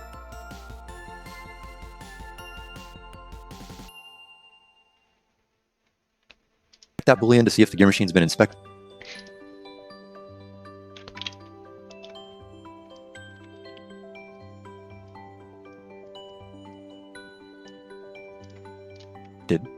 And if it's true, that's when gameplay will progress here. We'll do a do once on this. Then we'll use the player UI to complete the objective of finding the gear wheel. They don't have the gear wheel, but they found the gear wheel. And we're going to run another sequence here in parallel. We're going to display narrative information about the gear wheel. We're going to show it for about 8 seconds, giving them clues as to where it might be. We're going to add a delay here, information about the gear sequence here, gear wheel, but they found the gear wheel. Where is that sequence going? Oh, it's after complete the objective of finding the gear wheel. Oh, okay. They broke this and split it. Got it. They don't have the gear wheel, but they found the gear wheel. And we're going to run another sequence here in parallel. We're going to display narrative information about the gear wheel. We're going to show it for about 8 seconds, giving them clues as to where it might be. We're We're going to add a delay here for 3 seconds. And from the player UI, we're going to toggle the objective. We're going to hide it.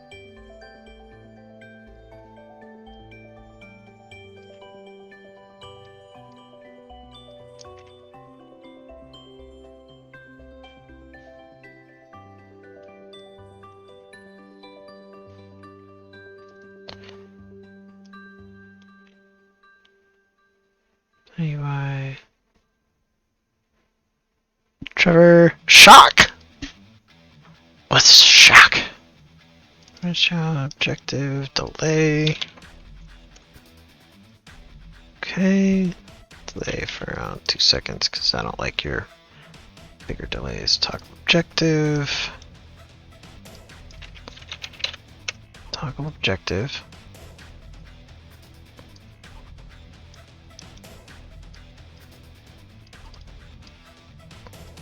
Okay, that, okay. And we're hiding these.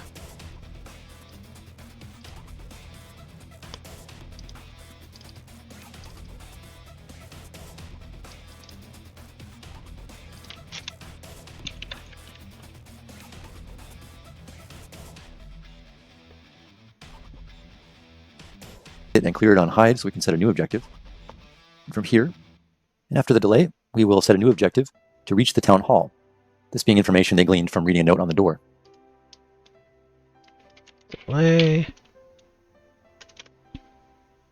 Compromise account got slayed? Wait, what?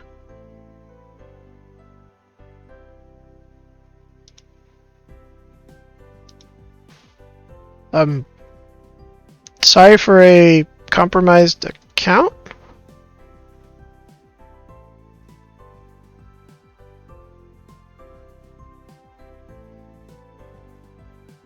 Oh, Jesus.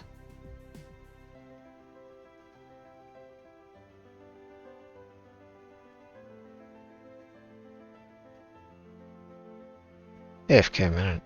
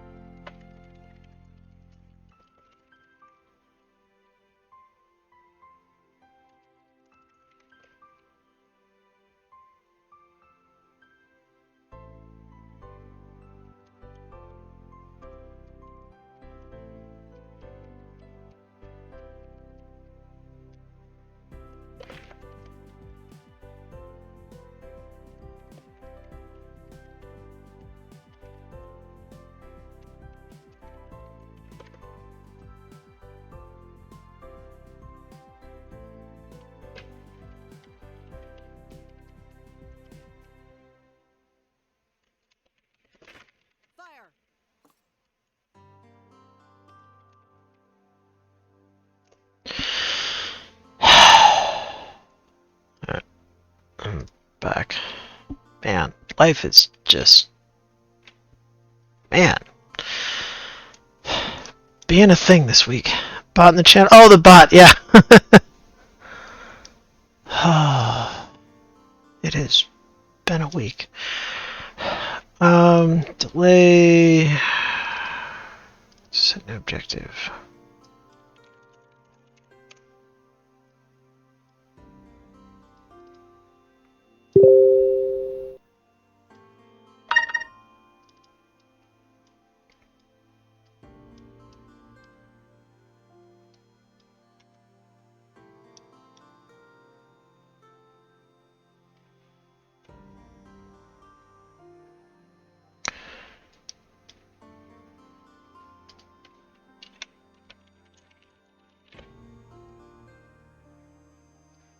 So at this point in the mission, at this stage in progression, we're directing the player to the locked door at the rear of the mill.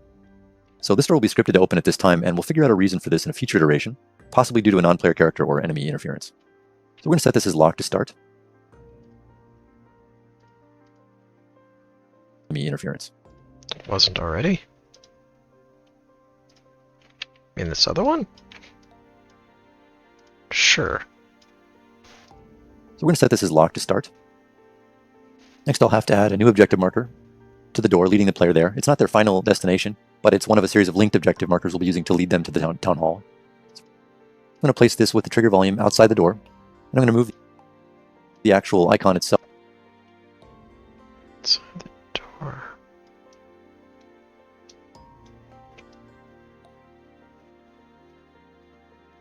What? That door? No. What the heck door?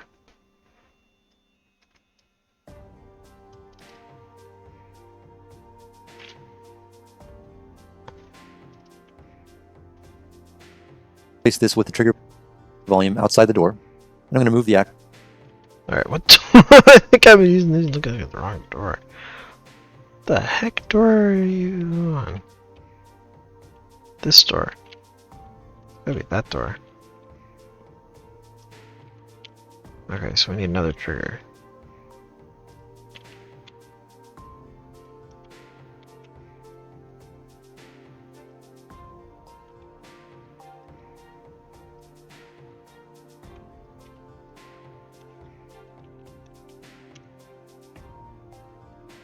actual icon itself to just at the edge of the door. That should work fine like that. I'll rename this Leave Mill.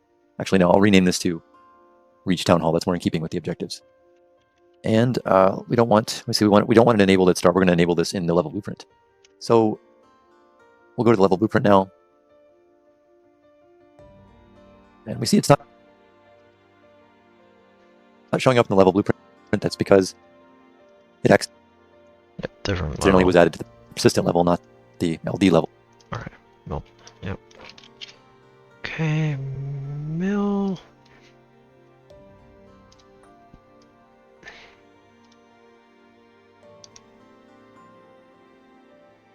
Is it already part of this? Okay, it's already there.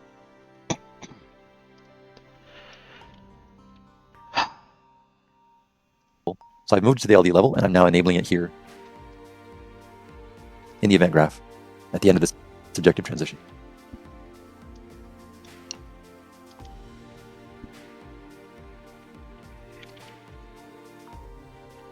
Objective marker. This goes there. Okay. Next, at the end of this transition, I'm going to script the opening of the door. So I'm going to select the door and call a function on it here. Oh, that's why you set it to locked first. This is what is supposed to be locked. So whatever this other door was that I did, I don't think this door was supposed to be locked. I don't think it goes anywhere though, but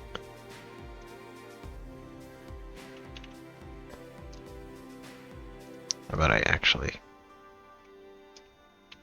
door loading dock. Okay. Locked. Here in the level blueprint. A couple functions actually.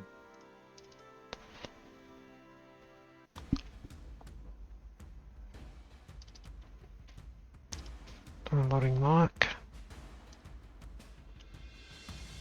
One we're going to set is unlock door. Unlock door.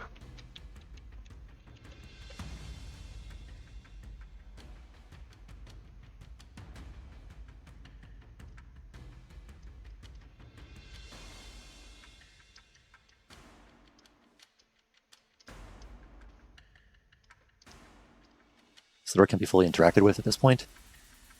And then I'm also going to call open door external, which is our call to force the door open. Open door external.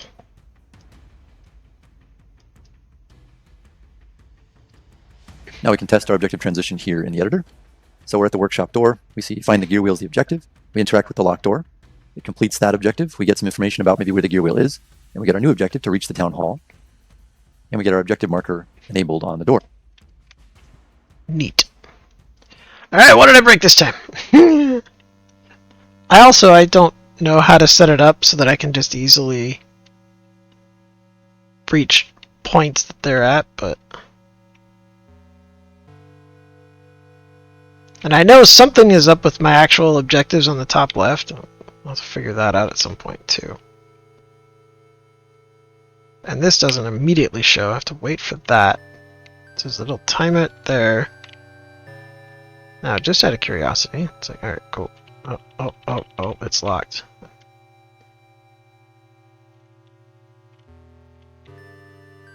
I have no power. Replace the gear wheel. We have to go find the thing. Right, about that missing staircase.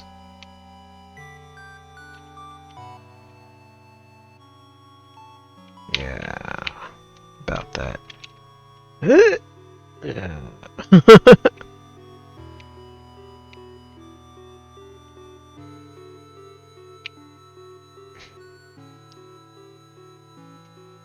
I think that was intentional, that's right, okay, got it.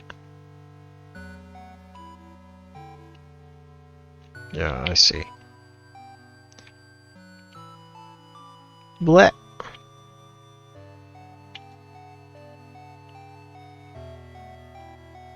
And did it open? Look, it's open. Huzzah! Alright, cool. So short of things that I already knew were broken, seems to work. So the player travels through the abandoned mill interior to the door here, and they emerge into the rest of the level, and we can pick up the objective progression from this point. Neat. Oh.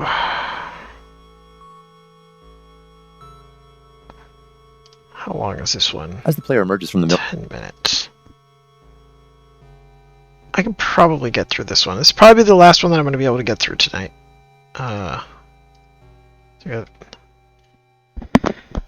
Stuff I gotta do. we will need to guide them to the next location, the town hall atop the hill, and the subsequent search for the workshop key quest item. Let's look at how we can communicate and differentiate objectives for destinations and exploration. For this part of progression, we've already added an objective marker to the exit from the mill building. So we're going to add another objective marker. It marks the location of the town hall, and we're not going to use the trigger, and we're not going to have this enabled at start, but we're going to... Okay.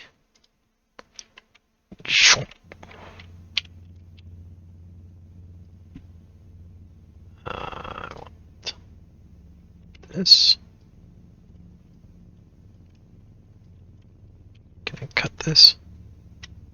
Maybe can I like paste it here? Oh. Yep. Yep. Yep. This is where Unity has much better thing. Or I just forgot how to do it. I don't know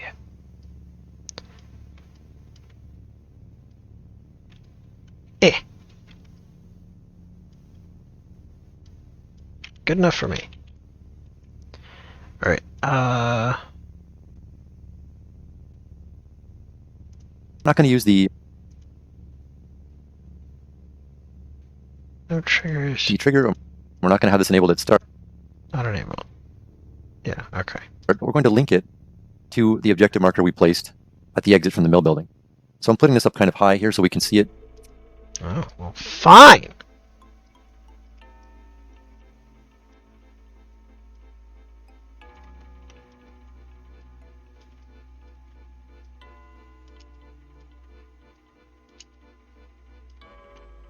From the vantage point of this exit, and I'm going to use the eyedropper to get...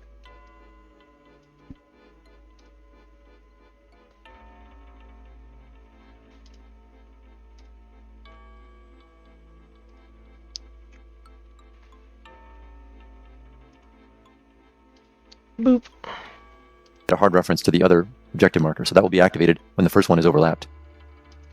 Which this first one then needs enable and disabled on reach. I do believe, and use trigger. Not enabled. Use trigger. So in game, here's a quick test of the linked objective markers. The objective to reach the town hall, the player moves to the first objective marker at the door, And when hitting the trigger, it enables the second objective marker in the distance, leading them off into the rest of the level. For the next objective transition. Okay, might actually work. Did I do it right?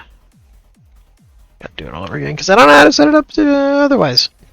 I suspect that they would have gone over that in level design. Tutorial I haven't gone through yet, but it's okay for now. Boop. Boop.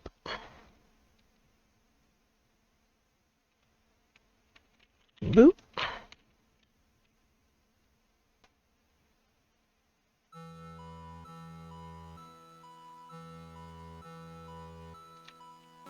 Boop.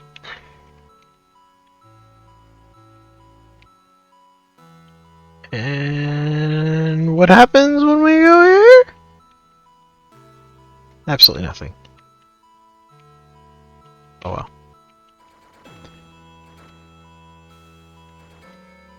Question is why? Oh. Wait, that one's this one, this one's this one? Oh, okay, my brain is backwards for a moment. Yeah, that's correct.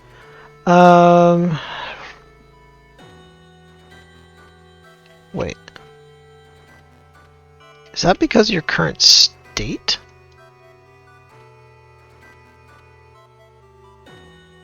Disable unreach, use trigger. Disable unreach.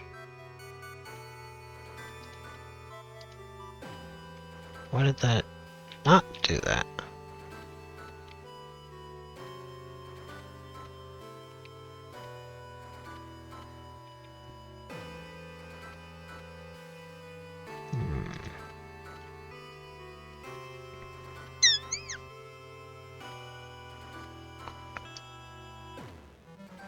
Objective marcher, which,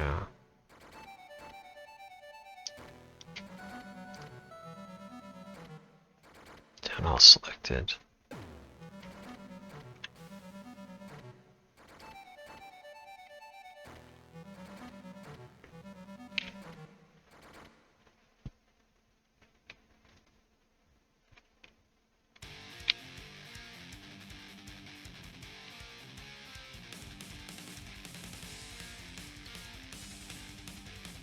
Can't edit.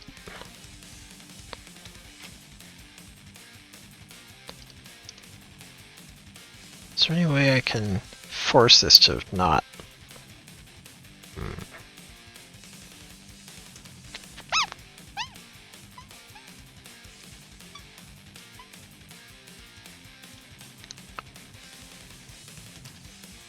Alright, so did this get unchecked or something?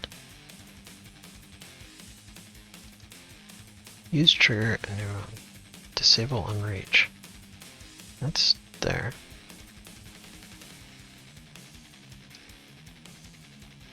Disable unreach, enable, show. Not enable.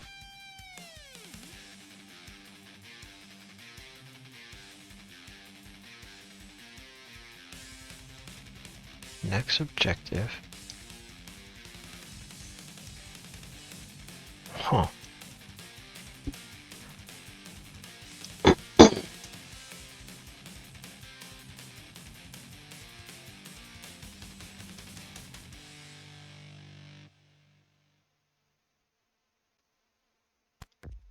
Strange.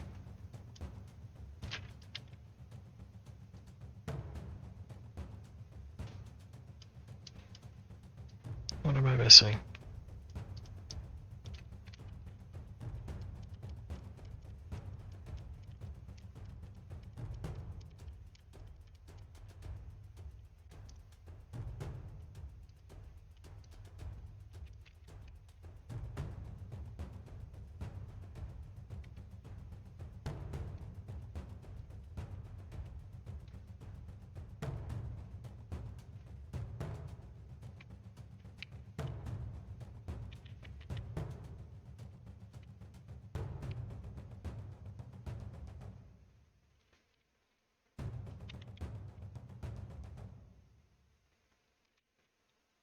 1.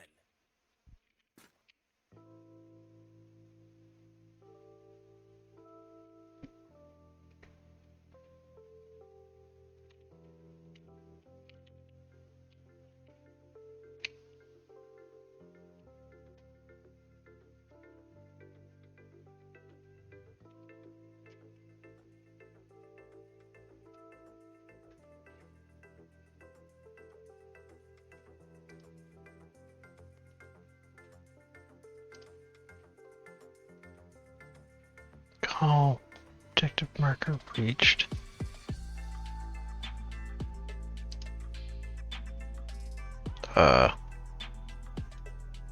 Step into? What? Excuse me? Why did that not actually step into?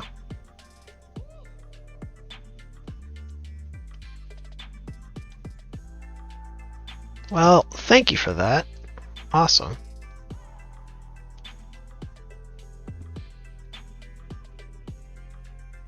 Enabled.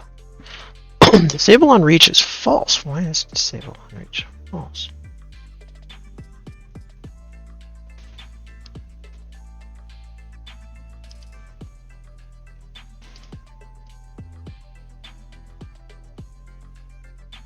That's wrong. I would explain why it's not actually working.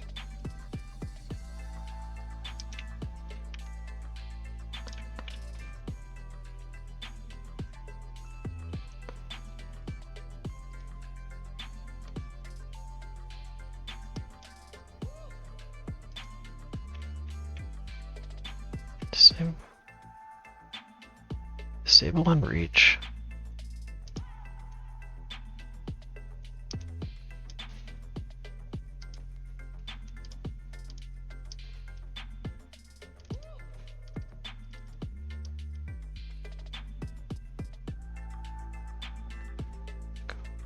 Oh. No, that wouldn't matter.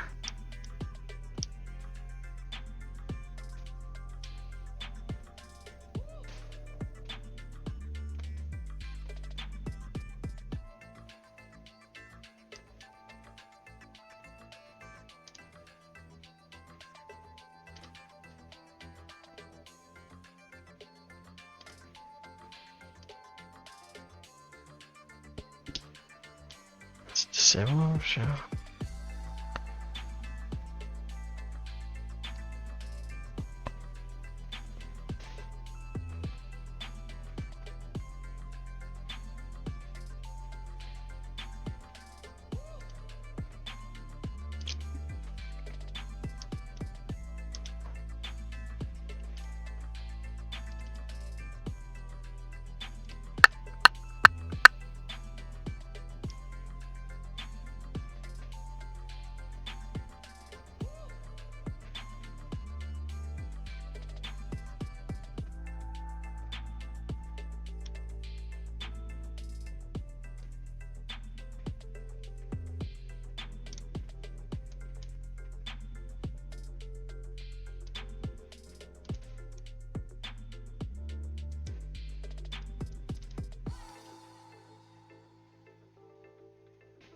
The heck?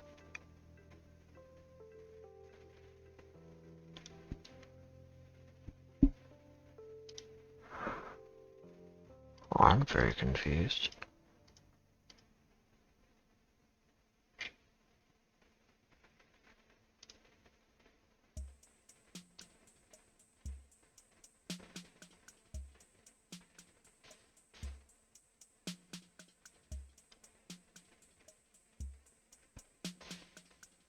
Pat, pat, pat, pat, pat, pat, pat.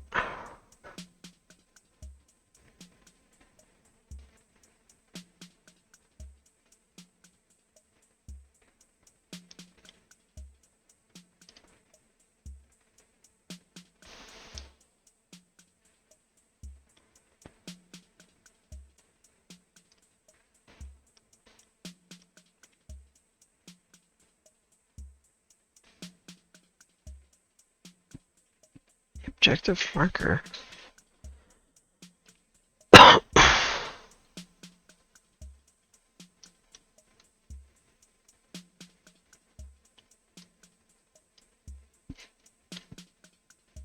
I'm gonna hook that up so I can more easily go back and forth and figure out what the heck is going on.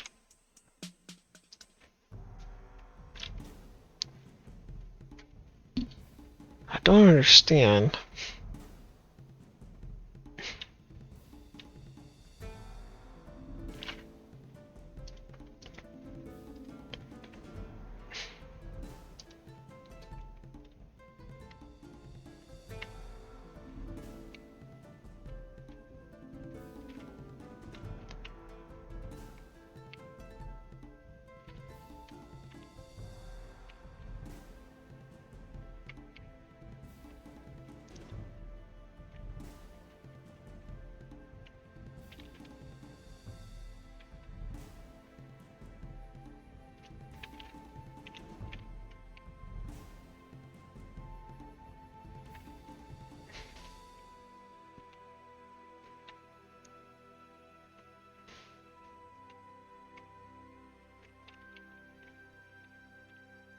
So far, still true.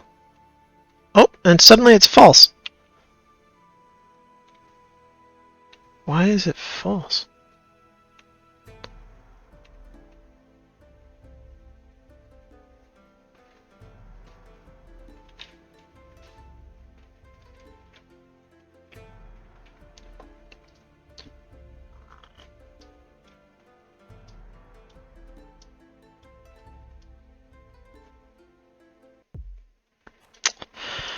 That's why. I know why.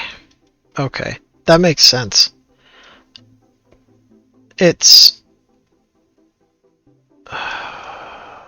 not adhering to its own setting. So let's see. That would be gear machine inspected. Set no objective.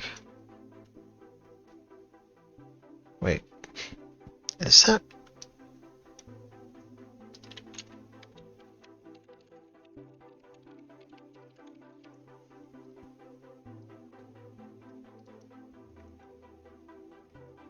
Objective marker gear machine.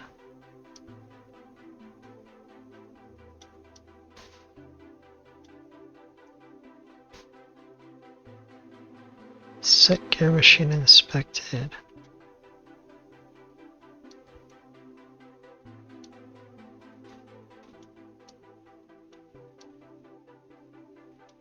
This here. Reach town hall, disable unreached.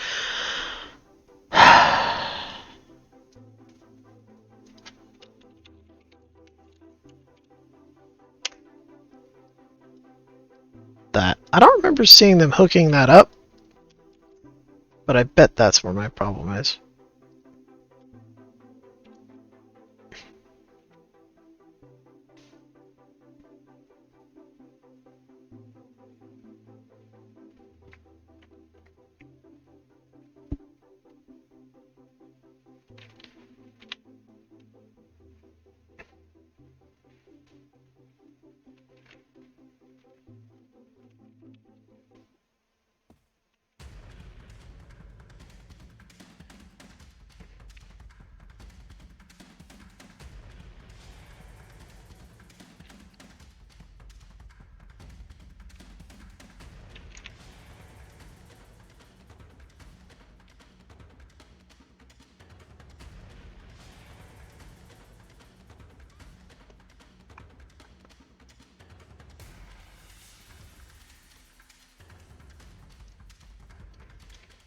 Still true. Hop into here. Still true. Yep, now it's working. So it was all just because of that one little boolean there.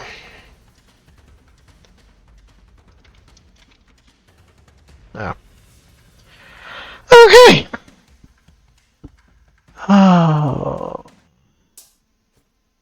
I don't think I'm going to be able to finish this tutorial. New kind of gameplay here, a bit of exploration gameplay, a bit of navigational challenge. We are not going to show the player how to get into the structure of the town hall. We have a sort of a hidden entranceway above some debris on this one side of the building. So what we know is when the player reaches this point, we're going to have them actually have a trigger. We're going to keep this objective marker above the town hall. We're going to change the objective from reach the town hall to find a way inside the town hall. So we know when the player comes up to this area here, this sort of plateau, at the top of the stairs, they're going to have to pass this little juncture. So I'm going to add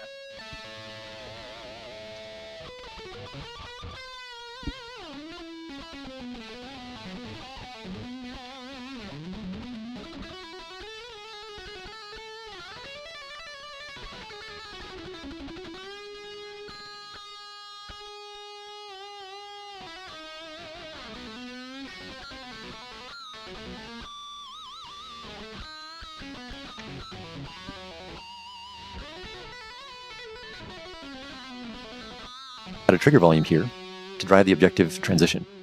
Oh, trigger volume. Okay, it's not one of these. Well, I'm probably going to need you in a minute.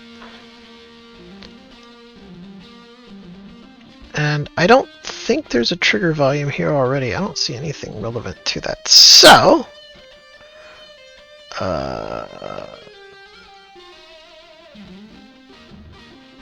volume, trigger volume.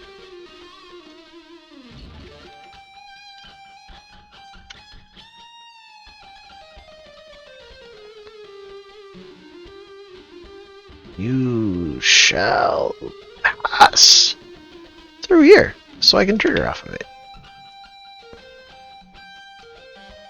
That's good enough.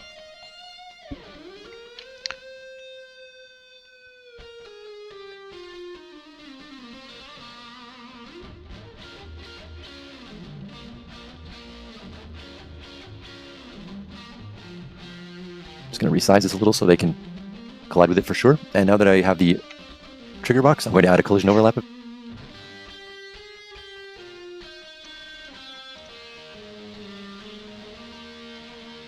Collision overlap. Event. I'm going to do a do once on this. Then I'm going to grab the player UI. And I'm going to do a toggle objective here. I'm going to hide and clear the objective. Next, I'm going to add a small delay, cosmetic delay of 2 seconds. Then I'm going to set a new objective. Yes, and for this I'm going to set it to find a way inside the town hall. Just going to drag off the player UI again. For another UI function, I'm going to toggle the objective to show it. So for this next objective transition, just going to drag off the player UI again. For another UI function, I'm going to toggle the objective to show it. So for this next objective transition, we're going to look at... Oh, right, toggle.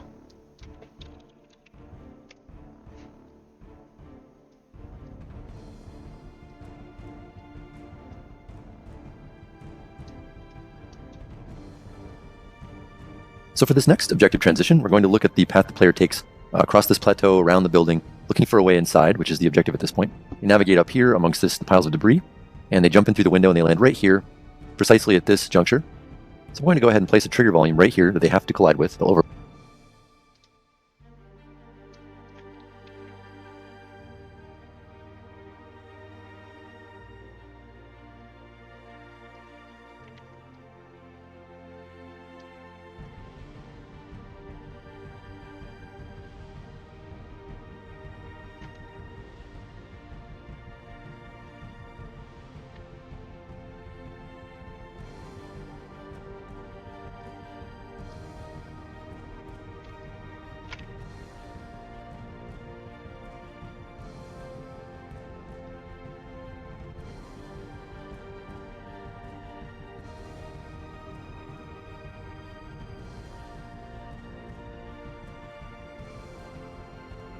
Good enough for me.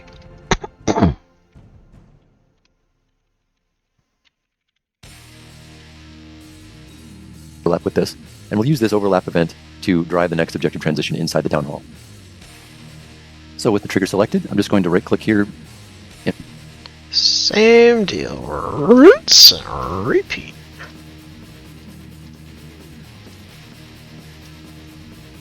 In our level blueprint, add another actor begin overlap event. I'm going to do this once. I'm going to grab the complete objective from the UI, complete objective 1. Here I'm going to add a reference to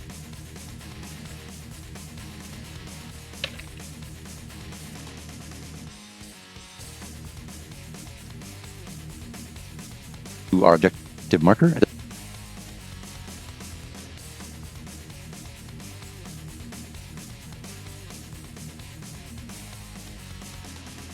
That's still selected? Yes, it is. Oh wait, that's the trigger box. I need... probably this one. So.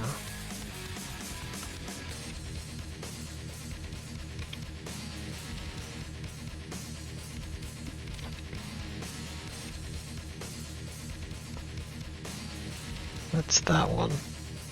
That's that one. That's the one that I'm not using. Okay.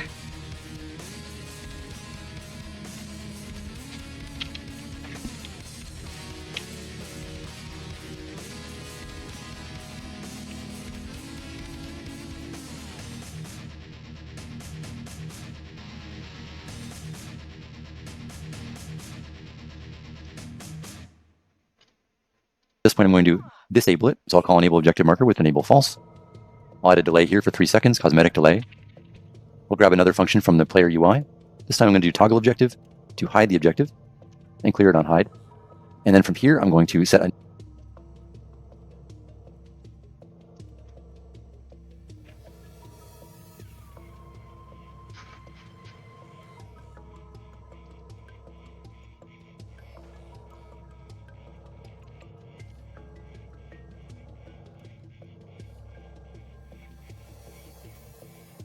Set objective.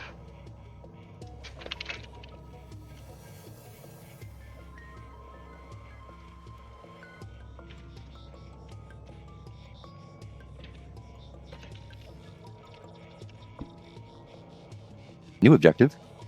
Now that I'm inside the the town hall, I'm going to search the town hall. And I'm going to toggle the objective on so this new objective is displayed to the player. I'll just fix up my reference wires a little bit there. I'll just fix up my reference wires a little. Okay, so we toggle objective off, and we toggle different objective on. God, all of that. So much duplication that's like, this really needs to be turned into a method, but that's fine, it's fine, it's fine, it's fine, it's fine, it's fine.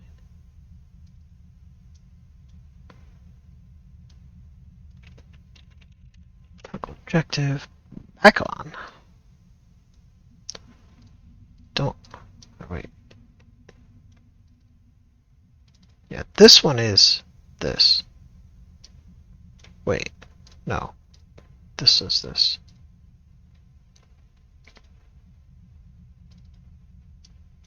Dot dot dot. Yes. Okay. A little bit there. Now I'll just compile and save this, and we can give this a quick test in the editor. Okay. So here we are. It reached the town hall. We see the objective in the distance. We make our way up the street or the dirt path up here to the top of the town hall plateau. And when the player reaches this trigger volume right here, we see the objective switches to find a way inside the town hall. And then they navigate here amongst the debris. Once they get inside, they hit a trigger volume, completes the objective, and the objective switches to search the town hall. Okay. I am going to test this, but I've run out of time. I'm not going to be able to continue the tutorial. So we'll see what I can do. We'll see what the current state is. Maybe I might be able to fix a little bit, but I'm not going to move on to the next step of the tutorial.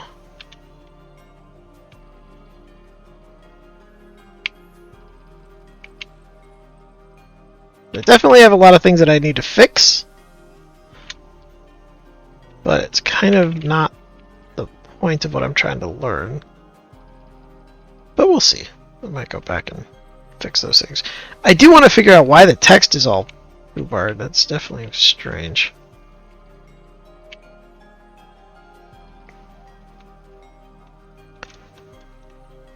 Trevor, good progress today, and fuck. Okay, we go over there.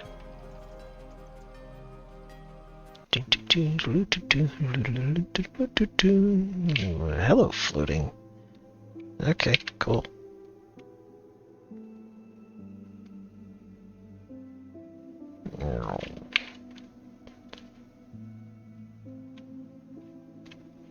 Yep, alright, it changed the text. Can we actually... Nope.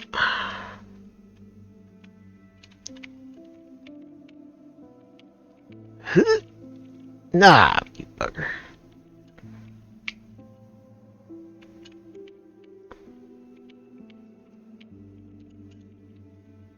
Oh, God dang it.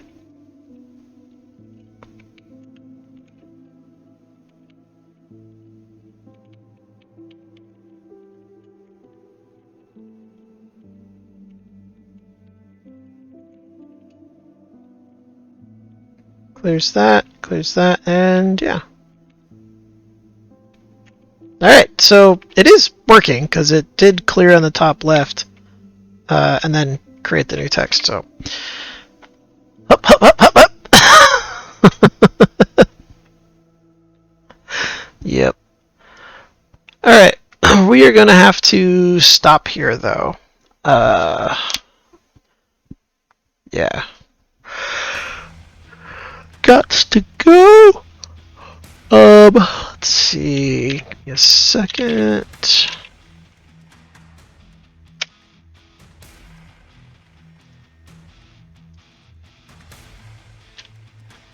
We're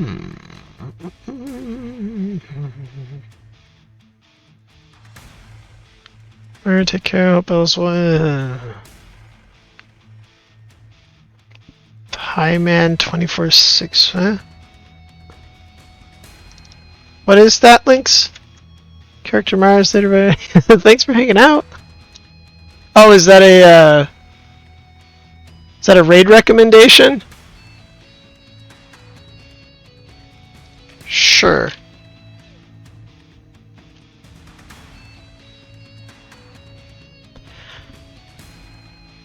Mer, Lynxy, Character Mars, Trevor. Yes, thanks everyone for hanging out. As always, be well, be safe, be yourself, be kind, be all the good things. Have a great rest of your day. Take care, everyone. Thank you muchly. Off we go.